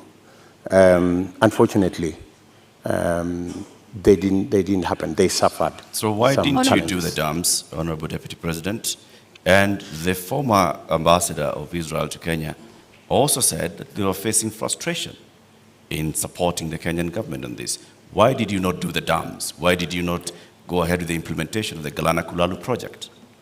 The Galana Kulalu project, as I have told you, was part of a wider plan to make sure that we move our agricultural productivity from rain-fed to irrigation. And it was not just about Galana Kulalu, it was a series of other dams, including what we call the High Grand Fall dams that was supposed to feed into the lower part of the Tana. It was Lowat Dam in Turkana. It was Radat Dam in Baringo. There was a big plan around that was now supposed to roll into place with now our targeted, because our second term was targeted at agricultural productivity and food security. And we had now made it the deliverable for our second term. And as I have told you, our second term program ran into headwinds. Honorable Ruto, just to continue to understand Galana Kulalu, because that was a big project that, had it have succeeded, might have solved quite a few of the issues we have with respect to food security. The Auditor General conducted a report and cited weaknesses in the contracting of it. First, that there was single sourcing, and that even the manner in which the contract itself was done, in terms of payments that were tied to the contractor. And so raising a number of issues around the manner in which the contract itself was put together. that then states that this was something that was going to fail anyway. And so what's your response to that with respect to the manner in which contracting is done in this country, particularly with Galana Kulalu, which is a big project under the first term of the Jubilee administration, of which you are a part? I quite agree that issues were raised around the contract, and that is why the contract actually was shelved with a balance. It didn't go the full hog, because when those issues were identified, it led to the contract being stopped so that those issues could be addressed. But by the time it was getting there, already the trials had been done, the pivots had been set up, the first crop had been harvested, and we already had the template on what actually needed to be done, because the contract, the initial contract, was for the first 10,000 acres. The real contract was for the 1 million acres, which was really the target for food production. But as I have told you, that is not the only project we were looking at for food production. And let me also say that even without the implementation of the Galana Kulalu, supporting the farmers as they are today would still guarantee us a situation where we would not be in the situation we are in. Today, for the first time in Kenya, the price of unga has gone to 230 in some cases. It's never been that bad. I must say, as a former Minister for Agriculture, serving under President Kibaki, I am the minister who assembled the infrastructure that provide subsidy on fertilizer. And we saw an increase of 5 million bags of maize when we rolled that plan. When that plan was, when the subsidy, fertilizer subsidy was cancelled 2 years ago, that is why we are where we are. We are not here because Galana failed. We are here because we didn't do what we needed to do with our farmers the way they are today. What Galana Kulalu was supposed to give us is actually that extra production that would even make it possible for Kenya to export. There is absolutely no reason why Kenya today is spending 12 billion shillings to import maize from Uganda or from Tanzania. We should be net exporters of maize, for example, but we are not. And the reason why we are not is because our agricultural sector is undercapitalized. We have removed the support that farmers always had. And that is why, for the first time, because of the things we didn't do, because of the removal of the fertilizer subsidy, for the first time, the price of unga has gone to 230. Honorable Deputy President, you say that a lot was done in the first term, and that is why we got to a point where in 2017, we still had rise in food prices. In 2017, it was specifically because of drought. And for your information, the prices of flour, maize flour, went to 140. It didn't go to 230. That's the whole difference. However, then, even in the situation of drought in 2017, what the debate then was 2 kilogram packet of maize was retailing at 140. Today, it is retailing at 230 because compounded with the drought, we just did not produce as we should have produced because we didn't support the farmers the way we have always supported the farmers. Honorable Ruto, I'd like to speak about another issue that is a contributing factor to the cost of living, and that is the high cost of fuel in the country. What do you propose to do with that? Because there's also a current subsidy in place for that. What do you think is the solution to the rising cost of fuel, which, as you know, drives the cost of a number of other products?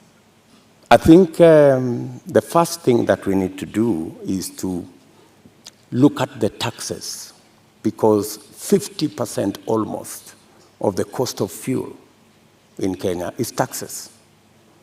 I think it's time, as a country, we looked at, I think there are 15 different taxes on fuel. And I think it's time we relooked at how else do we raise revenue. Which taxes would you be proposing to remove from fuel, the cost of fuel? I think majority of the taxes that are in that bracket, I think there are almost 15 different taxes that are there. I do not have the specifics, but those 15, I think we need to interrogate these 15 different taxes. Which ones can we put aside so that, like other countries, we can limit the taxation on fuel? Take, for example, let me VAT. ask, yeah, yes, okay, take, carry for on. example, VAT. Correct. I think we need to rethink taxation, VAT taxation on fuel. That was the latest inclusion of taxes on fuel. And I think it was very controversial. Yeah, Honorable Ruto, VAT on petroleum products was indeed controversial. Let me take you back to 2013 when VAT was imposed on this as a condition by IMF. At the time, then Majority Leader Aden Duale said, and I quote, "The 181 members have been convinced by our party leader and our deputy party leader on the rationale of 8% VAT on petroleum products." He went on to say, 181 is a very big number, and we will convince our members from the NASA side. So you, at this point in the year 2015, I believe, when this was passed, were pushing for 8% to be added on VAT. Today, you are saying you want to abolish VAT on petroleum products. Why should Kenyans believe you today? Why wouldn't they? I mean, we live in a dynamic country, and it's only fools who don't change their mind. If you are in a situation where the price of fuel has gone to 160, I mean, it's time to think. I mean, when this VAT was imposed, then the price of fuel was under 100. Honorable Ruto, when the VAT was imposed, it was at the time a condition by IMF when we were seeking a precautionary facility. Today we find ourselves in the exact same position with a third tranche of an IMF facility, and once again they are calling for the same issue that we are facing with VAT then is the same one we are facing now. And at the point, IMF has in fact said that we do not need to be removing taxes on petroleum products. So with an IMF facility already in place, are you then saying you are going to go back to the IMF and renegotiate the terms of that loan that is already in place regarding IMF VAT on fuel products? What's wrong with negotiating with IMF? I think any reasonable government, looking at the situation where we are, looking at the cost of living, and how many Kenyans are every day sinking below the poverty line, I think it takes a courageous government to sit down with our development partners, and they are fairly reasonable people, and have a discussion. And I think they are, if not 8%, we need to renegotiate on some of the items that are outstanding. And apart from looking at that, there are other instruments that we can deploy. For example, we have the fuel subsidy fund. We need to think about how that fund is being used, how we are deploying it. Are we deploying it correctly? Is it giving us value? And what changes can be made? We need an open and frank conversation with our development partners who support us. And to the best of my knowledge, they are not unreasonable. They are reasonable people, and they can entertain a conversation on negotiating some of the terms that have been offered to us. Honorable Ruto, I think that will take us into our second conversation tonight, and that is on the issue of national debt. And I'd like to pick up just where you left off. You say our partners, are open to renegotiation. However, on the matter of renegotiating our debt, Honorable Ruto, you just last week in an interview with the international press said you will not be entertaining discussions around renegotiating our debt. In fact, with respect to your competitor who is not here with us today, when he brought up the issue, you in fact called his statement on that condescending and reckless. Mr. Deputy President, are you tonight changing your position and saying you will renegotiate and seek to restructure our debt? Not at all. I still believe, as I stand here, that it is reckless for anybody to say we cannot pay our debts. I believe that we have what it takes to pay our debts. And mark you, what we were discussing about VAT is very different from negotiating our debts. But it is tied to the IMF facility, which is a loan. It's completely different. How so? What we cannot entertain as a country is a position that we cannot pay. We are in a position that we can't service our debt. We cannot. We need to go out there and renegotiate our debt. I think that would send the wrong signal. What I would do on matters to do with the debt, we have a plan as Kenya Kwanza on how to manage debt. Number one, we have said we will first slow down, put the brakes on borrowing. Number two, we will put brakes on unbudgeted projects. In fact, that is the biggest source of our problem. Projects that are not within the budget, so that we cannot keep our fiscal deficit at what we have committed, 5% or 5.9%. Number three, we need to raise our revenues. And I have said openly that we have areas that we believe that we can raise our revenue.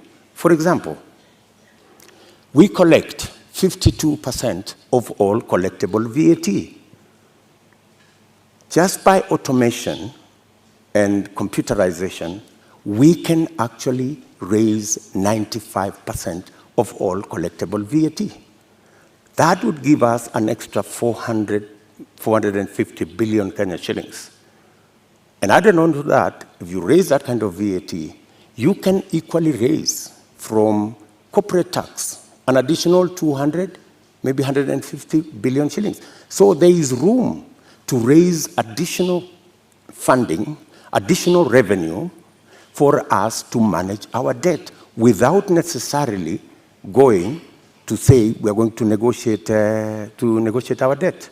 So I hear you saying that our national debt as it stands today is manageable.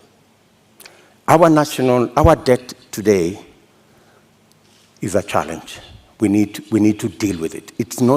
We are not sitting pretty. We are living, if I may say, we are living beyond our means. And that is why I am saying that we should stop this borrowing spree.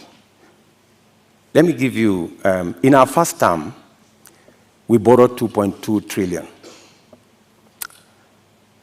From 2017, our handshake brothers have borrowed 4.2 trillion. That's what's the source of concern. And it's not a source of concern to me. It's a source of concern to Kenyans as well.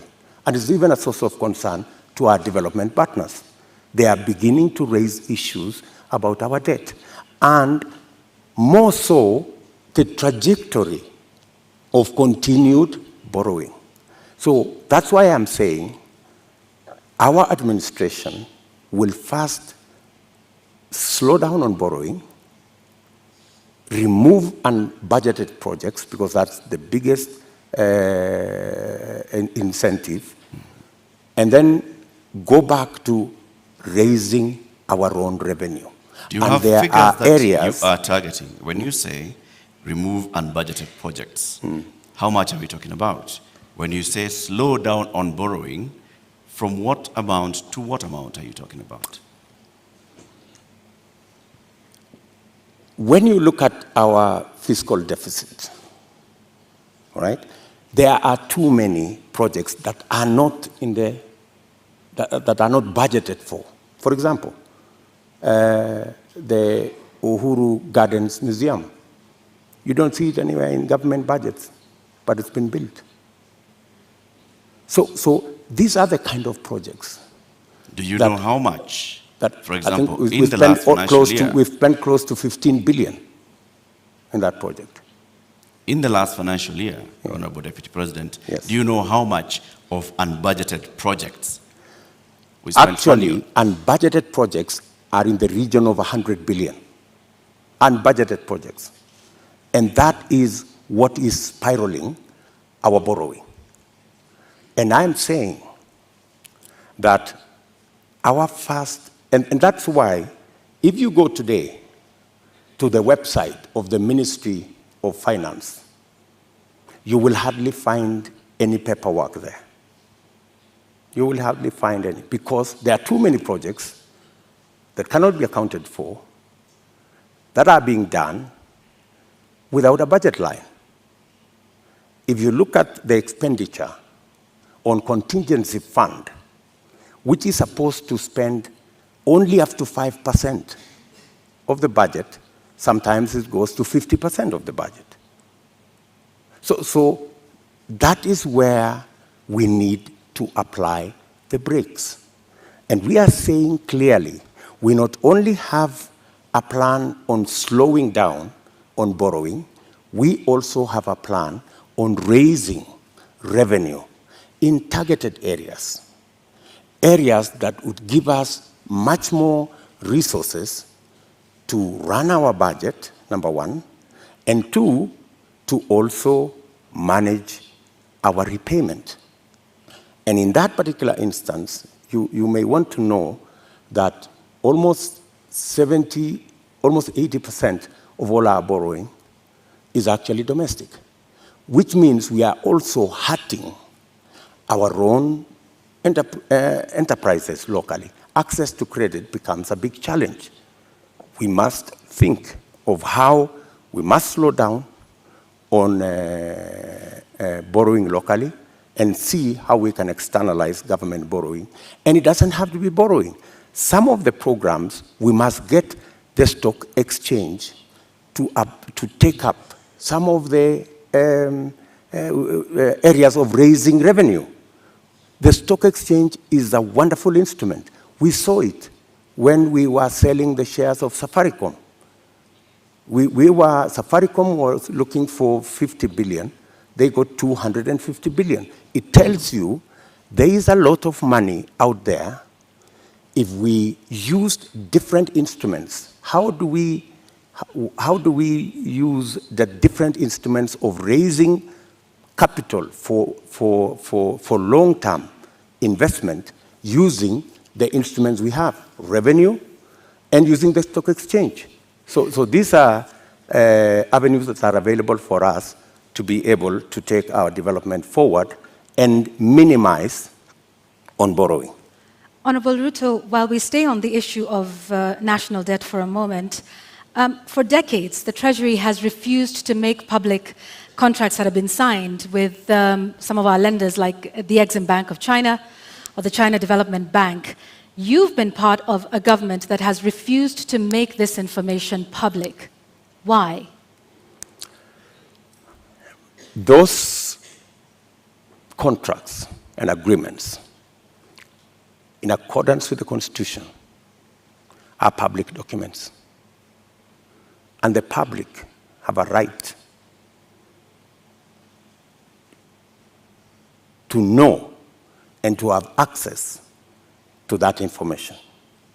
The fact that that information is not being made public is against the Constitution. So, under the Kenya Kwanza administration, you have not.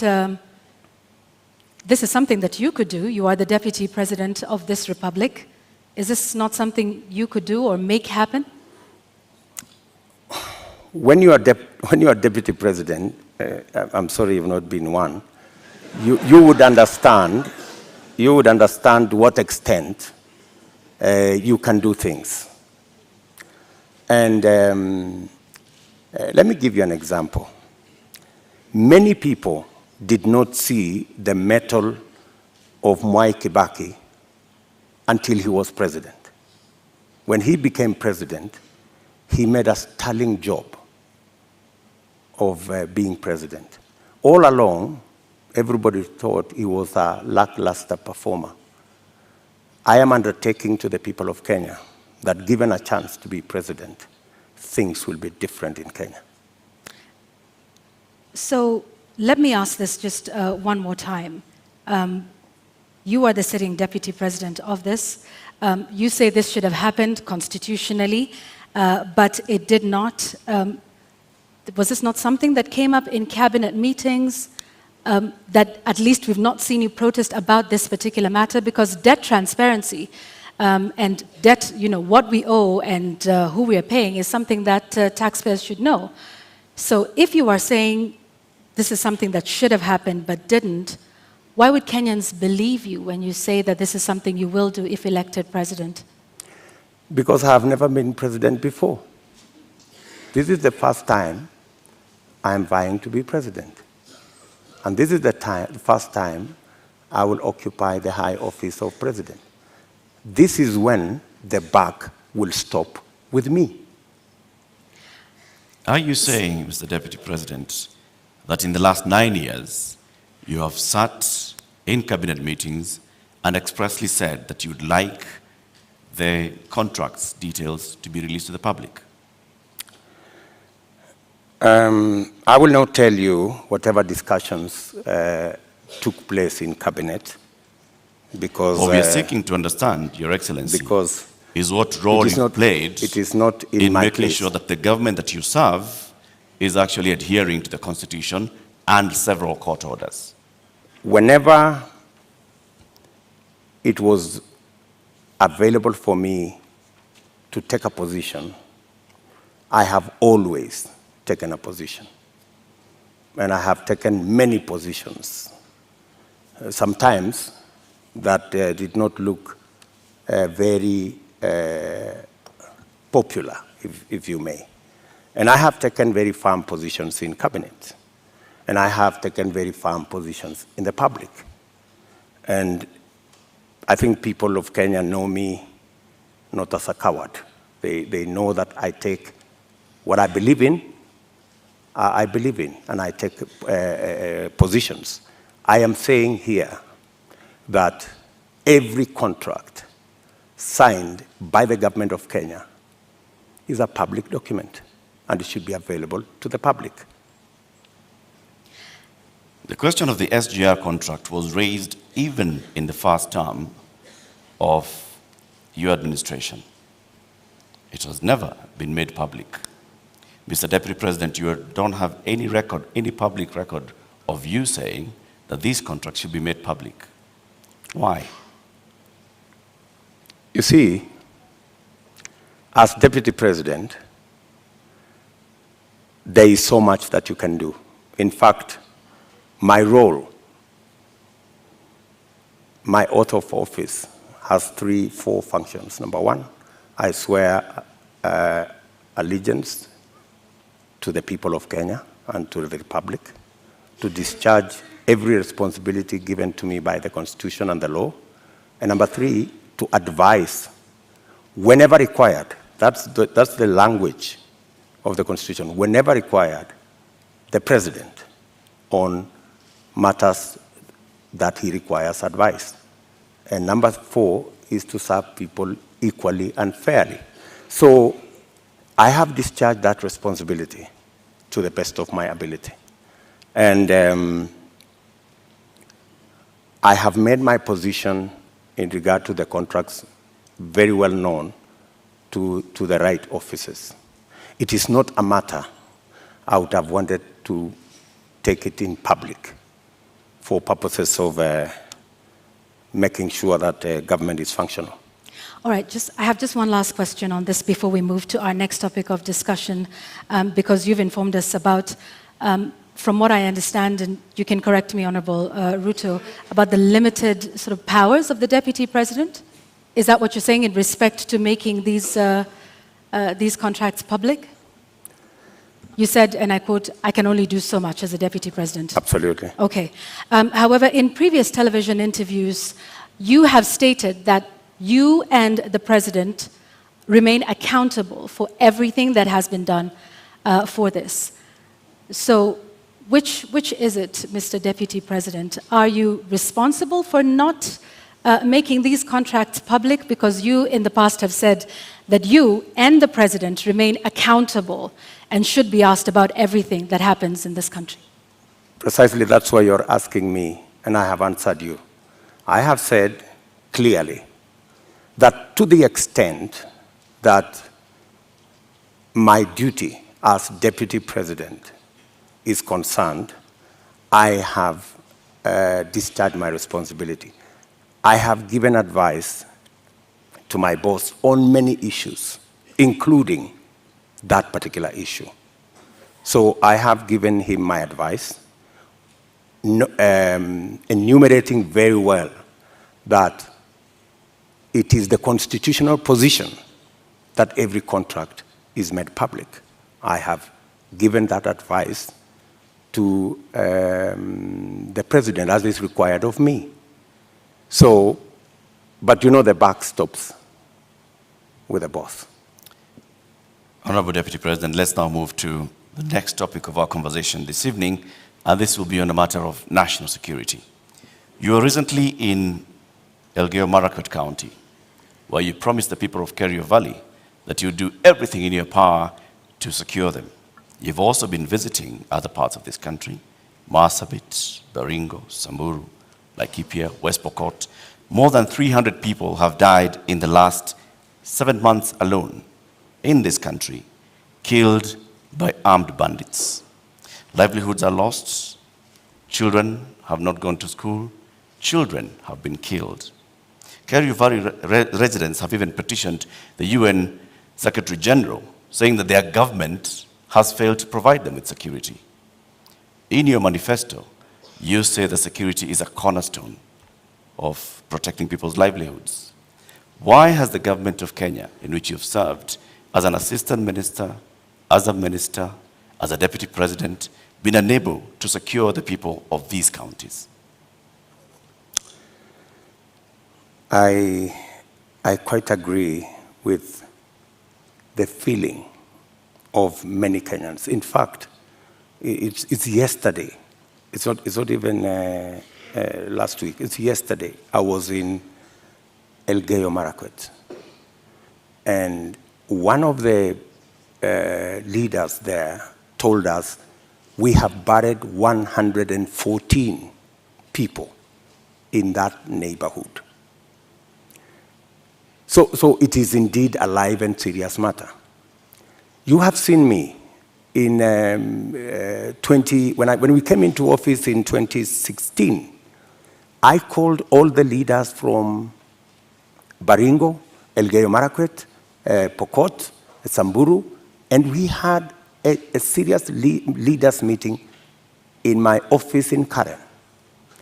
And because of that meeting, for about 3 years, we went round, we mobilized all the governors, and we provided National Police Reserve in all those areas. And the situation was under control. But when we came into the handshake arrangement, a false narrative very unfortunate false narrative was rolled out that, all these National Police reservists in Elgeyo Marakwet, in Baringo, in West Pokot, were actually a militia that William Ruto would use at some point. And all the National Police Reserve were withdrawn. A very reckless act. And with the withdrawal of the National Police Reserve, the situation went south. And that is why I was saying yesterday in Elgeyo Marakwet that we will do whatever it takes. And today, there is a program to build security outposts. And I'm saying, whatever it takes, even if it means bringing the military and military installations to support the police in some of these areas. In fact, you just reminded me, yesterday I overflew a huge tract of land where 3 years ago I was standing there and it was all maize. Yesterday, they haven't planted there for the last 3 years because of insecurity. So insecurity is not only causing our children not to be in school, it is causing starvation, it is causing death. Yet, people want to treat it casually. But Honorable let me Deputy tell you, President, let me just allow in me the last 3 years, Mr. Deputy President, you have not spoken out about the issue in Kerio Valley. You have not said anything about the killings that have been taking place, like they told you, 150 people buried this year. You spoke about it only yesterday. Where have you been in the last 7 I have months? always been there. In fact, if you go and ask those people in those regions, I have always been present. We have buried many of those people with our own money. We've taken many of those people to hospital with our own money. I have deployed my personal resources to deal with that situation because I know it was a political political agenda. You know, the withdrawal of the National Police Reserve was really an unfortunate act. But because it was intended to punish William Ruto, you know, never mind that many people lost their lives, is a real tragedy. But that is the nature of our politics in Kenya. Honorable Ruto, unfortunately. Honorable Ruto, you're saying that was done to punish you? What other explanation would you have? You go withdraw security personnel in the whole of that whole region, you know, you subject people to... How would that punish you, Honorable Ruto? Because I am the one who had led the whole, in fact, I am the one who had taken charge. In fact, I was there every 2 weeks in that region. I was there every 2 weeks. I am the one who mobilized the resources. I am the one who mobilized the security men, the identification of the National Police Service. And so it looked like it was about me. It was never about me. Did you mobilize those resources on a personal basis or as Deputy President? As Deputy President. So why would your government punish the Deputy President? You live in Kenya, my good friends. And I am failing to understand it, sir. And you know... Are you telling the people of Kerio Valley that 150 of them have been buried this year alone just because a government is punishing the Deputy President? Not just that. The Kimwarer and the Aror dams were cancelled intentionally to punish my supporters. That's it. We will come to that, sir. You, as the Deputy President, consume intelligence reports. Tell us, over the last 30 years, what is it that has led to this continuous cycle of violence in Kerio Valley, in Baringo, in Samburu, in West Pokot, even going as far as Marsabit County? What causes this, and what will you do, knowing the intelligence that you have? The biggest contributor to the situation we have in those regions is competition for resources, competition for water, competition for pasture. general matters of education, and precisely the reason why we had a plan on Radat Dam to provide the water for the whole of that belt. Aror, Kimwarer, Lowat. These are dams that my thinking was, if we provide water in these areas, we can sufficiently roll out irrigation. For your information, that whole Kerio belt where people are fighting, it is a granary. We have the best mangoes from that region. We have very good soya that can be grown in that region. The only impediment is water, access to water. And there are enough rivers to be tapped. My solution to the whole of that region is twofold. Let us provide water for livestock. Let us provide water for irrigation. And let us get schools developed, as well as making sure that we provide road infrastructure. That's why we rolled out the road from Parbelo, cutting across that region, to come out on the other side in a place called Marich Pass, through Tot, through Chesongoch, and now there was also the road that was supposed to connect Kapedo from the other side of Turkana coming to Nakuru. Opening up that area is the solution. Opening up that area in terms of infrastructure and opening up that area in terms of water infrastructure will provide the solution. Unfortunately, there are people who don't see it that way. So you say that the Aror Kimorer Dam, you've recently said that you are going to complete it should you be elected president. Yes. Why did it fail? I will. Yes, I will. It didn't fail. It was meant to fail. I mean, let me tell you. As the deputy president, sorry, sir, to just interject. As a deputy president, and like I started by saying, you've been minister before, you've been an assistant minister, we are talking about violence that has been taking place for decades, not just in the term that you've been deputy president.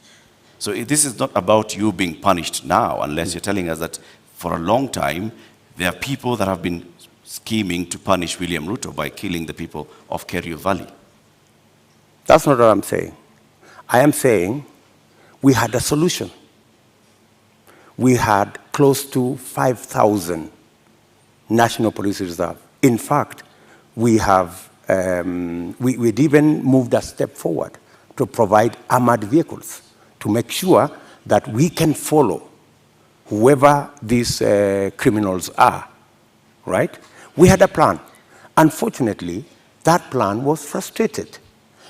And you know, the plan was, let's provide a National Police Reserve. Then, let us construct the roads. Then, let's provide water infrastructure. And then, let's provide school infrastructure. That way, you ease out people from that situation where they are today to a new environment where they appreciate education, they have food to eat, their animals have water and pasture, and then you can develop that region. In fact, in my mind, that's where the future of Kenya is, because we have huge tracts of land in that region. And the fact that people have been fighting in that region forever doesn't mean that they should continue fighting. We should find a solution.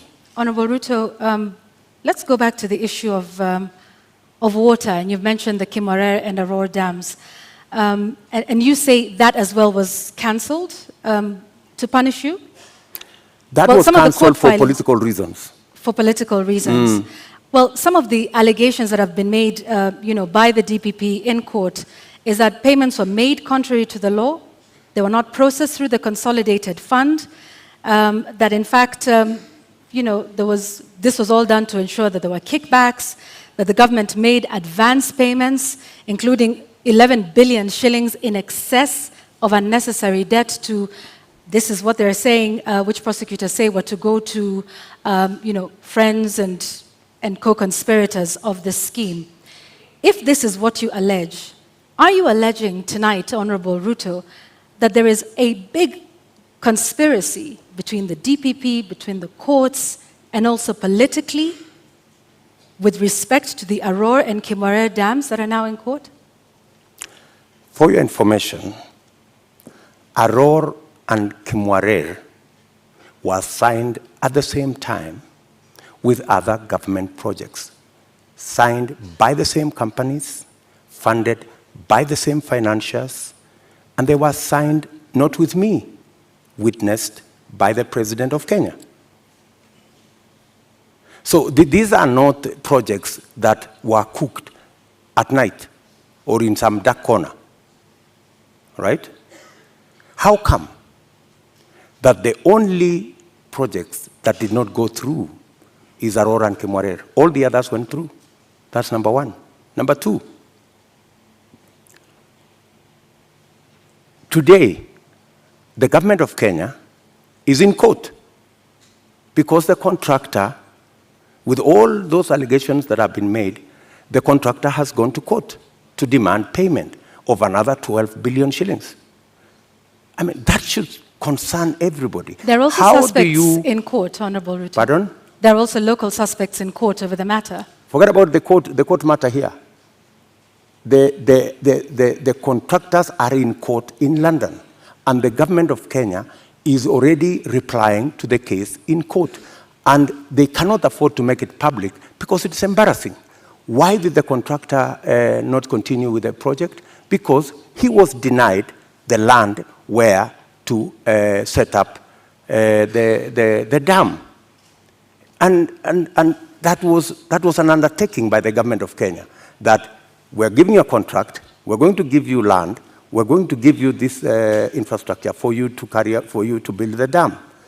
And the reason given then was that, the dam was going to be in a forest. How many dams are in the forest? We have Yamo Dam. We have Yamo Dam in the forest. We have many other dams in the forest. So I think, we have to be honest with ourselves.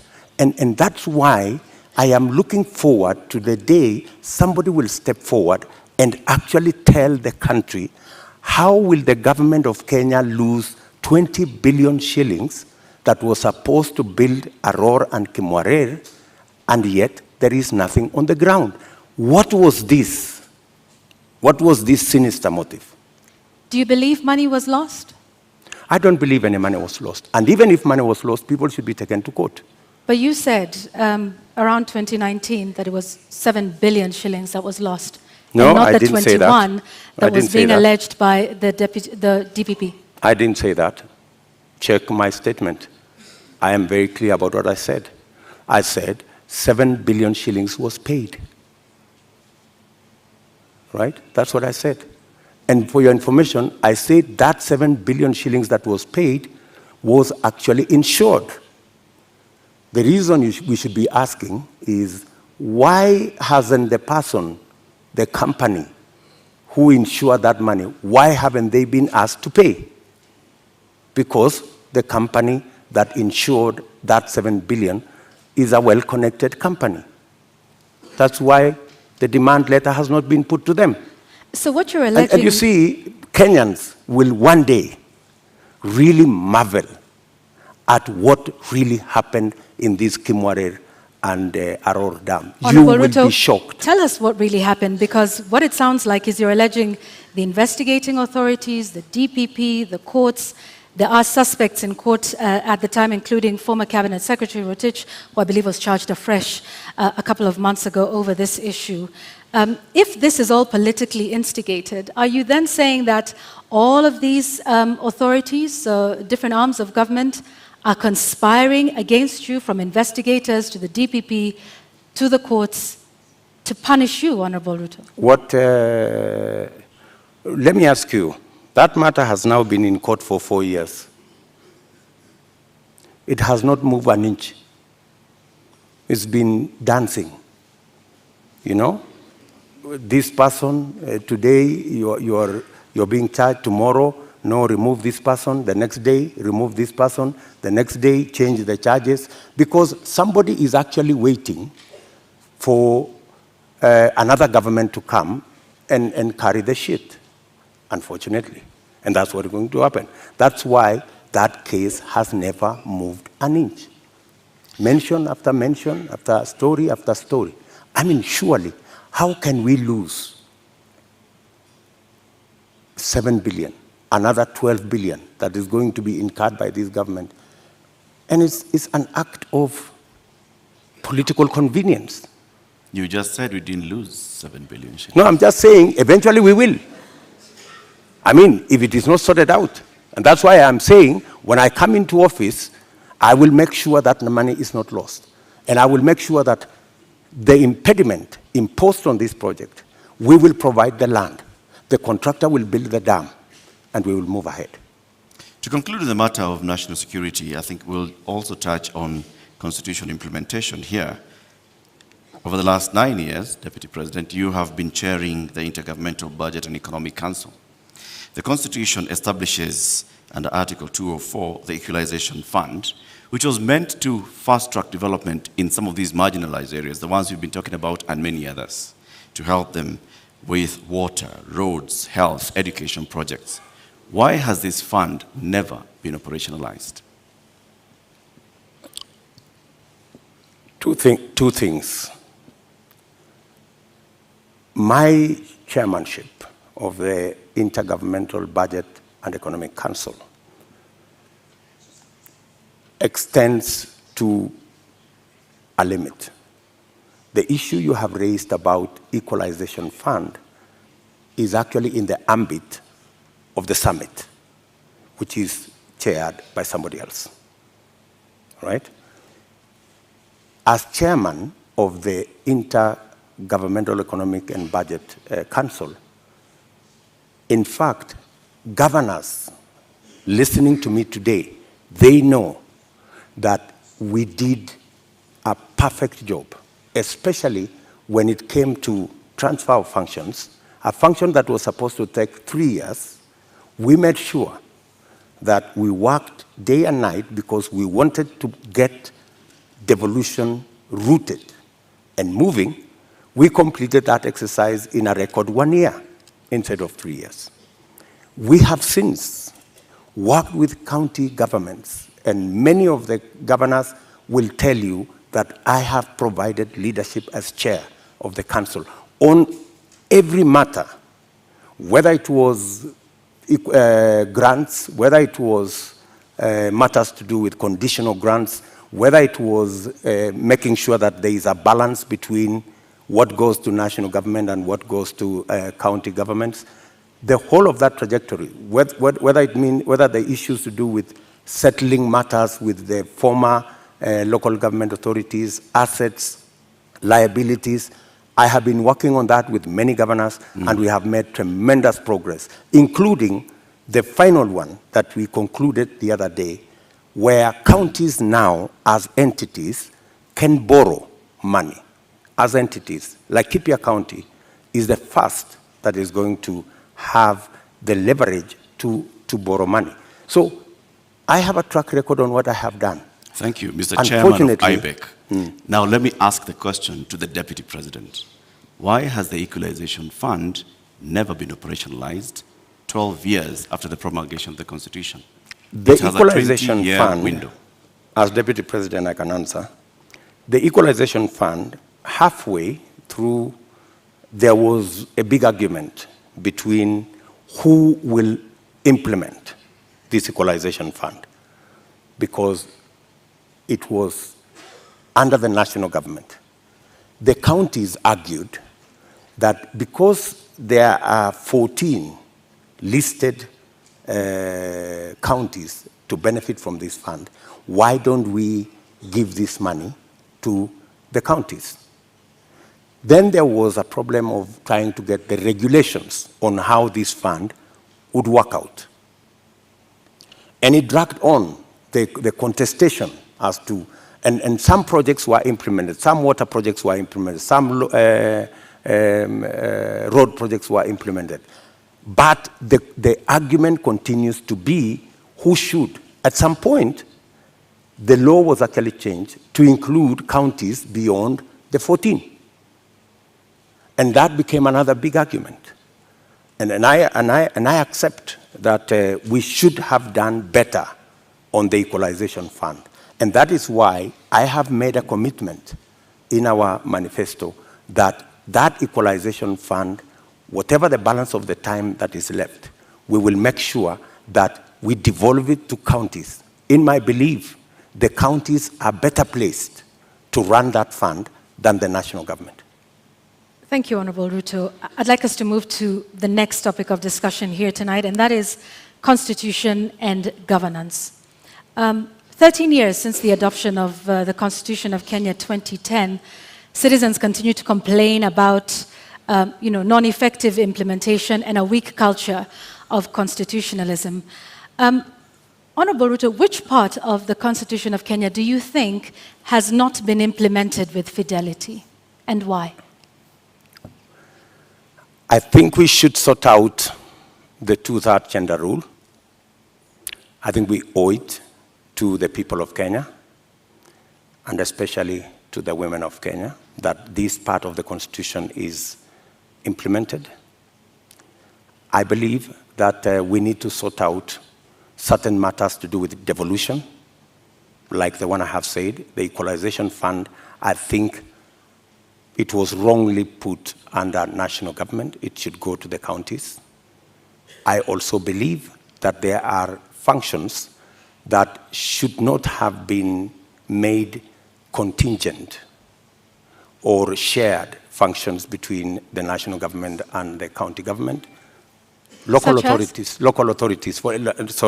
regional authorities, for example. Mm-hmm. Those are functions that we should either agree to be managed by counties jointly or to be subsumed into county governments.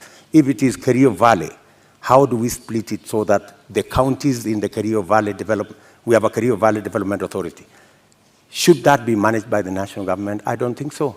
I think it should be managed by the counties in the Kerio Valley. So these are some of the functions that I think we need to clarify. We need to complete the implementation of the Constitution. I have raised, for example, the matter of the Judiciary Fund. I think we have wasted too much time in implementing the Judiciary Fund. After I pushed so hard, this year, 1st of July, the Judiciary Fund was operationalized because I have been talking about it for the last year and a half. So these are some of the sections that I believe that we should be able to conclude the implementation of the Constitution.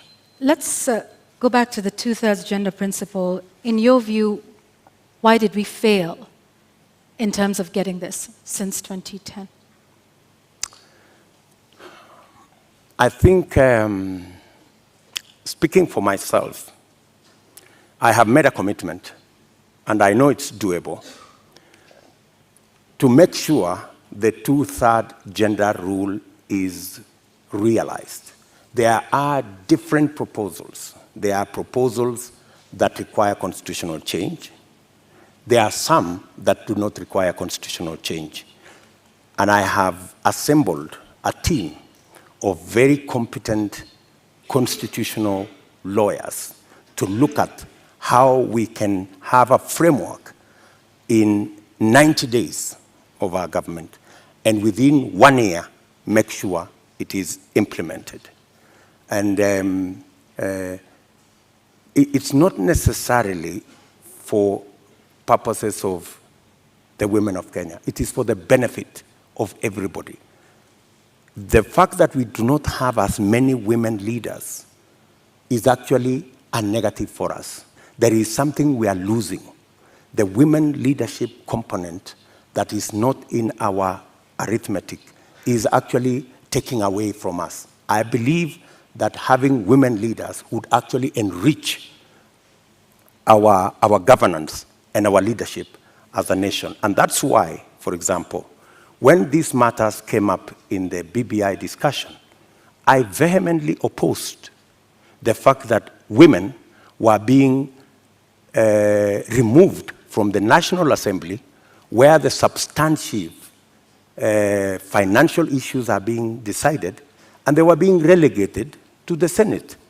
So I was wondering how a right that had been given to the women of Kenya in the National Assembly could be withdrawn, and they are hoarded into the Senate.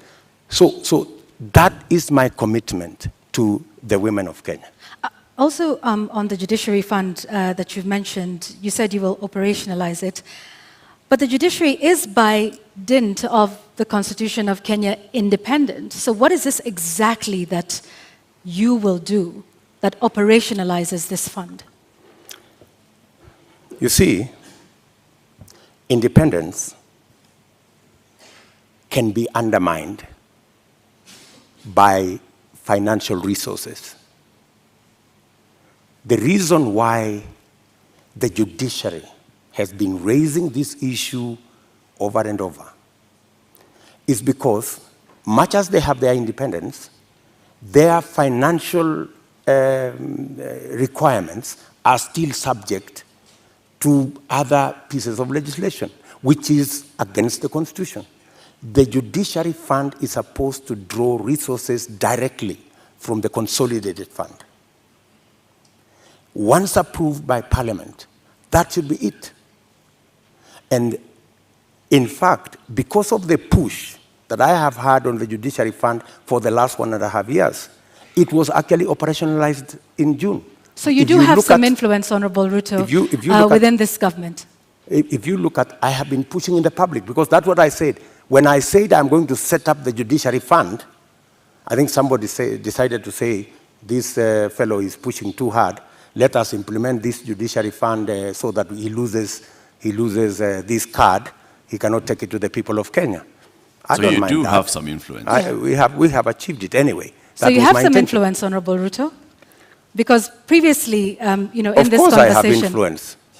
But in this conversation previously, you have said there's limits to what the Deputy President can do. I have influence nationally on pushing agendas. I may not have... Such as disclosure of SGR as Deputy President. I didn't push the Judiciary Fund as Deputy President. I pushed it as a leader. Why couldn't you do that then for a number of the other issues that we have discussed here tonight that you have said you did not have influence over? I have pushed back, for example, on the issue of the BBI. I pushed back heavily. And I deployed a lot of influence. And actually, by God's grace, we managed to stall it. Our competitors are saying they are going to go back to it immediately after the election. But I think it was a complete waste of resources, and it was actually not made in good faith, because a constitutional change that seeks to undermine the independence of the judiciary is a dangerous constitutional change. A constitutional change that seeks to subsume the executive and the legislature and take us back to where we were in the Nyayo days is actually taking us back, not taking us forward. And that is why I made my position very clear in the public domain. Honorable Ruto, do you believe in the independence of the judiciary? Pardon? Do you believe in the independence of the judiciary? I don't know how to answer you. In fact, if there is one person who has fought for the independence of the judiciary, it is William Ruto. I am the only person with a few of my friends who stood up to the so-called ombudsman that was supposed to be injected into the judiciary, appointed by the executive, to supervise the judiciary, something I totally disagree with.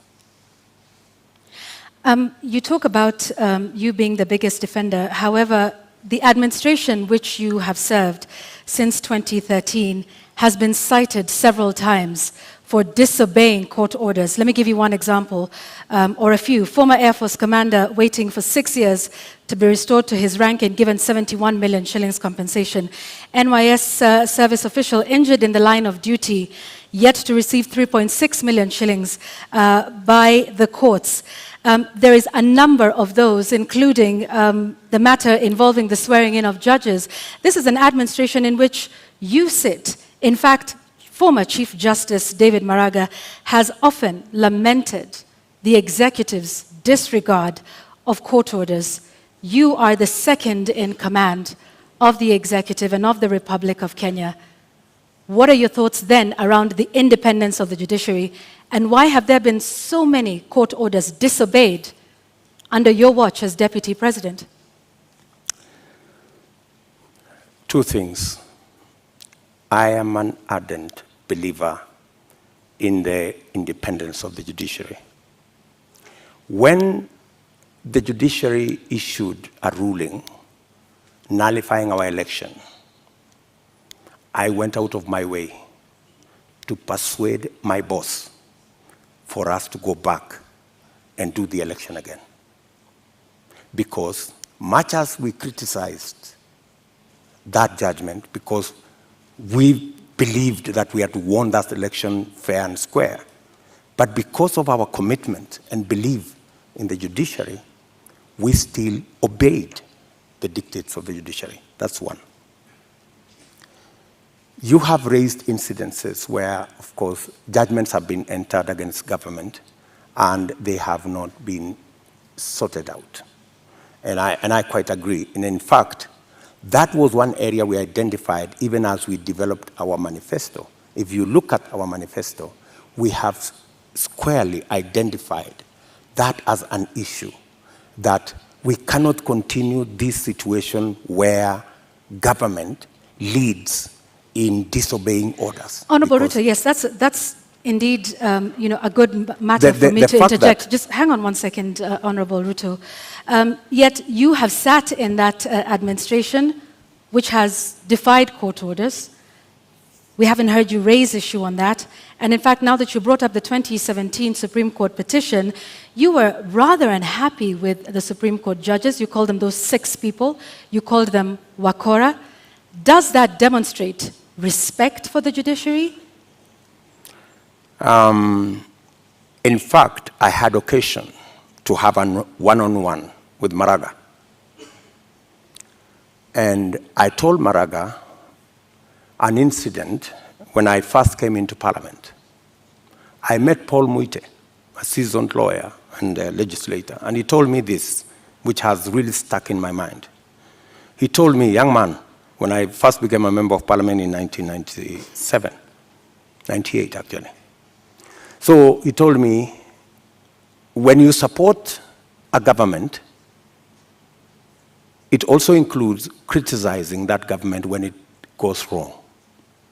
So part of supporting a system is pointing out when you think they are not doing the right thing. Criticizing them is one thing, Honorable Ruto, but calling them wakora, which means conmen, do you believe that the Supreme Court judges of 2017 were conmen and women? I would want to understand in what context that wakora thing you have mentioned, because I have, if there is any respect for the judiciary, is to comply with the decision of the court.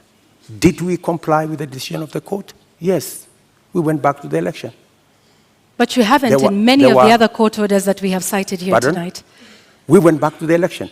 And the admission that the fact that there are so many outstanding issues, and the fact that I have singled them out, and they are part of what I intend to sort out, is actually halfway the solution.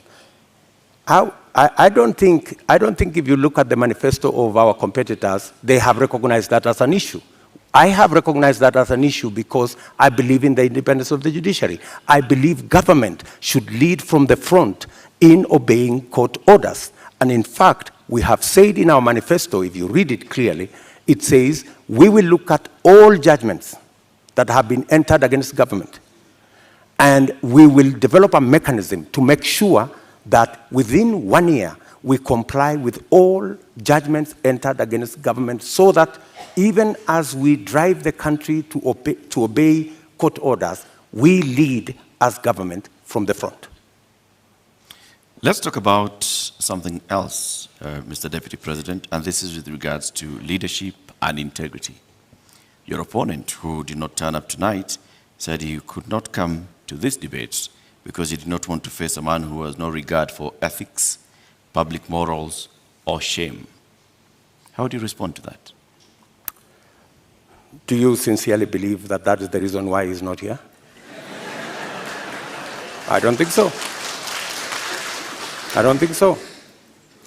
My competitor is not here because he doesn't have a plan. He doesn't have an agenda. He cannot articulate anything to the people of Kenya. That's why he's not here. Secondly, my competitor is not here because he doesn't want to answer difficult questions. You know, he's been part of this administration, the handshake administration, for the last 5 years. KEMSA happened, and many other things happened.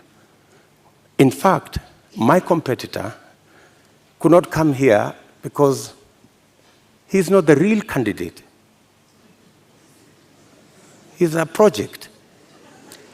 At this moment, Honorable Ruto, just one moment, just to remind our members of the audience that they agreed to abide by the rules of the debate, and that involves no cheers, no jeers, no noise. Honorable Ruto, I'm sorry I interrupted you. Please carry on. Sorry. So, I mean, that's the reason. So these are just scapegoats. You know, he's dodging difficult questions. He doesn't want to answer. His allies, the handshake allies, Mr. Deputy President, there are expectations that are laid out in the Constitution and in law with regards to the character and the values that a leader should have.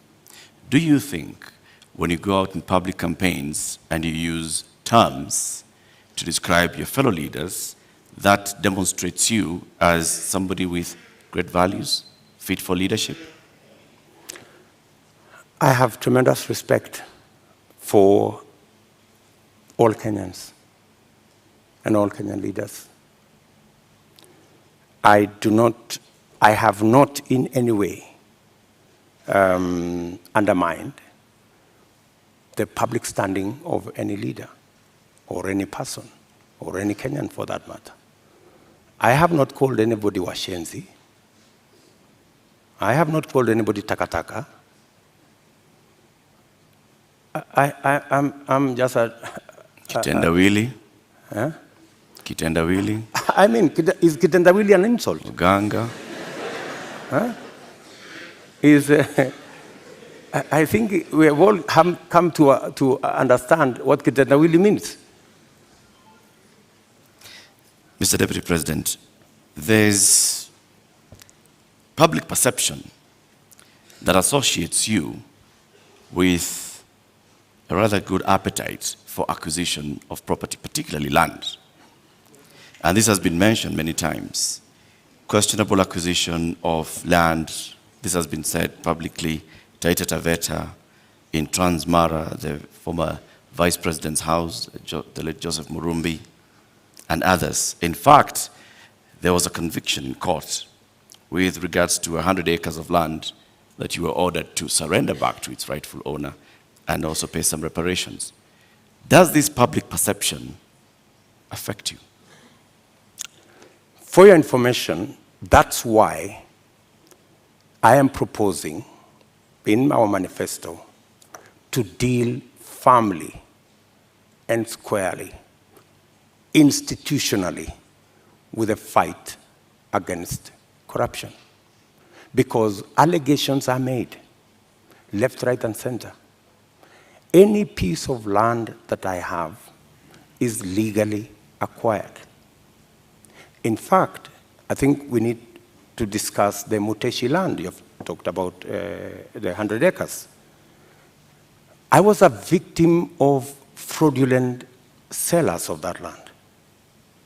What the court ordered me to do was to pay for the 3 years I had occupied the land. And they calculated and said the income from this land would be approximately 5 million shillings for 3 years. And that's what I paid.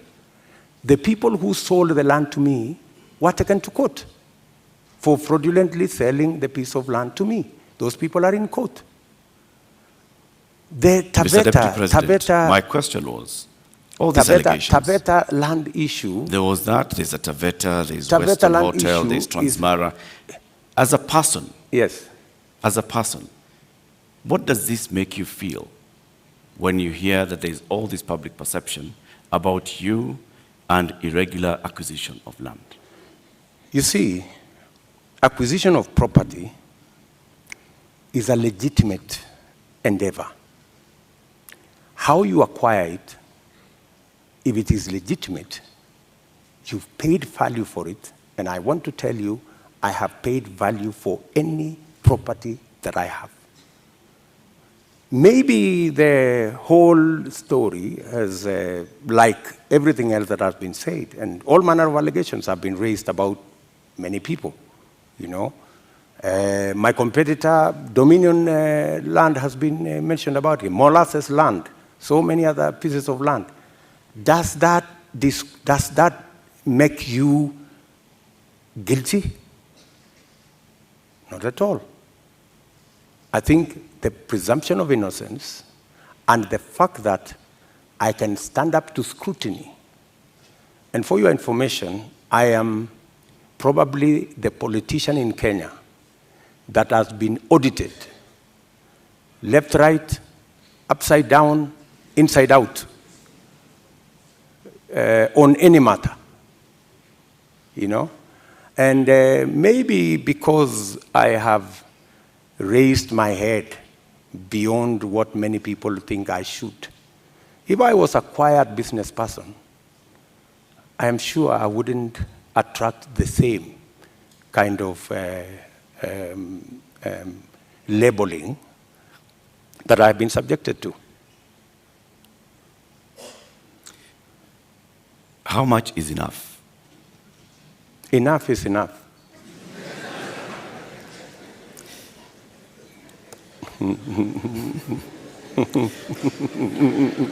Mr. Deputy President.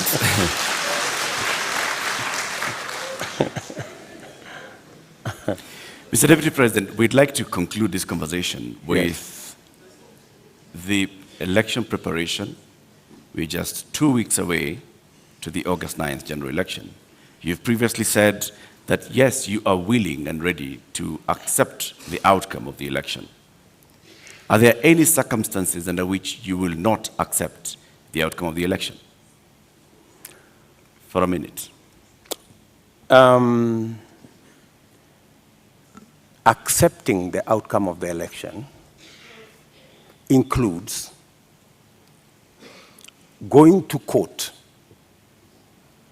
if you have an issue with the results.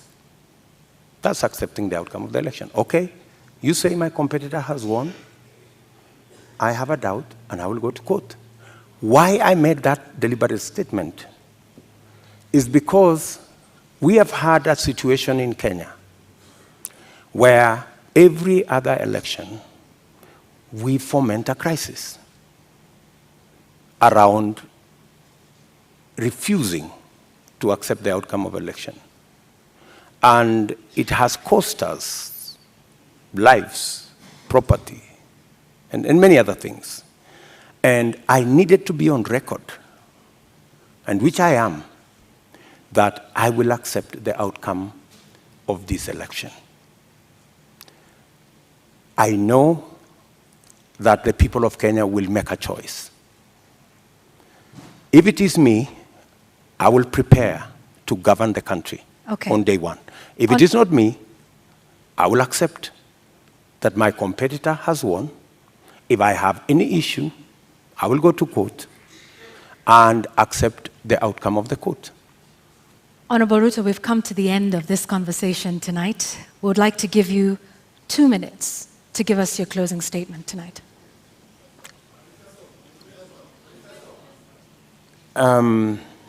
I think it is very important for us to look at this election against what is the competition.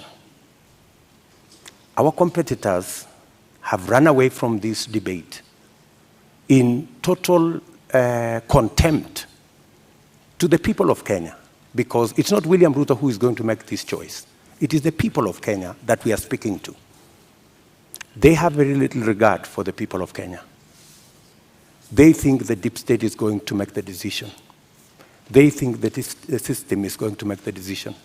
I want to tell the people of Kenya tonight that they are the ones who will make the decision on the 9th of August.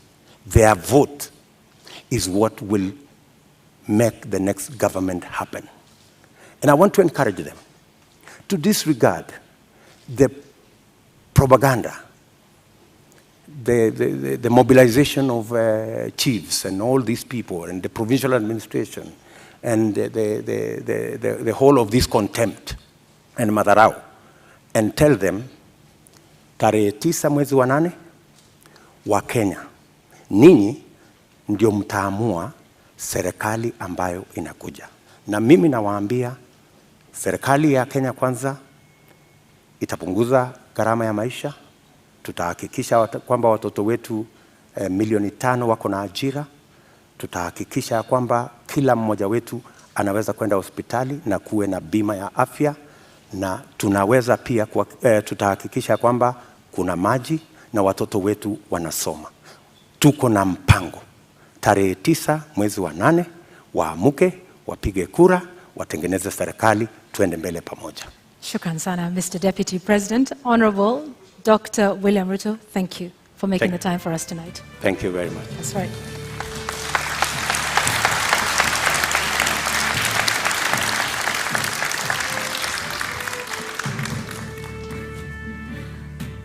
Well, ladies and gentlemen, and the viewers here in the audience, following this at home, and of course those here as well, we have to end it here for now. Our appreciation to Dr. William Ruto of the United Democratic Alliance for honoring voters with this duty to a public televised national debate. We thank you again. And indeed, that marks the end of the 2022 Joint Media Presidential Debate Series. The next presidential debate shall come to you without fail, and inshallah, in July 2027, at a date to be announced by the Joint Media Presidential Debate Secretariat. We thank you for watching. My name is Eric Latif of Spice FM and KTN News. And I'm Yvonne Okwara of Citizen Television. Good night.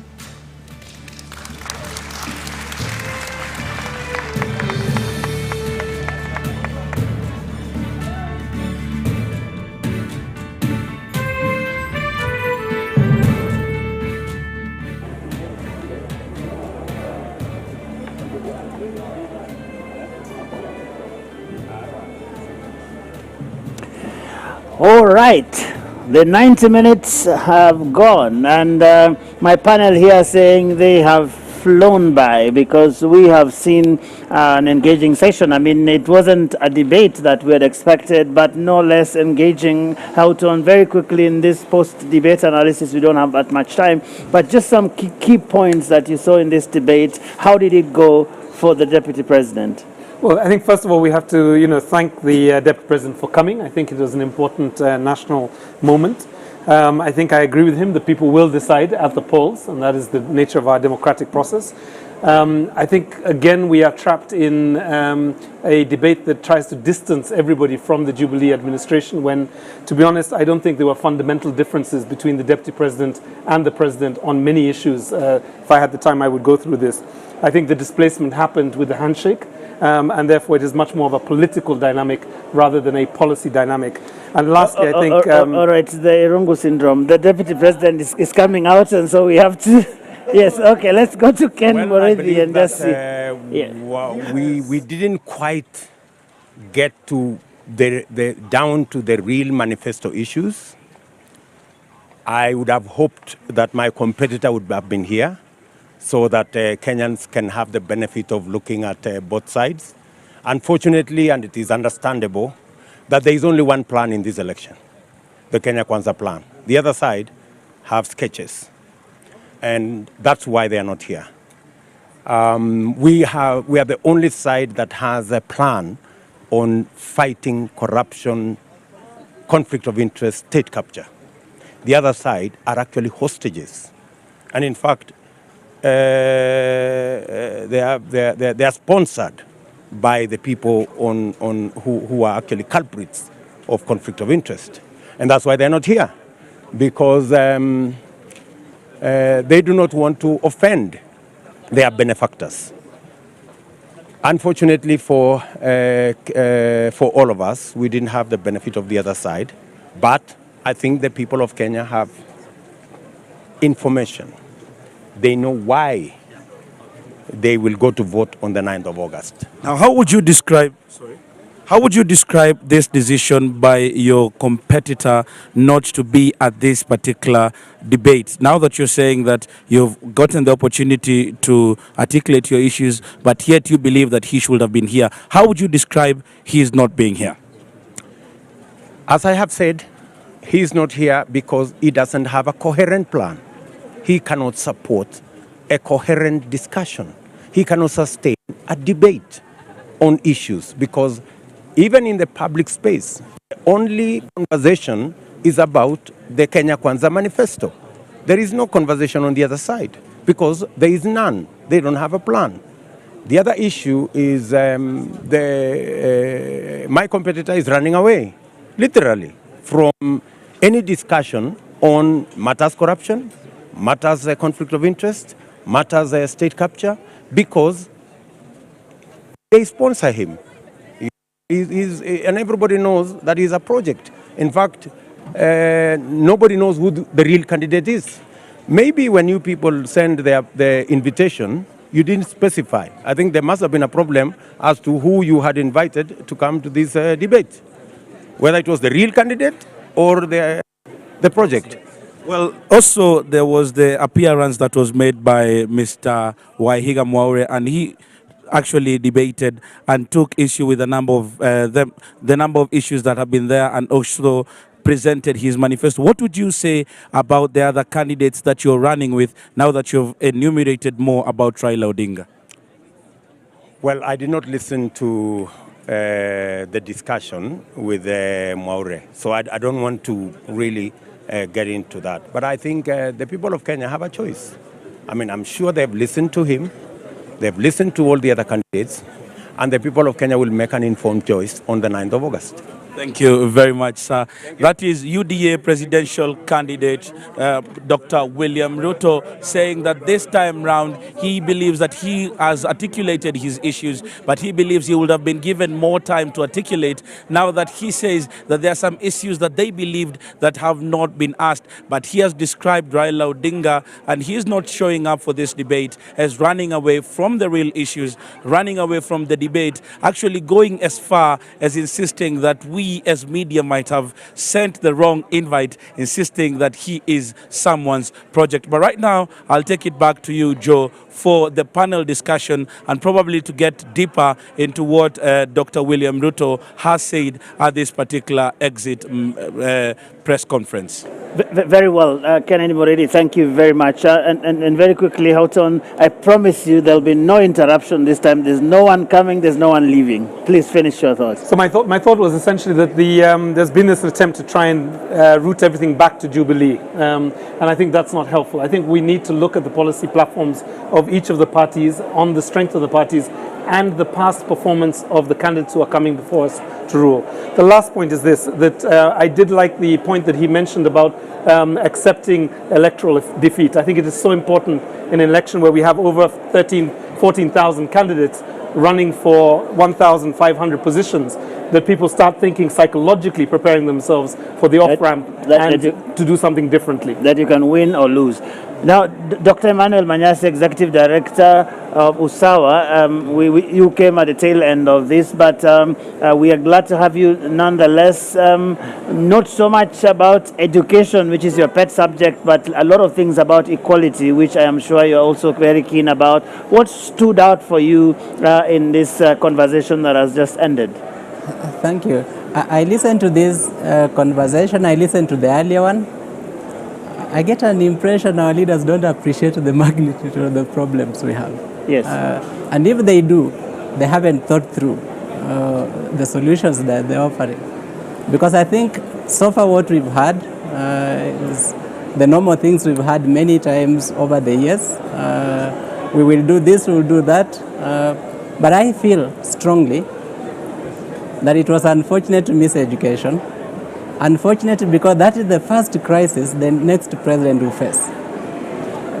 We have 2.5 million children who must go to our secondary schools that are already congested. That must happen in January. And then we must prepare for another 2.5 or 2.6 in 2024 because we must have 2 double intakes into secondary school to phase out 844. I had wanted to hear that conversation, especially because the candidate who came, there has been attribution to his campaign that they will want to abolish CBC. And so a lot of head teachers, a lot of owners of private schools out there who are being encouraged by the current CS to put up the secondary stream to accommodate CBC are anxious. They don't know whether it is a good investment to make. It would have been important that the candidate responds to that, because I hold the view that the candidates who didn't turn up are actually eventually going to respond to what has been discussed today. Yes. And so any issue that has been tabled today will exhaustively be discussed by even those who didn't show up, because they're going to respond to it. And so it was a big miss for me, but I'm happy that this discussion has begun. I hold the view that it will continue, and I invite Kenyans to engage with this discussion beyond today. All right. Professor Witi, what did you hear or did not hear? How did this go tonight? So first off, I want to congratulate Deputy President Ruto for showing up. And I want to say to Raila Odinga, shame on you for doing what they did in 2017. When they didn't show up, you're basically paying back with the same coin, but the people you're spiting are the Kenyans who are going to troop to the polling stations to vote for you. So this is a problem.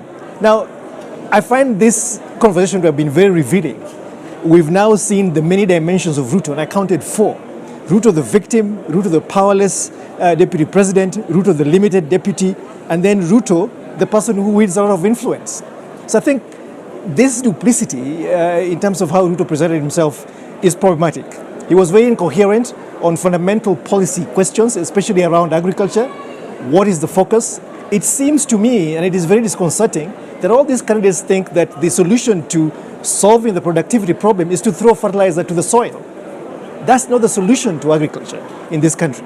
It also marginalizes the fact that a majority of the producers in the space that we have for productive utilization of land actually are pastoralists who are in the very devastated semi-arid and arid lands that are completely underinvested. And Ruto was not very clear on that. On the question of debt, he thinks the solution is to stop borrowing. The solution is to cut spending and right-size government. There's a revenue cliff as well that he also doesn't talk about. So I think he was very flippant, and it was just really difficult to understand how it is so easy for William Ruto on the campaign trail on a stamp speech to be extraordinarily articulate and to be completely rudderless when he's subjected to questions. And I think his lack of mastery or an understanding of the granularity of running government is worrying, given the fact that he has tremendous resources and a team around him that should have prepared him much better for this. So I think this was a bad night for for presidential candidate William Ruto. Sheila, there was some conversation about what you said is your pet subject, the whole question of integrity, leadership, corruption, and all of these things. Yeah. What did you hear, and did this conversation give you some hope that perhaps it might be dealt with if Dr. William Ruto takes over as president in the next 2 weeks? On leadership and integrity, he talks about, in terms of the approach to fighting corruption, he says is to institutionalize the fight against corruption. I think that has already been done, and that's why we still have a problem. We focus so much on legislation, on policy, on building institutions, but we're not looking at the real meat of it, which is ethics and what we're talking about earlier. And both sides, I feel, I've heard Azimio speak about this as well. You know, they're very uncomfortable with the issue around leadership with integrity, ethics, morals, because in both camps, they're surrounded by people who have certain questions. And I think that's why, for me, the Deputy President didn't articulate himself well on that aspect. But on the questions around his acquisition of property, what I would have wanted to hear from him is a commitment that he will subject himself to a lifestyle audit. I think these are valid questions that people have had in terms of how he has acquired property, and not just for him, but even for any other presidential candidate. We wouldn't expect less also from Raila Odinga, that they should actually promise that they will subject themselves to a lifestyle audit. Uhuru Kenyatta did, remember, in 2018. That never happened, but we need to actually ensure that this is done so that these public positions don't become an opportunity for self-enrichment, because it has, yeah? And I would have actually wanted him to even go ahead and promise to table documents in terms of how he has acquired that property, but we need to make that demand for both candidates. One last thing, I think it was important that we backpedaled, you know, to his time in office, even when he says when he was active and when he was not active. I mean, I thought he felt almost as helpless as I am as a Kenyan, but I think that he has to be held to account for his time in office. You can't just take credit for the good things and then try to evade failures of government. All right, Wanjiru? I think I'll pick up where Sheila has left off, and I agree. Well done to Honorable Ruto for coming today. Well done to the Kenya Kwanza team for, you know, having a manifesto that's been built based on public consultation.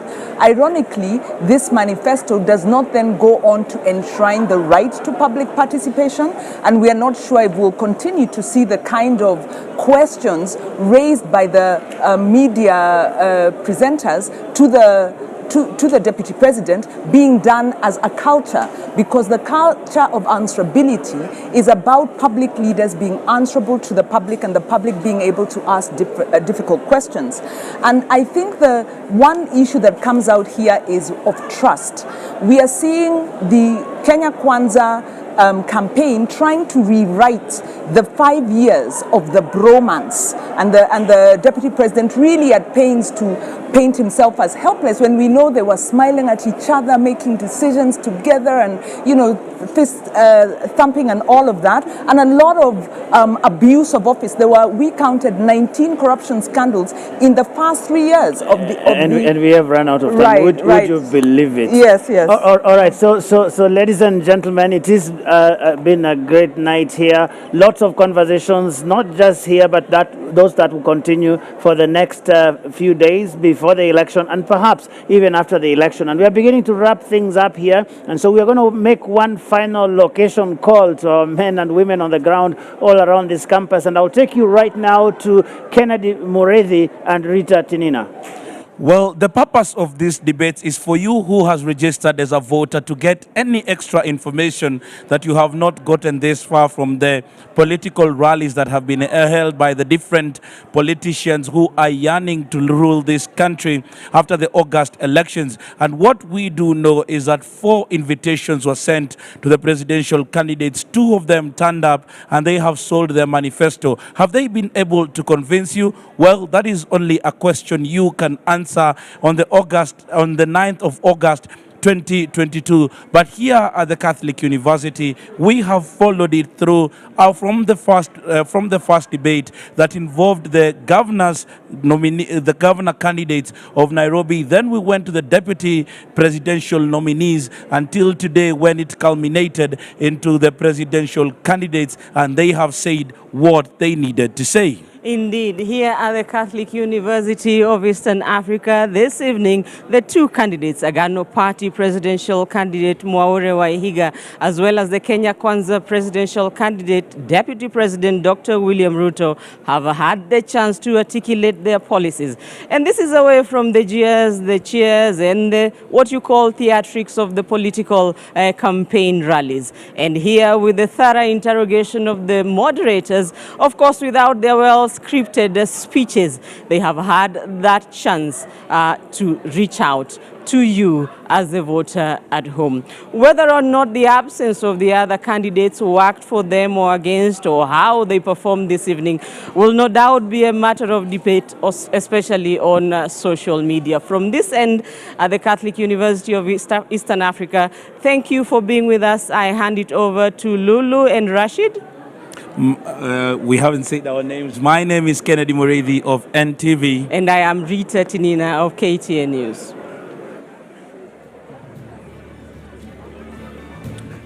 Na mtazamaji, ili kuweza kufanikisha na kuweza kuwajibikia sura ya 12 ya katiba sehemu ya kwanza na sehemu ya pili, ilibidi mwamvuli wa wanahabari wawaalike wote wawaniaji urais hapa nchini Kenya.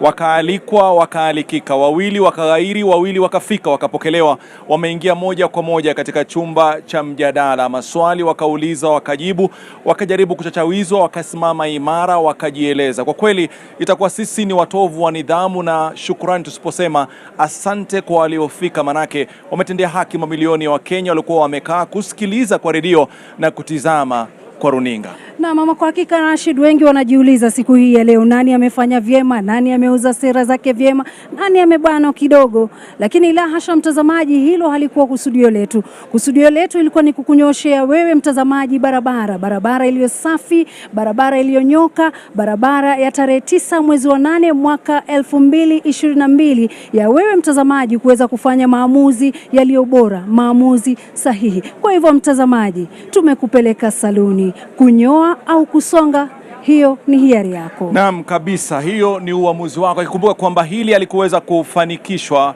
bila ushirikiano wa kudumu kutoka na watu tofauti kutoka vyombo vya habari tofauti. Kuwataja mmoja baada ya mwingine nikimkosea itakuwa dhambi, lakini nasema asante kwa wote waliohakikisha kwamba unapata mjadala kwa mpigo, kuanzia mjadala wa waniaji ugavana kaunti ya Nairobi, mjadala ule wa waniaji wenza wa urais, na siku hii ya leo ukapata fursa ya kujua mengi kuhusiana na sera na ajenda za waniaji urais. Sisi hapa, mimi Rashid Abdalla na mwenzangu Lulu Hassan, tuko tunapeperusha bendera ya Citizen TV. Hivi sasa kuna bendera moja pale ya NTV ambayo inapepea ikizungumza na wachanganuzi. Turudi kwake Joageo, alikunje busati hili kwa heshima, hadhi na taadhima. All right, thank you very much, Rashid Abdalla and Lulu Hassan, wrapping things up there. Out there, and we are just about to do that here, so I'll get some quick thoughts around this table before we finish, and I'll start with you, Dr. Manyasa. What are your final thoughts? 13 days to the election, 1 minute each. I was frustrated that people are saying after that this debate will mean nothing, meaning that the illiterate Kenyans and the literate make their political decisions the same way. I am hoping that this conversation has made an impact on the voter, and that the discussion that ensues from here to August 9th makes an impact on how people vote. Thank you very much, Sheila. We have various challenges as a country, and so obviously the next government is going to inherit a lot of problems. And I would have actually wanted to hear more about what's their plan for their first 100 days in office, just to be sure that we'll have a good transition, looking at all the challenges that we have now. But that aside, I think we have just 2 weeks shy of the election.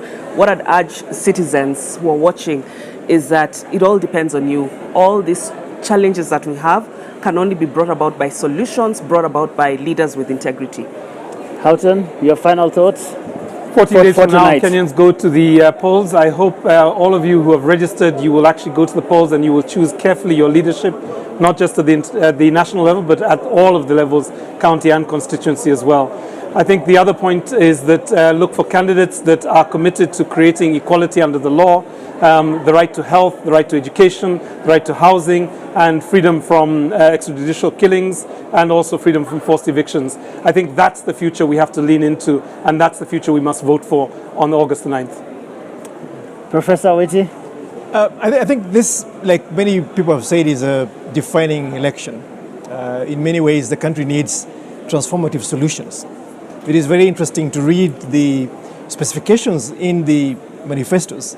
It is also very enlightening to listen to the politicians and how much of their manifestos they really understand and can articulate. There's a worrying disconnect there, listening to Mwaure and listening to Ruto. And it begs the question, to what extent can we really hold them to the specifications of these manifestos if they don't really understand and internalize and are able to articulate them to a wider public? So let's go out there. There is still time for us to go through those manifestos. I think there will still be political opportunities for Kenyans to engage, but I think we need to be wise to really understand the consequences of our electoral decisions in 2022. All right, Wanjiru, you get to have the last word on this. Right, I think, thanks Joe, and this is a difficult election and I am left with questions and maybe other Kenyans out there as well. And one of the questions for me is, by staying away from this debate, has Raila Odinga been able to distance himself enough from the worst excesses of the Jubilee administration? I'm also asking myself, if we are looking at William Ruto as a candidate, can we trust him with, the instruments of power, given the obvious shift of his positions and, really a lot of prevarication around his role in government? And then the final question is one that he raised, around, can we trust the deep state or the state to deliver a credible, free and fair election for Kenyans? Yeah, so those are the questions. All right, I think that's a good place to end it. So the candidates have been here, all four of them for the presidential candidate, and the rest that have been coming here since we started this series of debates on the 11th of July. They have come, they have spoken, you have listened. We over here in the media, we have discharged our responsibilities. Now the responsibilities turned over to you, the voter, because in the next 13 days, you will have to make that choice either way, both at the national level and at the county level in various positions for which people are contesting. That has been our responsibility, and we now turn it over to you. Thank you very much for being with us throughout this debate, for taking part in all the discussions, for sending us messages, and all the wonderful things that you've done to make this a success. We want to thank everybody who's been involved here, and we just want to say, let's go and have a great election. My name is Joe Agay of NTV. Have a lovely evening, and God bless.